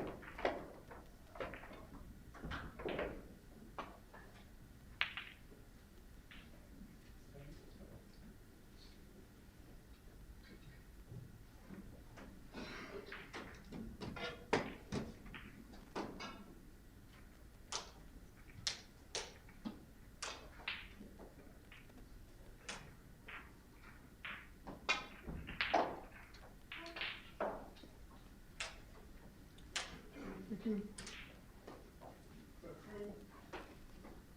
One drop of the break.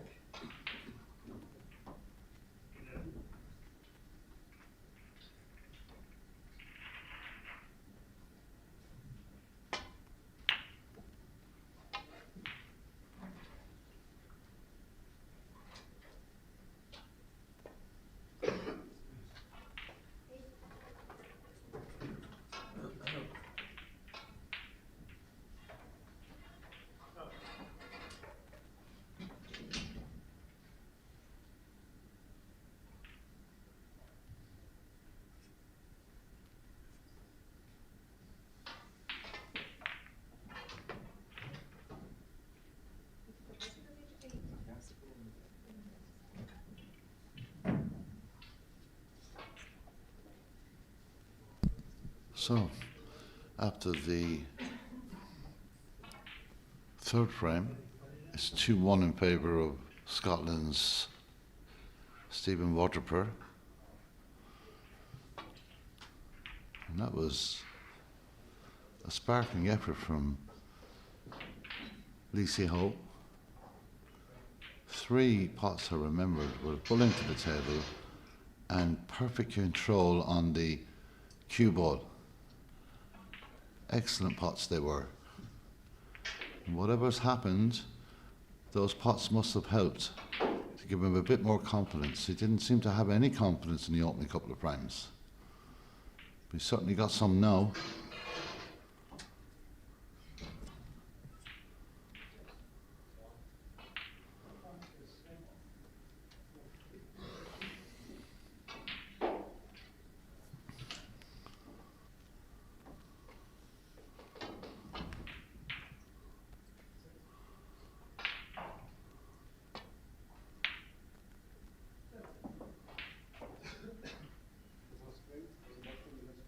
Oh, if you're going to try and play that shot, the difficulty level executing that pot is as high as it gets, and he's left Stephen an opportunity here.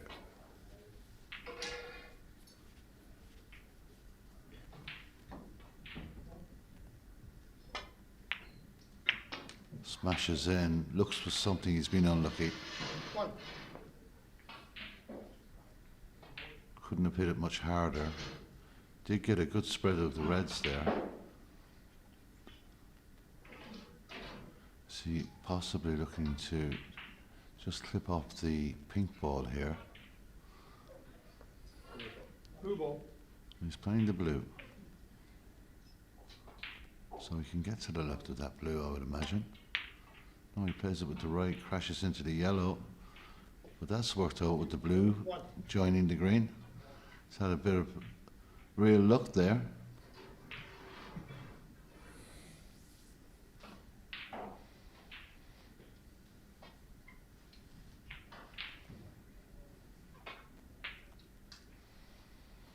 So a smile on the face of Lee because he knows that was a very lucky shot and doesn't leave him a whole lot to work with here.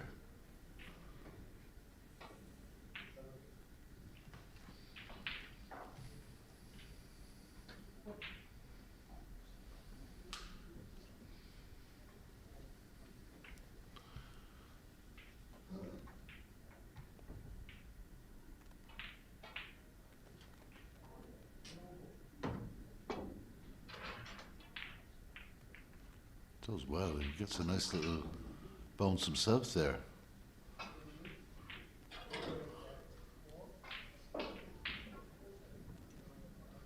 So a red does pot to the bottom right, there's a red to the centre pocket, there's a couple of reds that will fall.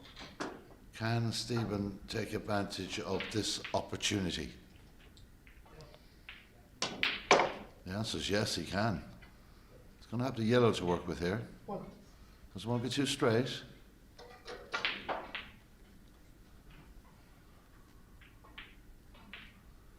mean, he could consider the brown to the centre, but it's a much more difficult shot, but much better for position. He's going to play the safe, or the snooker, I should say. So, nothing to be gained out of that. It's a very good shot.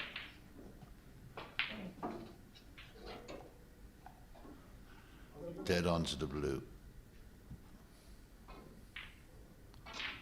So there is no option to swerve on this occasion.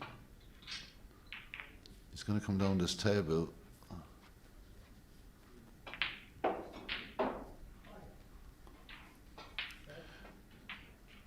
So you're looking to hit this with 4 cushions to come into the back of the reds because the black looms there.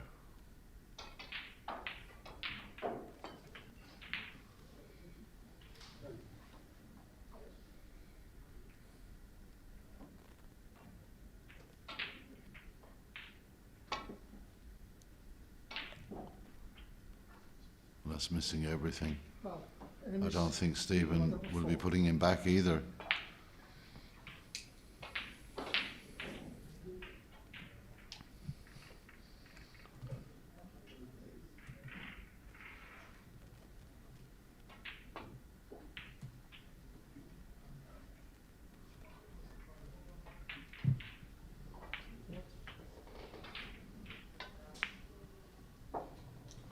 it's good. It's a good shot. Oh, he's unlucky just to catch the black. If he had passed it, it would have been beautiful shot. He's still got the black here. He's got to be confident. He's got to make sure of the black and see what comes out of it.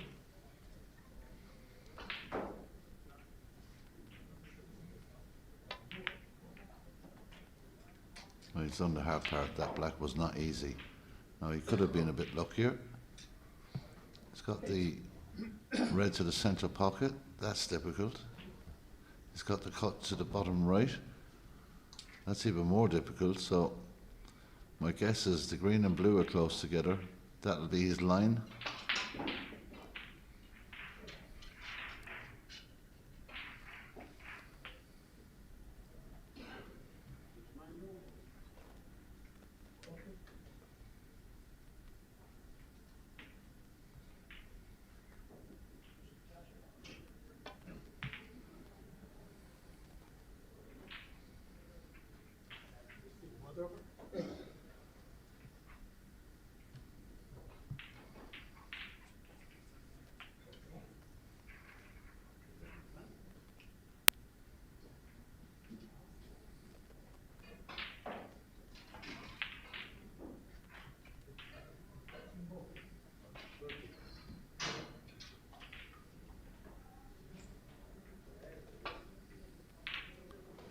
I think he's going to try and find the gap here, but it's not the easiest shot in the world, and may even attempt to pot.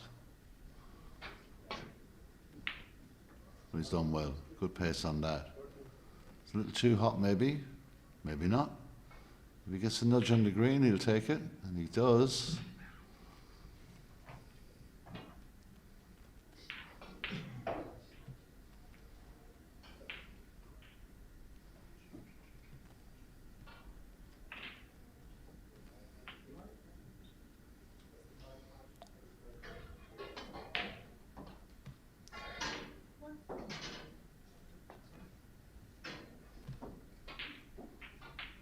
This needs to go. Well, dan is beetje helpful. So Tihal will have a look, but I can't see this going anywhere, only back up the table behind the green.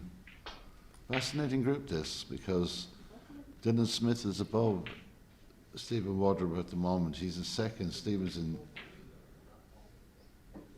well, he's in third position. The group will be won by Ashley Carty because he's just won 4 frames, or 4 matches, lost nothing and dropped nothing.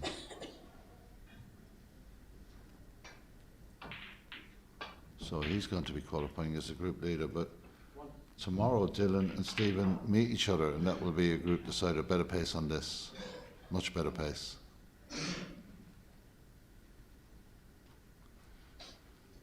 No foul calls, we didn't see that, but it obviously got a touch onto it.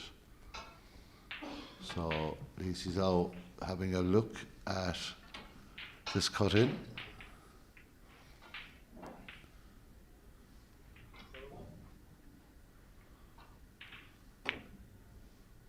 He's done that well. Again, not a whole lot to play with here unless he, well, he's not going to take the green on from there, I wouldn't imagine. Unless he feels he can get back down the table. Well, he obviously does. Or is he going to just nestle it up to the ball cushion? He's looking at the yellow now.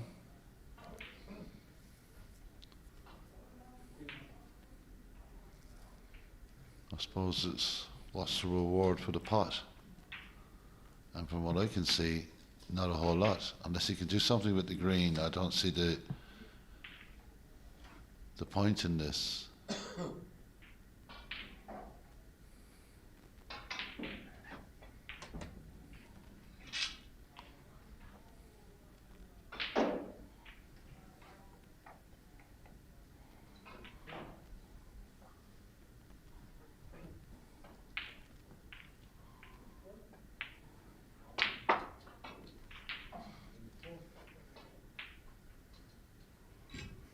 Well, the red to the left of that pink was available before the green. It's not no.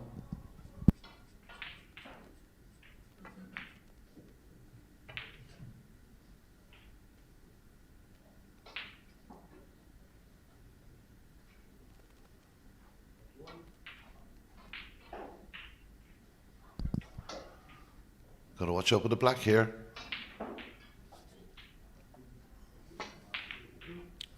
He's done well with the safeties. Priority was to get that cue ball back up the table.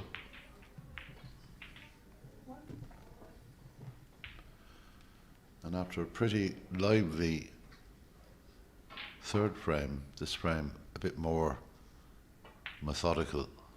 Something has to give somewhere along the line here in this match.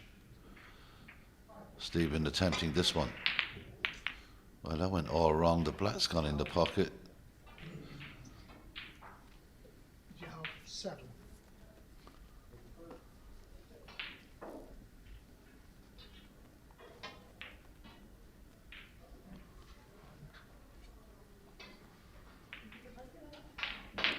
Back on its spot. And the lead now to the Hong Kong player. He's got the blue up there to work with if he can get this. He misses the red. Rolled a long way up the table as well.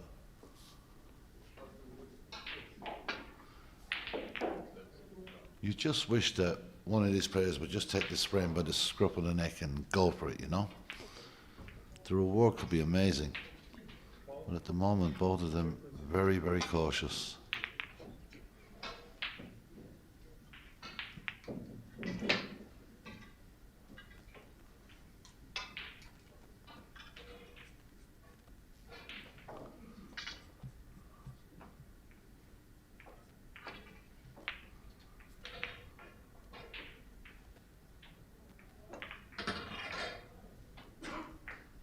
Some results for you. Ashley Cartier 3-0 winner over Petko Gunchev.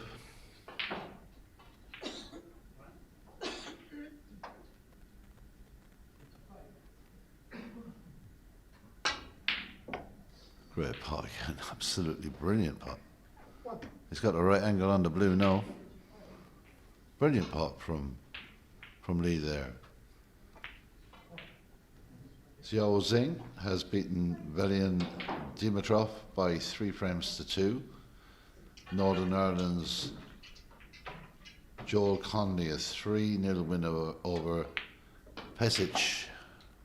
Joel Conley going very well in his group.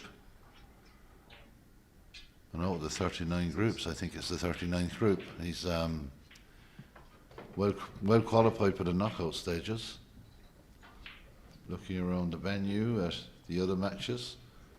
The other game streamed live, of course, is on table 2. That hasn't started yet. It will be André Kladik against Nicolas Mortreau from France. Alex Borg has conceded 1 frame. Vazelovic now back to within 1 frame. It's Borg leads by 2 frames to 1.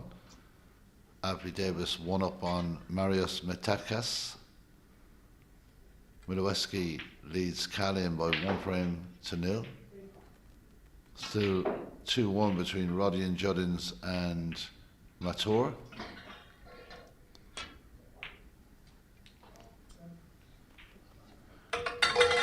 It's looking an awful lot more positive, Belino. He's starting to believe in the pots, because in the first frame, the opening frame, he refused 4 gilt edge opportunities to win the match, or win the frame, I should say, the opening frame, and refused even with free ball opportunities. It was very strange. He was not really in the second frame, but he came out of the third frame and started playing brilliantly. And he's carried that through to the sport frame. He's battling back.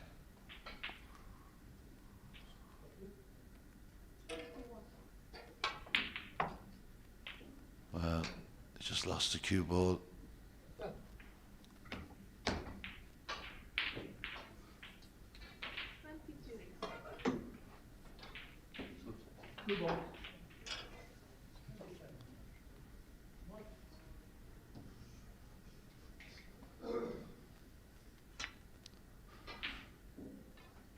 The young Nico Leclerc has pulled the frame back against Stanisland, so it's 2-1 now at the moment, but it really looks like that frame or that match will be over. Stanisland miles ahead in that, so it looks like a win for the English player. Shaikul one up on Unguru, that's on table 9.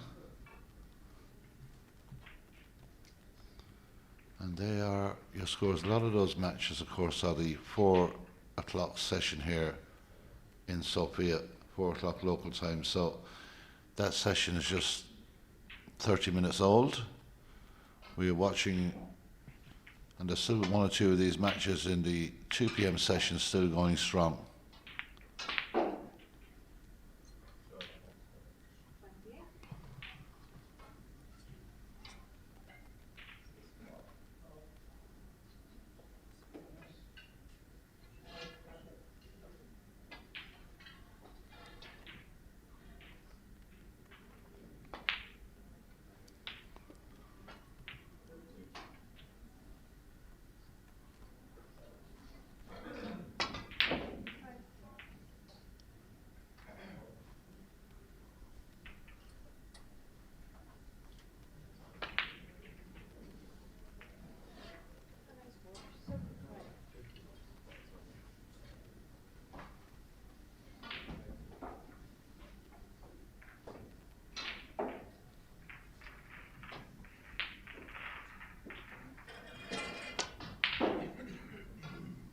So momentum has swung completely in the way of the Hong Kong player here. The last frame and this frame, he's been definitely looking the stronger. And Stephen Waterford needs to get his head back in the game here fairly fast, or Lee is going to force this to a deciding frame. He's battling away here. Well, it doesn't need the brown. Just a bit wild, that shot. And it's pretty obvious to see if he can pot this red. He's got to stay positive. If he can pot the red, the rest of the balls are pretty good.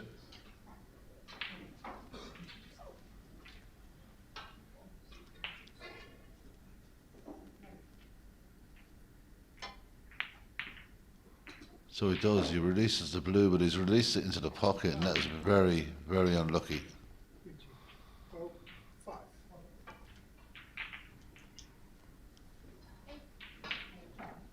Well, the bottom red of those 3 reds in a line, he'll look to try and cut that into the left corner pocket.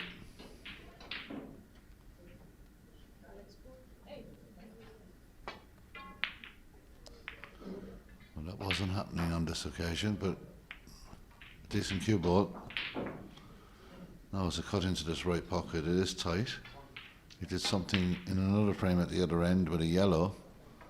Very similar shot. And he's going to be motoring here a small bit.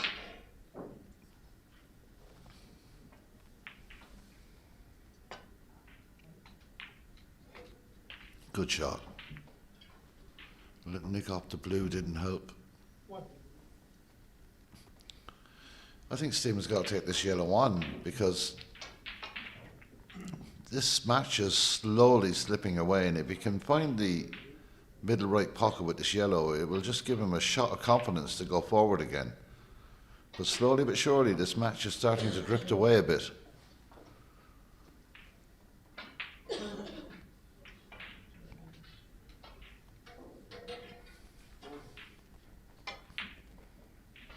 Excellent pot. That will help him get his confidence back into this frame.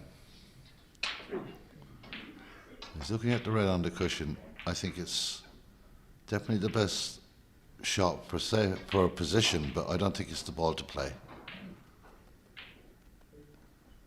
And I think he quite correctly agrees with me. On this occasion, it's too risky.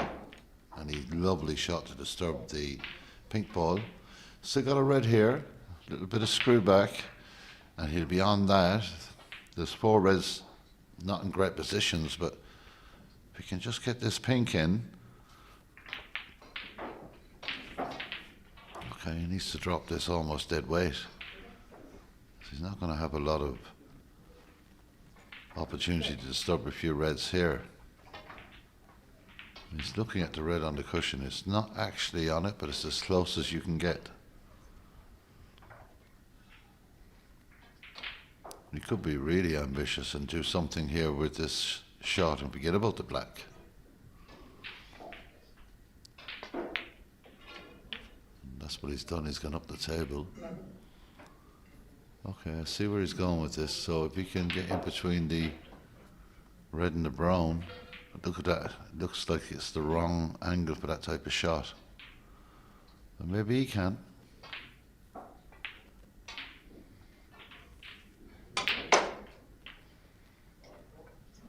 But that's not at all bad.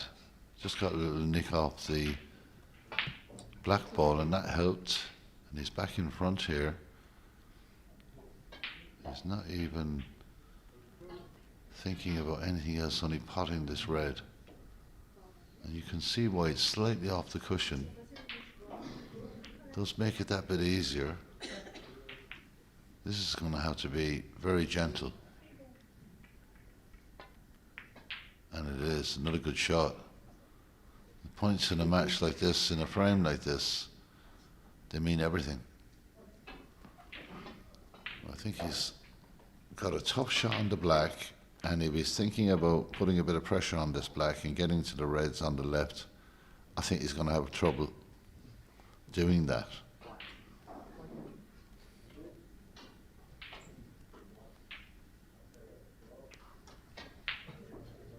And that is a serious mistake. Steven Water 18, PG Harvey 7. 3 ball. So free ball.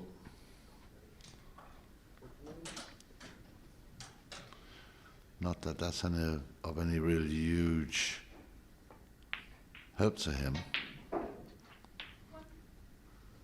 So he's just told Stephen to play away.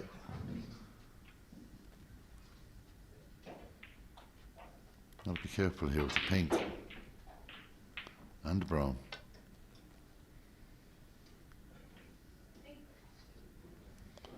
Well, it's missed. I think he will immediately be put back.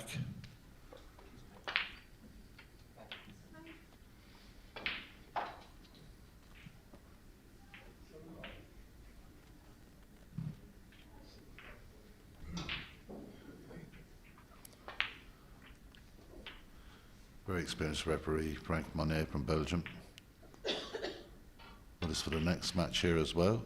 And that's gone in the middle of everything. This is careless from Stevens. PG Harvey 4.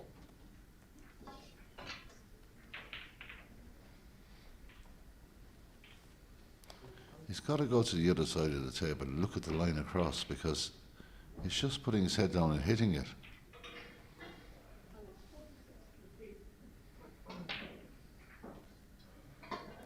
This will hit. So 3rd time lucky for Stephen, but he's conceded another valuable 8 points. And in a match in a frame like this, every point is so important.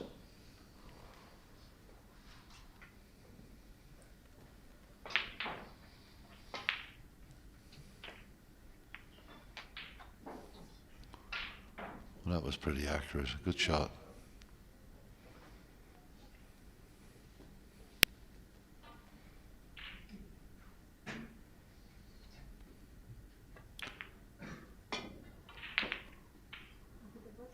Well, he's been very lucky there that he caught the red, caught the black, because that was following that cue ball.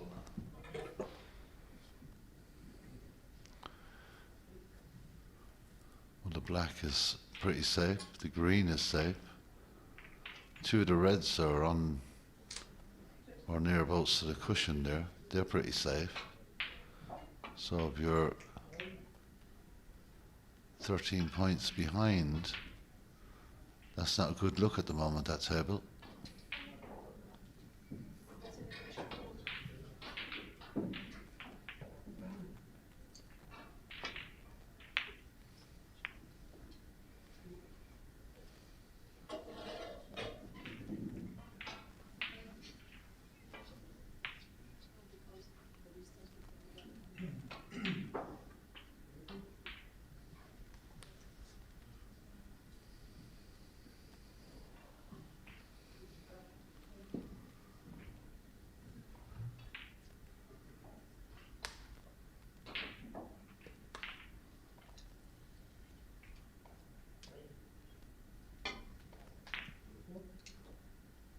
He wants that white ball to travel because that red over the middle pocket is cuttable.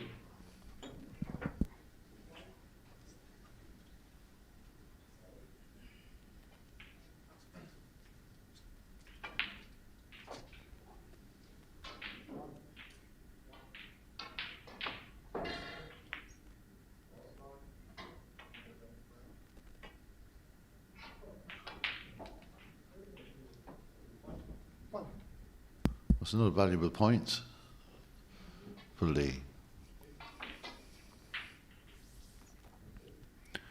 If I was in his position, I wouldn't be taking this yellow one, but if he is confident that he's going to get it,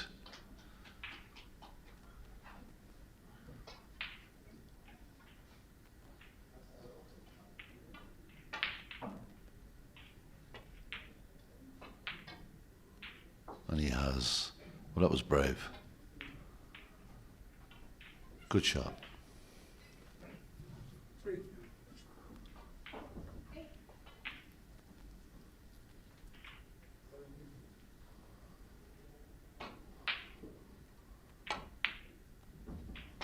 Four.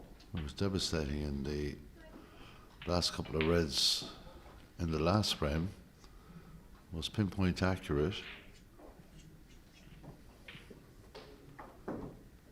He'll go 23 points ahead with 35 remaining if he gets this.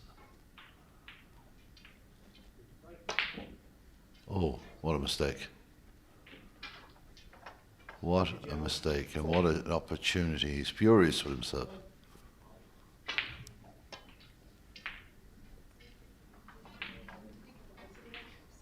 It's getting to the stage of this frame where Stephen needs to do something, and he needs to do it very, very quickly.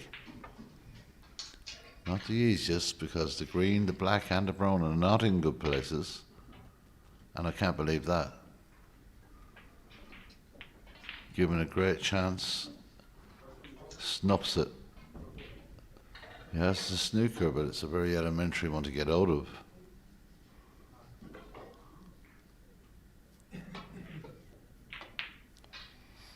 This could go in the middle pocket. Oh, just held. Wasn't far away. Has he played a double here? It's an opportunity of a double.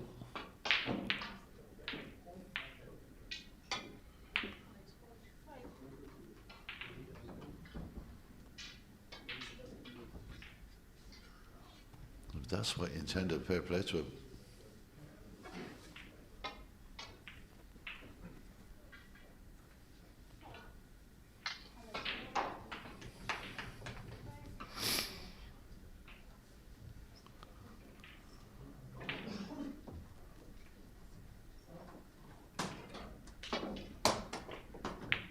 And he hits the black. What a mistake. That's two terrible mistakes in a row. And Lee has been playing so well in the last frame and this frame. And these points,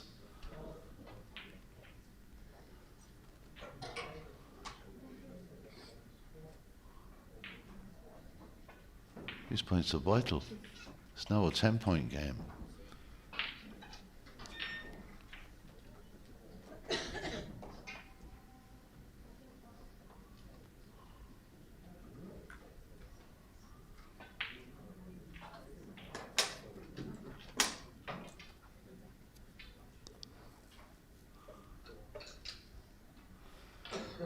So a free ball.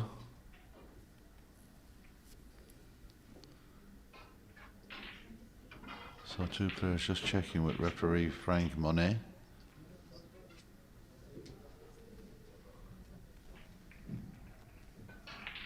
I think he's hitting this with a lot of swerve.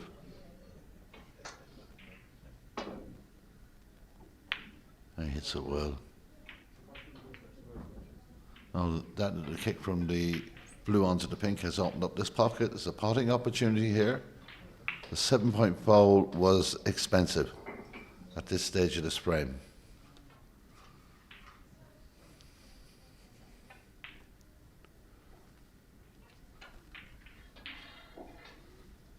This match is heading towards the 2.5 hour mark. It's been a real battle between these two. That's an excellent pot from Stephen Wardroper. He's got to take the pink here. He's been a bit careless once or twice on these shots. He's got to concentrate on the pink here. The green, brown and black still very much in the safety zone. Misses the pink. He's done that a few times. I don't know what's going on here in this match, but both players are either potting the lights out or just missing everything. Still a long way to go in this round. Oh, he's unlucky. Very, very unlucky. It was a great effort to move the green out there.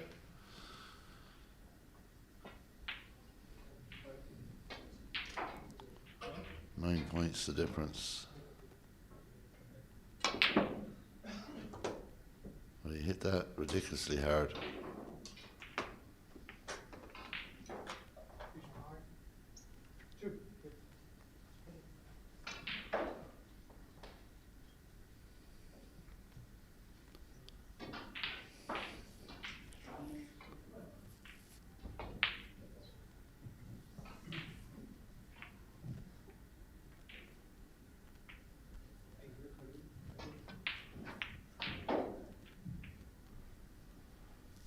We hit that as well.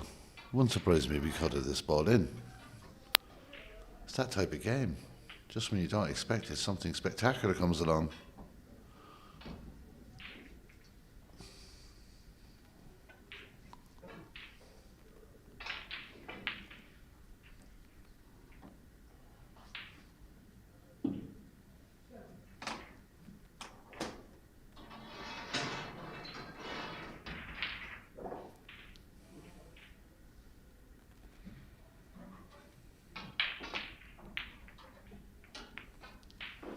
Well, it was a nice kick off to Brown.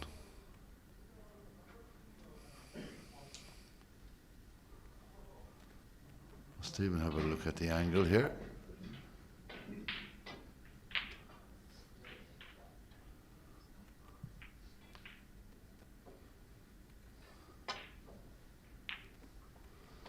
Long way off there. He's going to crash into the pink ball there.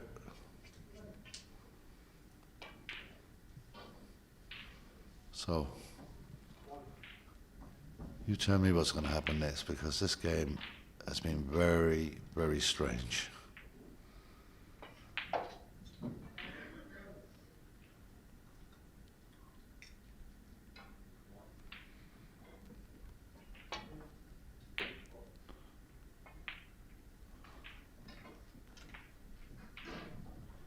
That'll be a snooker.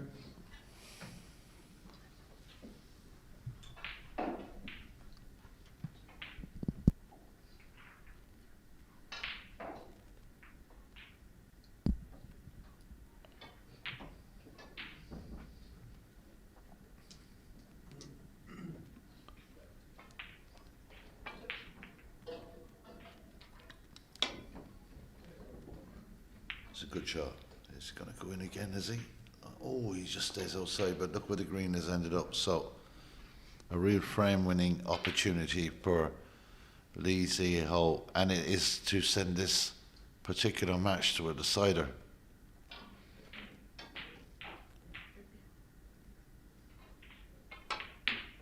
Good putt. Just a little No, it's okay. I thought at first it was going to travel a little higher. It's a good angle. Leads by 14 points. If he gets this, 18 ahead and 18 on the table.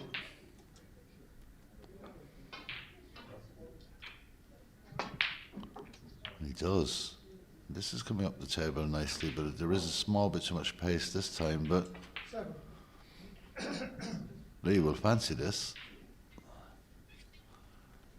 If he misses, Stephen needs all the remaining colours to send it to a re-spotted black.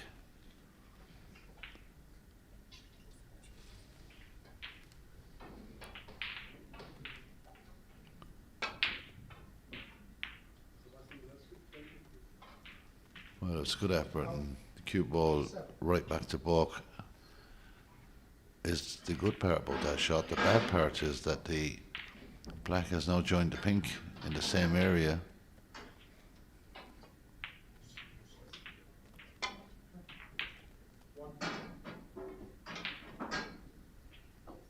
Well, he won't want to touch the black if possible, but he just nudges it out a fraction.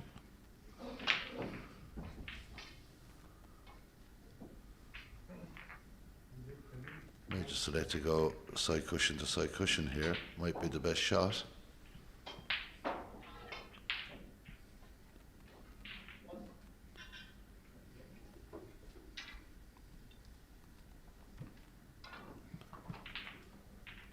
He's looking up the table, and that's quite difficult from this angle. He's got to be careful here. He's going to send the blue up the table. He's got to watch out where the pockets are.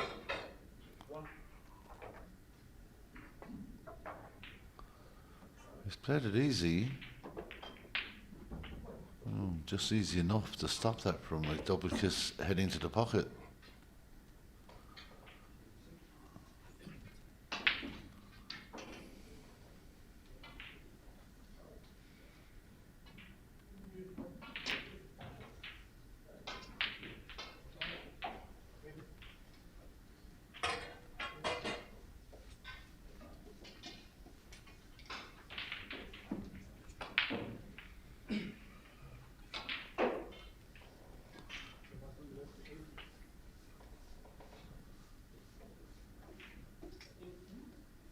Well, he's thinking about trying to cut this in.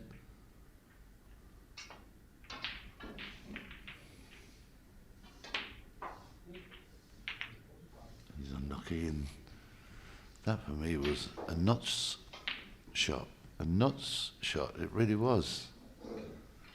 Because 18 ahead, why take the risk?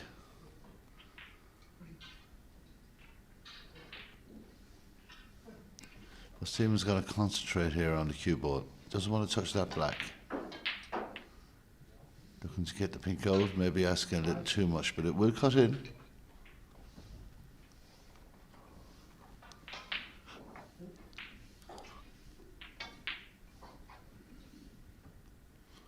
Having a good look at the line. I think he'll need the rest here. No, well, he's fine.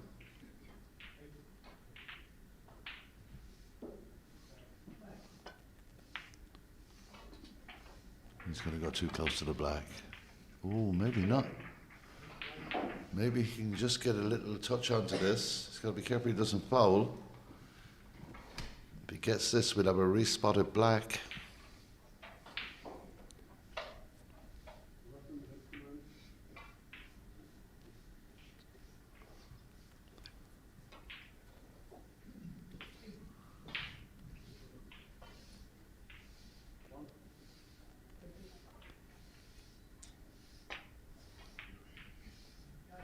Oh, that's so unlucky.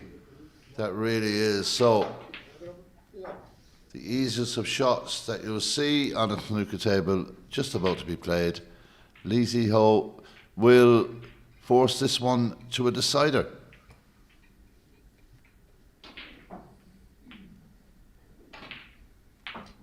And we're going to go to the final frame. He had a 2-0 lead, did Stephen Waterper, but the man from Hong Kong has battled all the way back As Lee Ziho just shows that he has a bit of luck on his side in that frame. It was unlucky for Waterford, tried to send it to a re-spotted black, but they're all square. It's 2 frames each.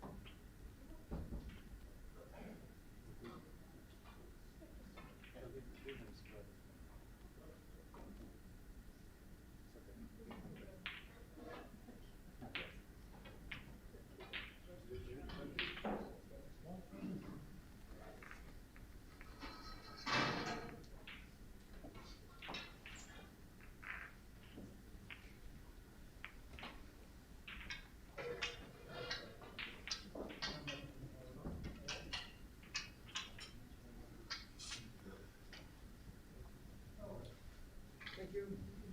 Final frame. Need you hold the break.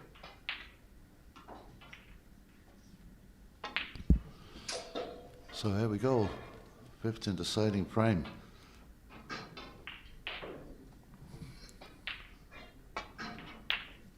This match is now 2.5 hours old, and I'm still no wiser who's going to win it. Well, that is, if we can get to it, that's a slight mistake.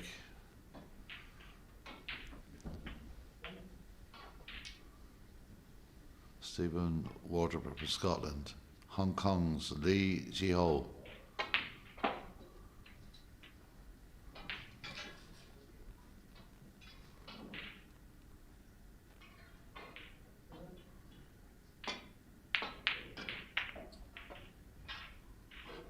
The red is going to fall. It's going to be... No, it holds. Oh, what a chance now for Lee.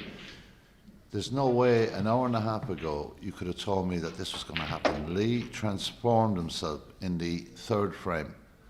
Played very well in the last frame. In the end was lucky on the that he didn't have to go to a re-spotted black, because it was very, very close to going into the pocket.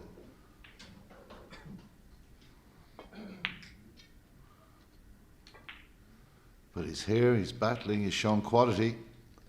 Battling qualities from this man from Hong Kong. It's 2-2, and he is right back in this match. And if anybody has the momentum now, it has to be the man from Hong Kong.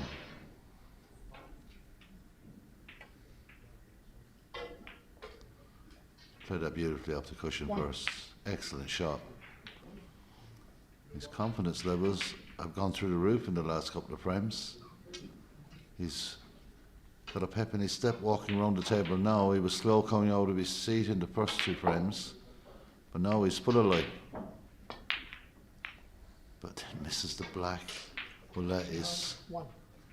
complete lack of concentration. He's got a big smile on his face, and you got to say, well, fair play to you for that. But after playing a beautiful red, Stephen, his head must be scrambled at the moment. He's got to get himself back in this.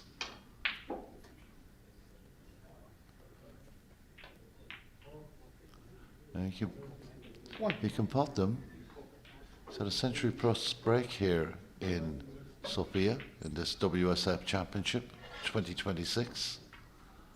So if we can start putting 3 or 4 balls together, he can be very, very dangerous in this last frame.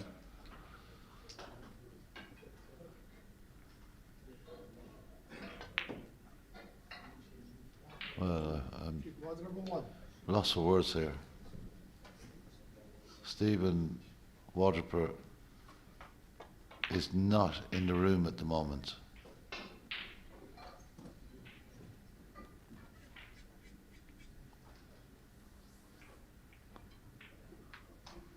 You wouldn't have expected to get back so quickly. Looking definitely the more relaxed of the 2 players. Immediately looking at this black ball to get it back on his spot.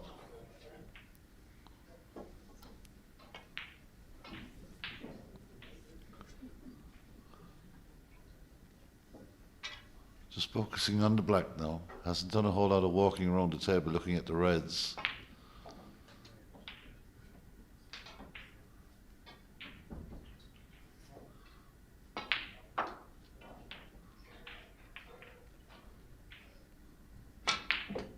Excellent pot. May need that rest again, indeed he does. 8. Well, that was hit pure and clean into the pocket.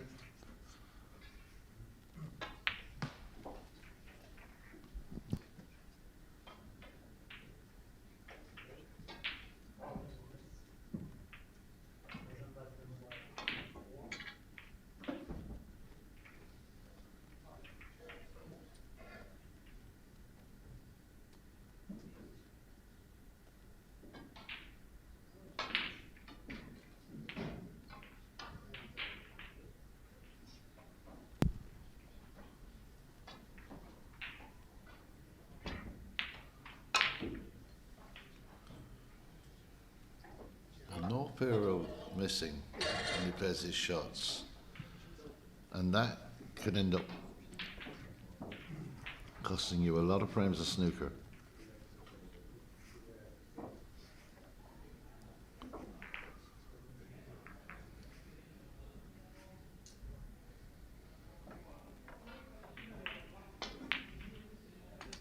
That's a great pot. That'll do him the world of good.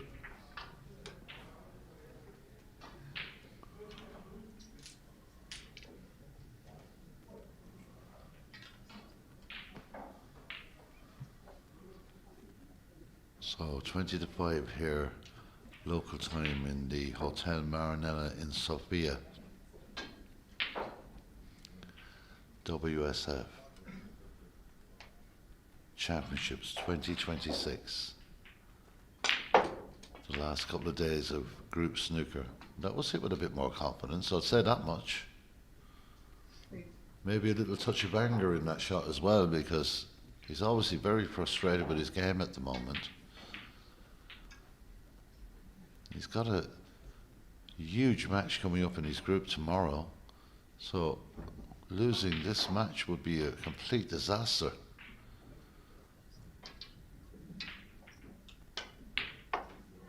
Again, hit very cleanly.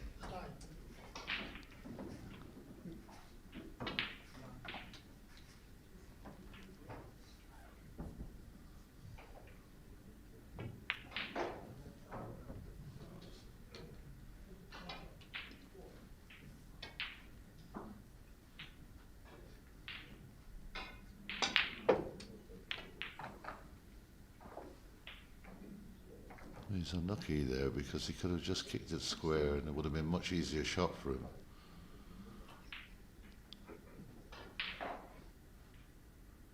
He's looking to see if this bottom red pots to the middle. I'm not sure if it pots to the left corner pocket. I think it does. So he'll look to do a bit of movement here. He does bring out a red, but again, well, that's not too bad. I thought it was going to be worse. Brought that red out very nicely into play.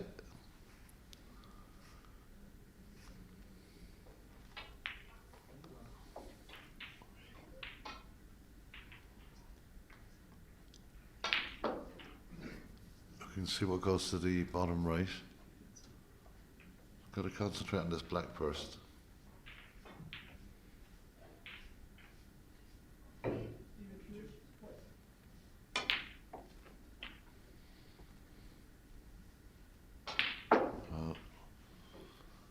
Has he held up enough for this red to the bottom left, I'm wondering? Well, he's looking at the potting angle. That would tell me that he has. He's also got a red to the centre.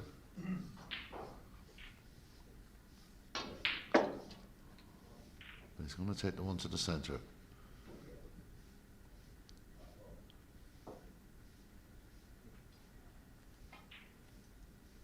Now he's considering safety. He sees the red up the table. He thinks that's probably not a good idea.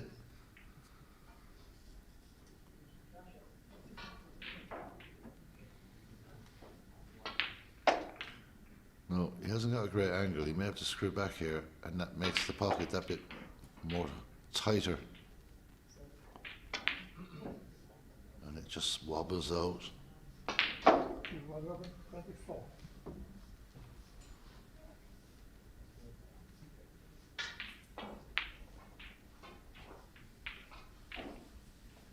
Now the balls are in fairly nice shape here. Somebody gets a bit of a run going.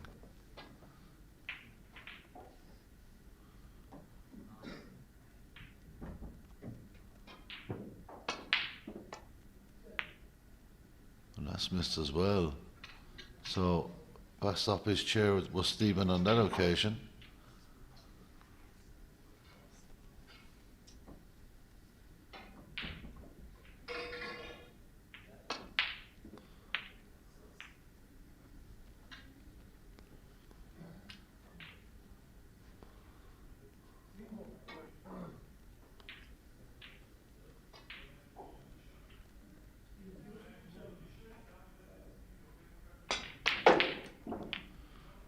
Gets a lot of action on the cue ball there, and that's perfect. He's had a look at the pink ball here because he may be considering going into him. He absolutely doesn't have to, but he hasn't got the best angle here. If he was to gently, at a soft enough pace, hit that pink, he will definitely open balls here. Can't really hold for the red. He plays the red, gets the blue, looking for a bit of luck. Doesn't get it. 6.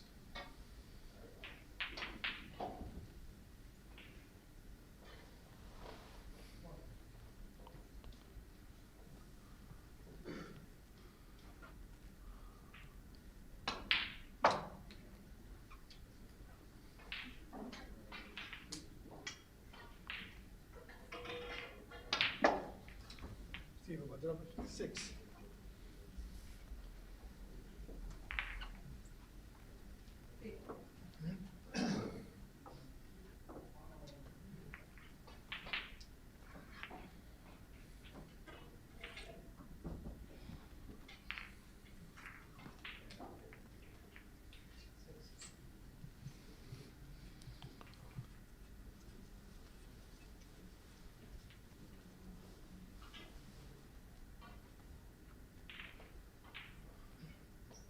We could come across the table into the pack, but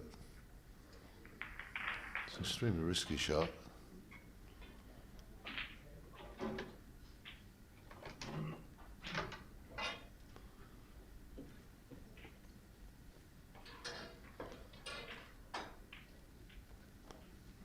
Well, his mind is made up.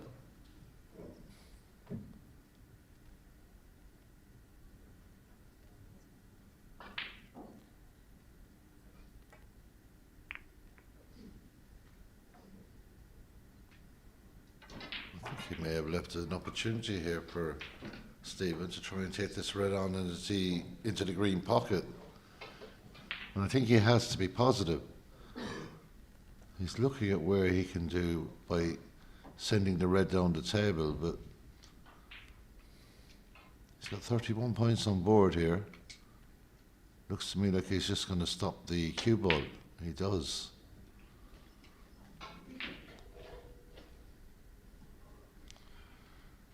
Now, will he be punished for this?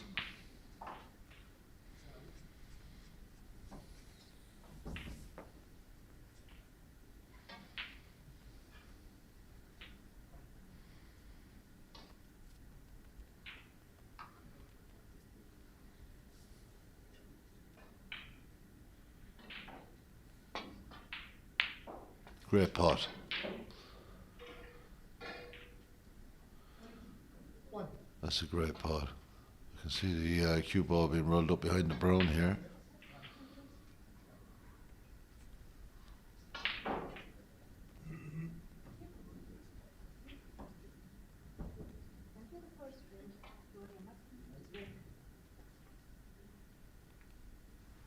Out. One.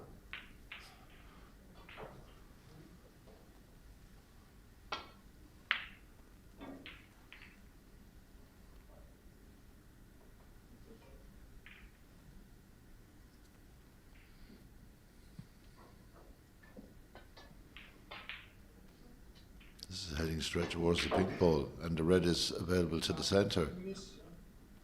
Out 6.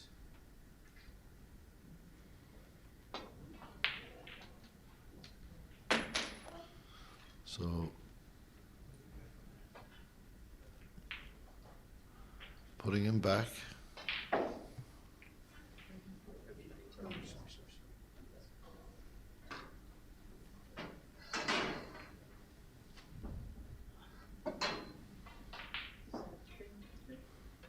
So I think if he's going to miss a note, it'll be on the low side. It isn't going to be going towards the pink, I wouldn't think.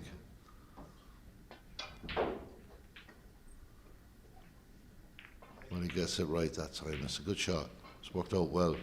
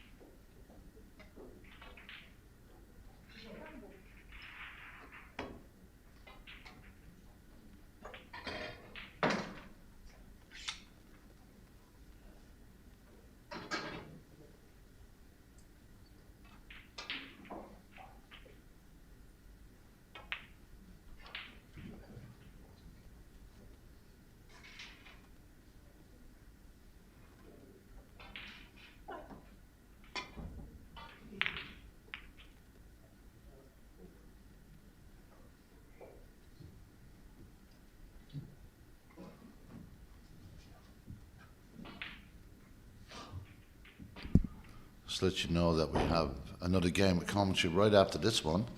It's going to be Brian Seeney, last year's runner-up from Malta, against England's Wayne Brown. That's coming up directly after this, and the referee again will be Mr. Frank Monet from Belgium.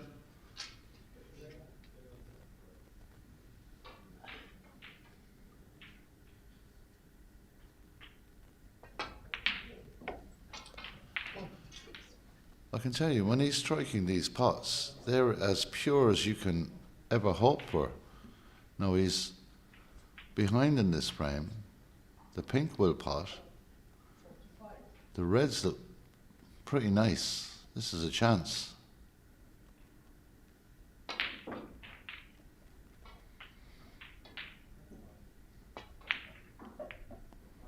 Oh, he misses the object ball again, and that is criminal. He's done that a few times.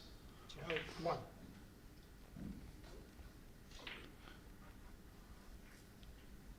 So, Will Stephen Waterper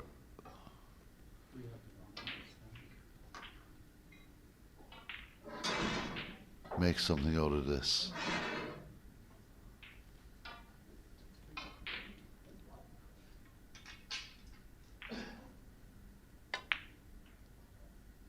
And that's missed as well.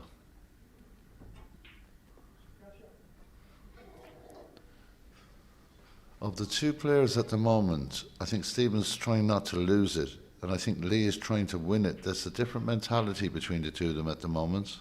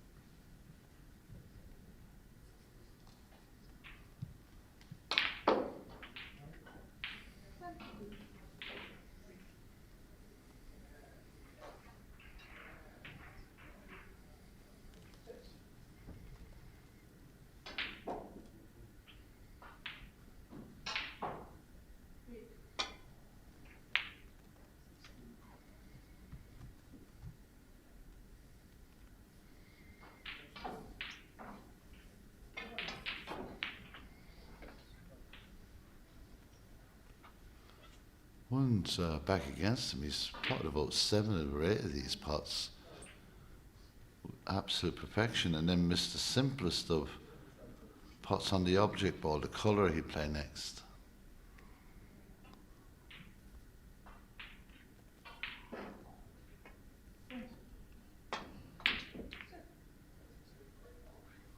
Well, he does miss one, and he's left a lot on here.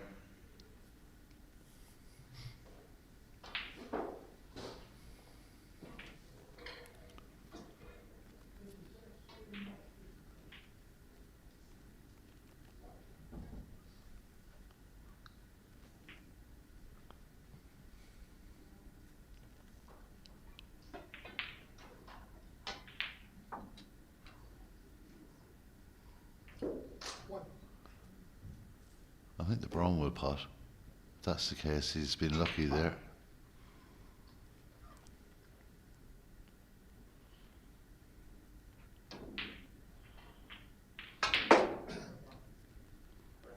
Humble.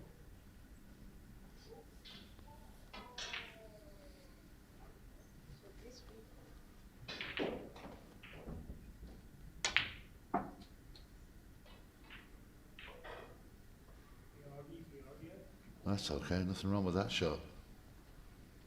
5.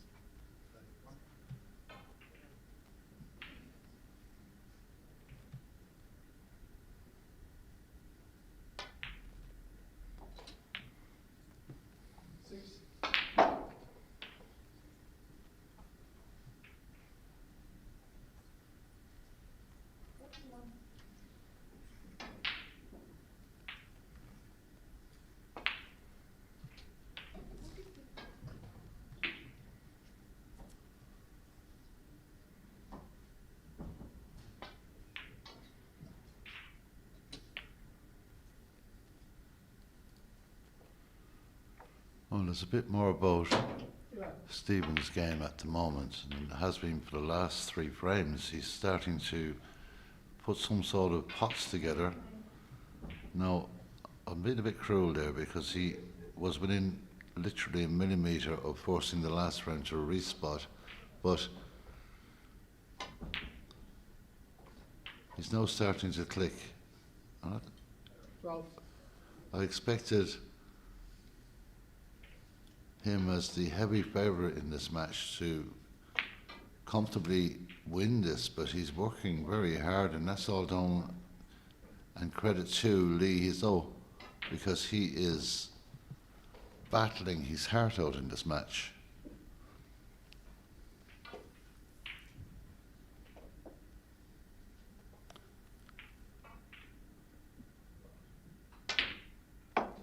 Very good pot.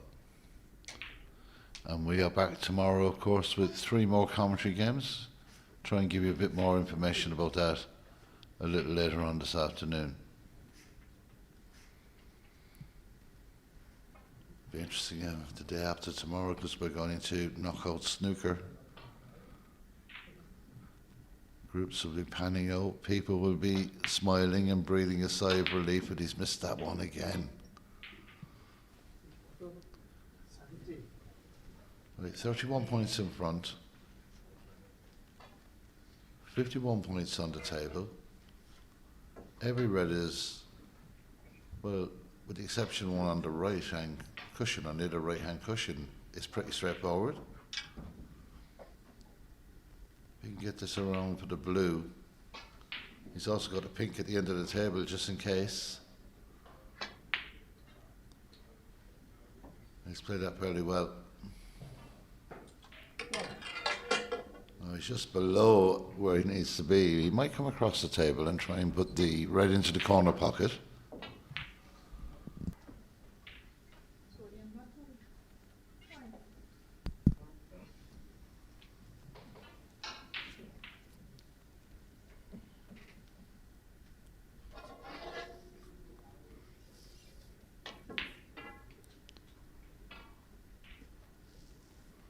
So he does that well, gives himself a nice little angle on this. Not too much of an angle, 6. just enough really.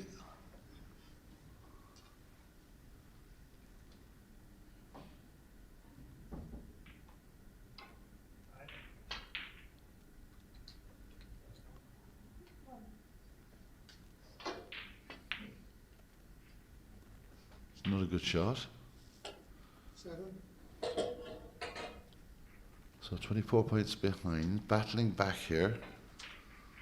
We'll go 18 points behind if he gets this pink.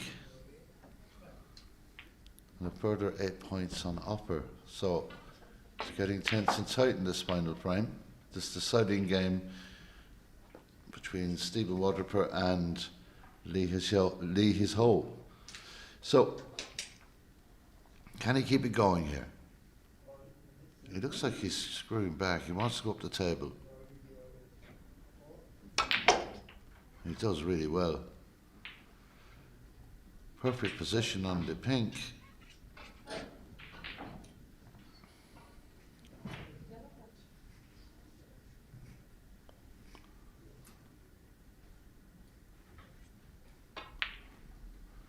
This match has swung one way, the other. You think it's all over, and Lee comes battling back. You think he's gone again, and he gets a bit of luck on the black ball. And now the momentum strongly in the hands of the Hong Kong player. He's perfect on the yellow. Excellent shot. 11 points behind. He is stretching. Last thing you want to do at this stage.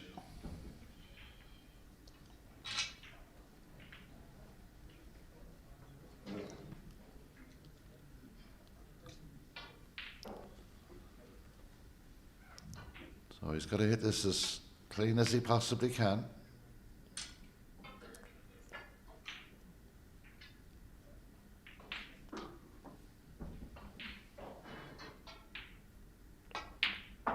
And he does. It's perfect. 22. So you just guide the green into the top right and leave the cue ball coming back across off that right cushion. It's a nice gentle shot. These tables are pretty fast, these zinc pie tables. He's just got to come off the cushion nice and lightly, and then he'll be perfect on the brown. 5. That's okay. We'll take the lead here. And it's a crucial ball because of the black where it is at the moment.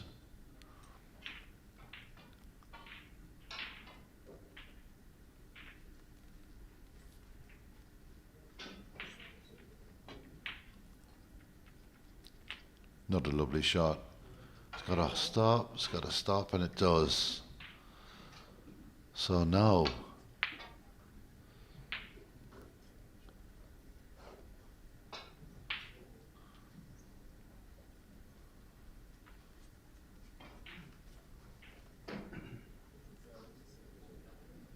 two balls for the match. Blue is easy, screwing back to try and play the pink into the bottom left.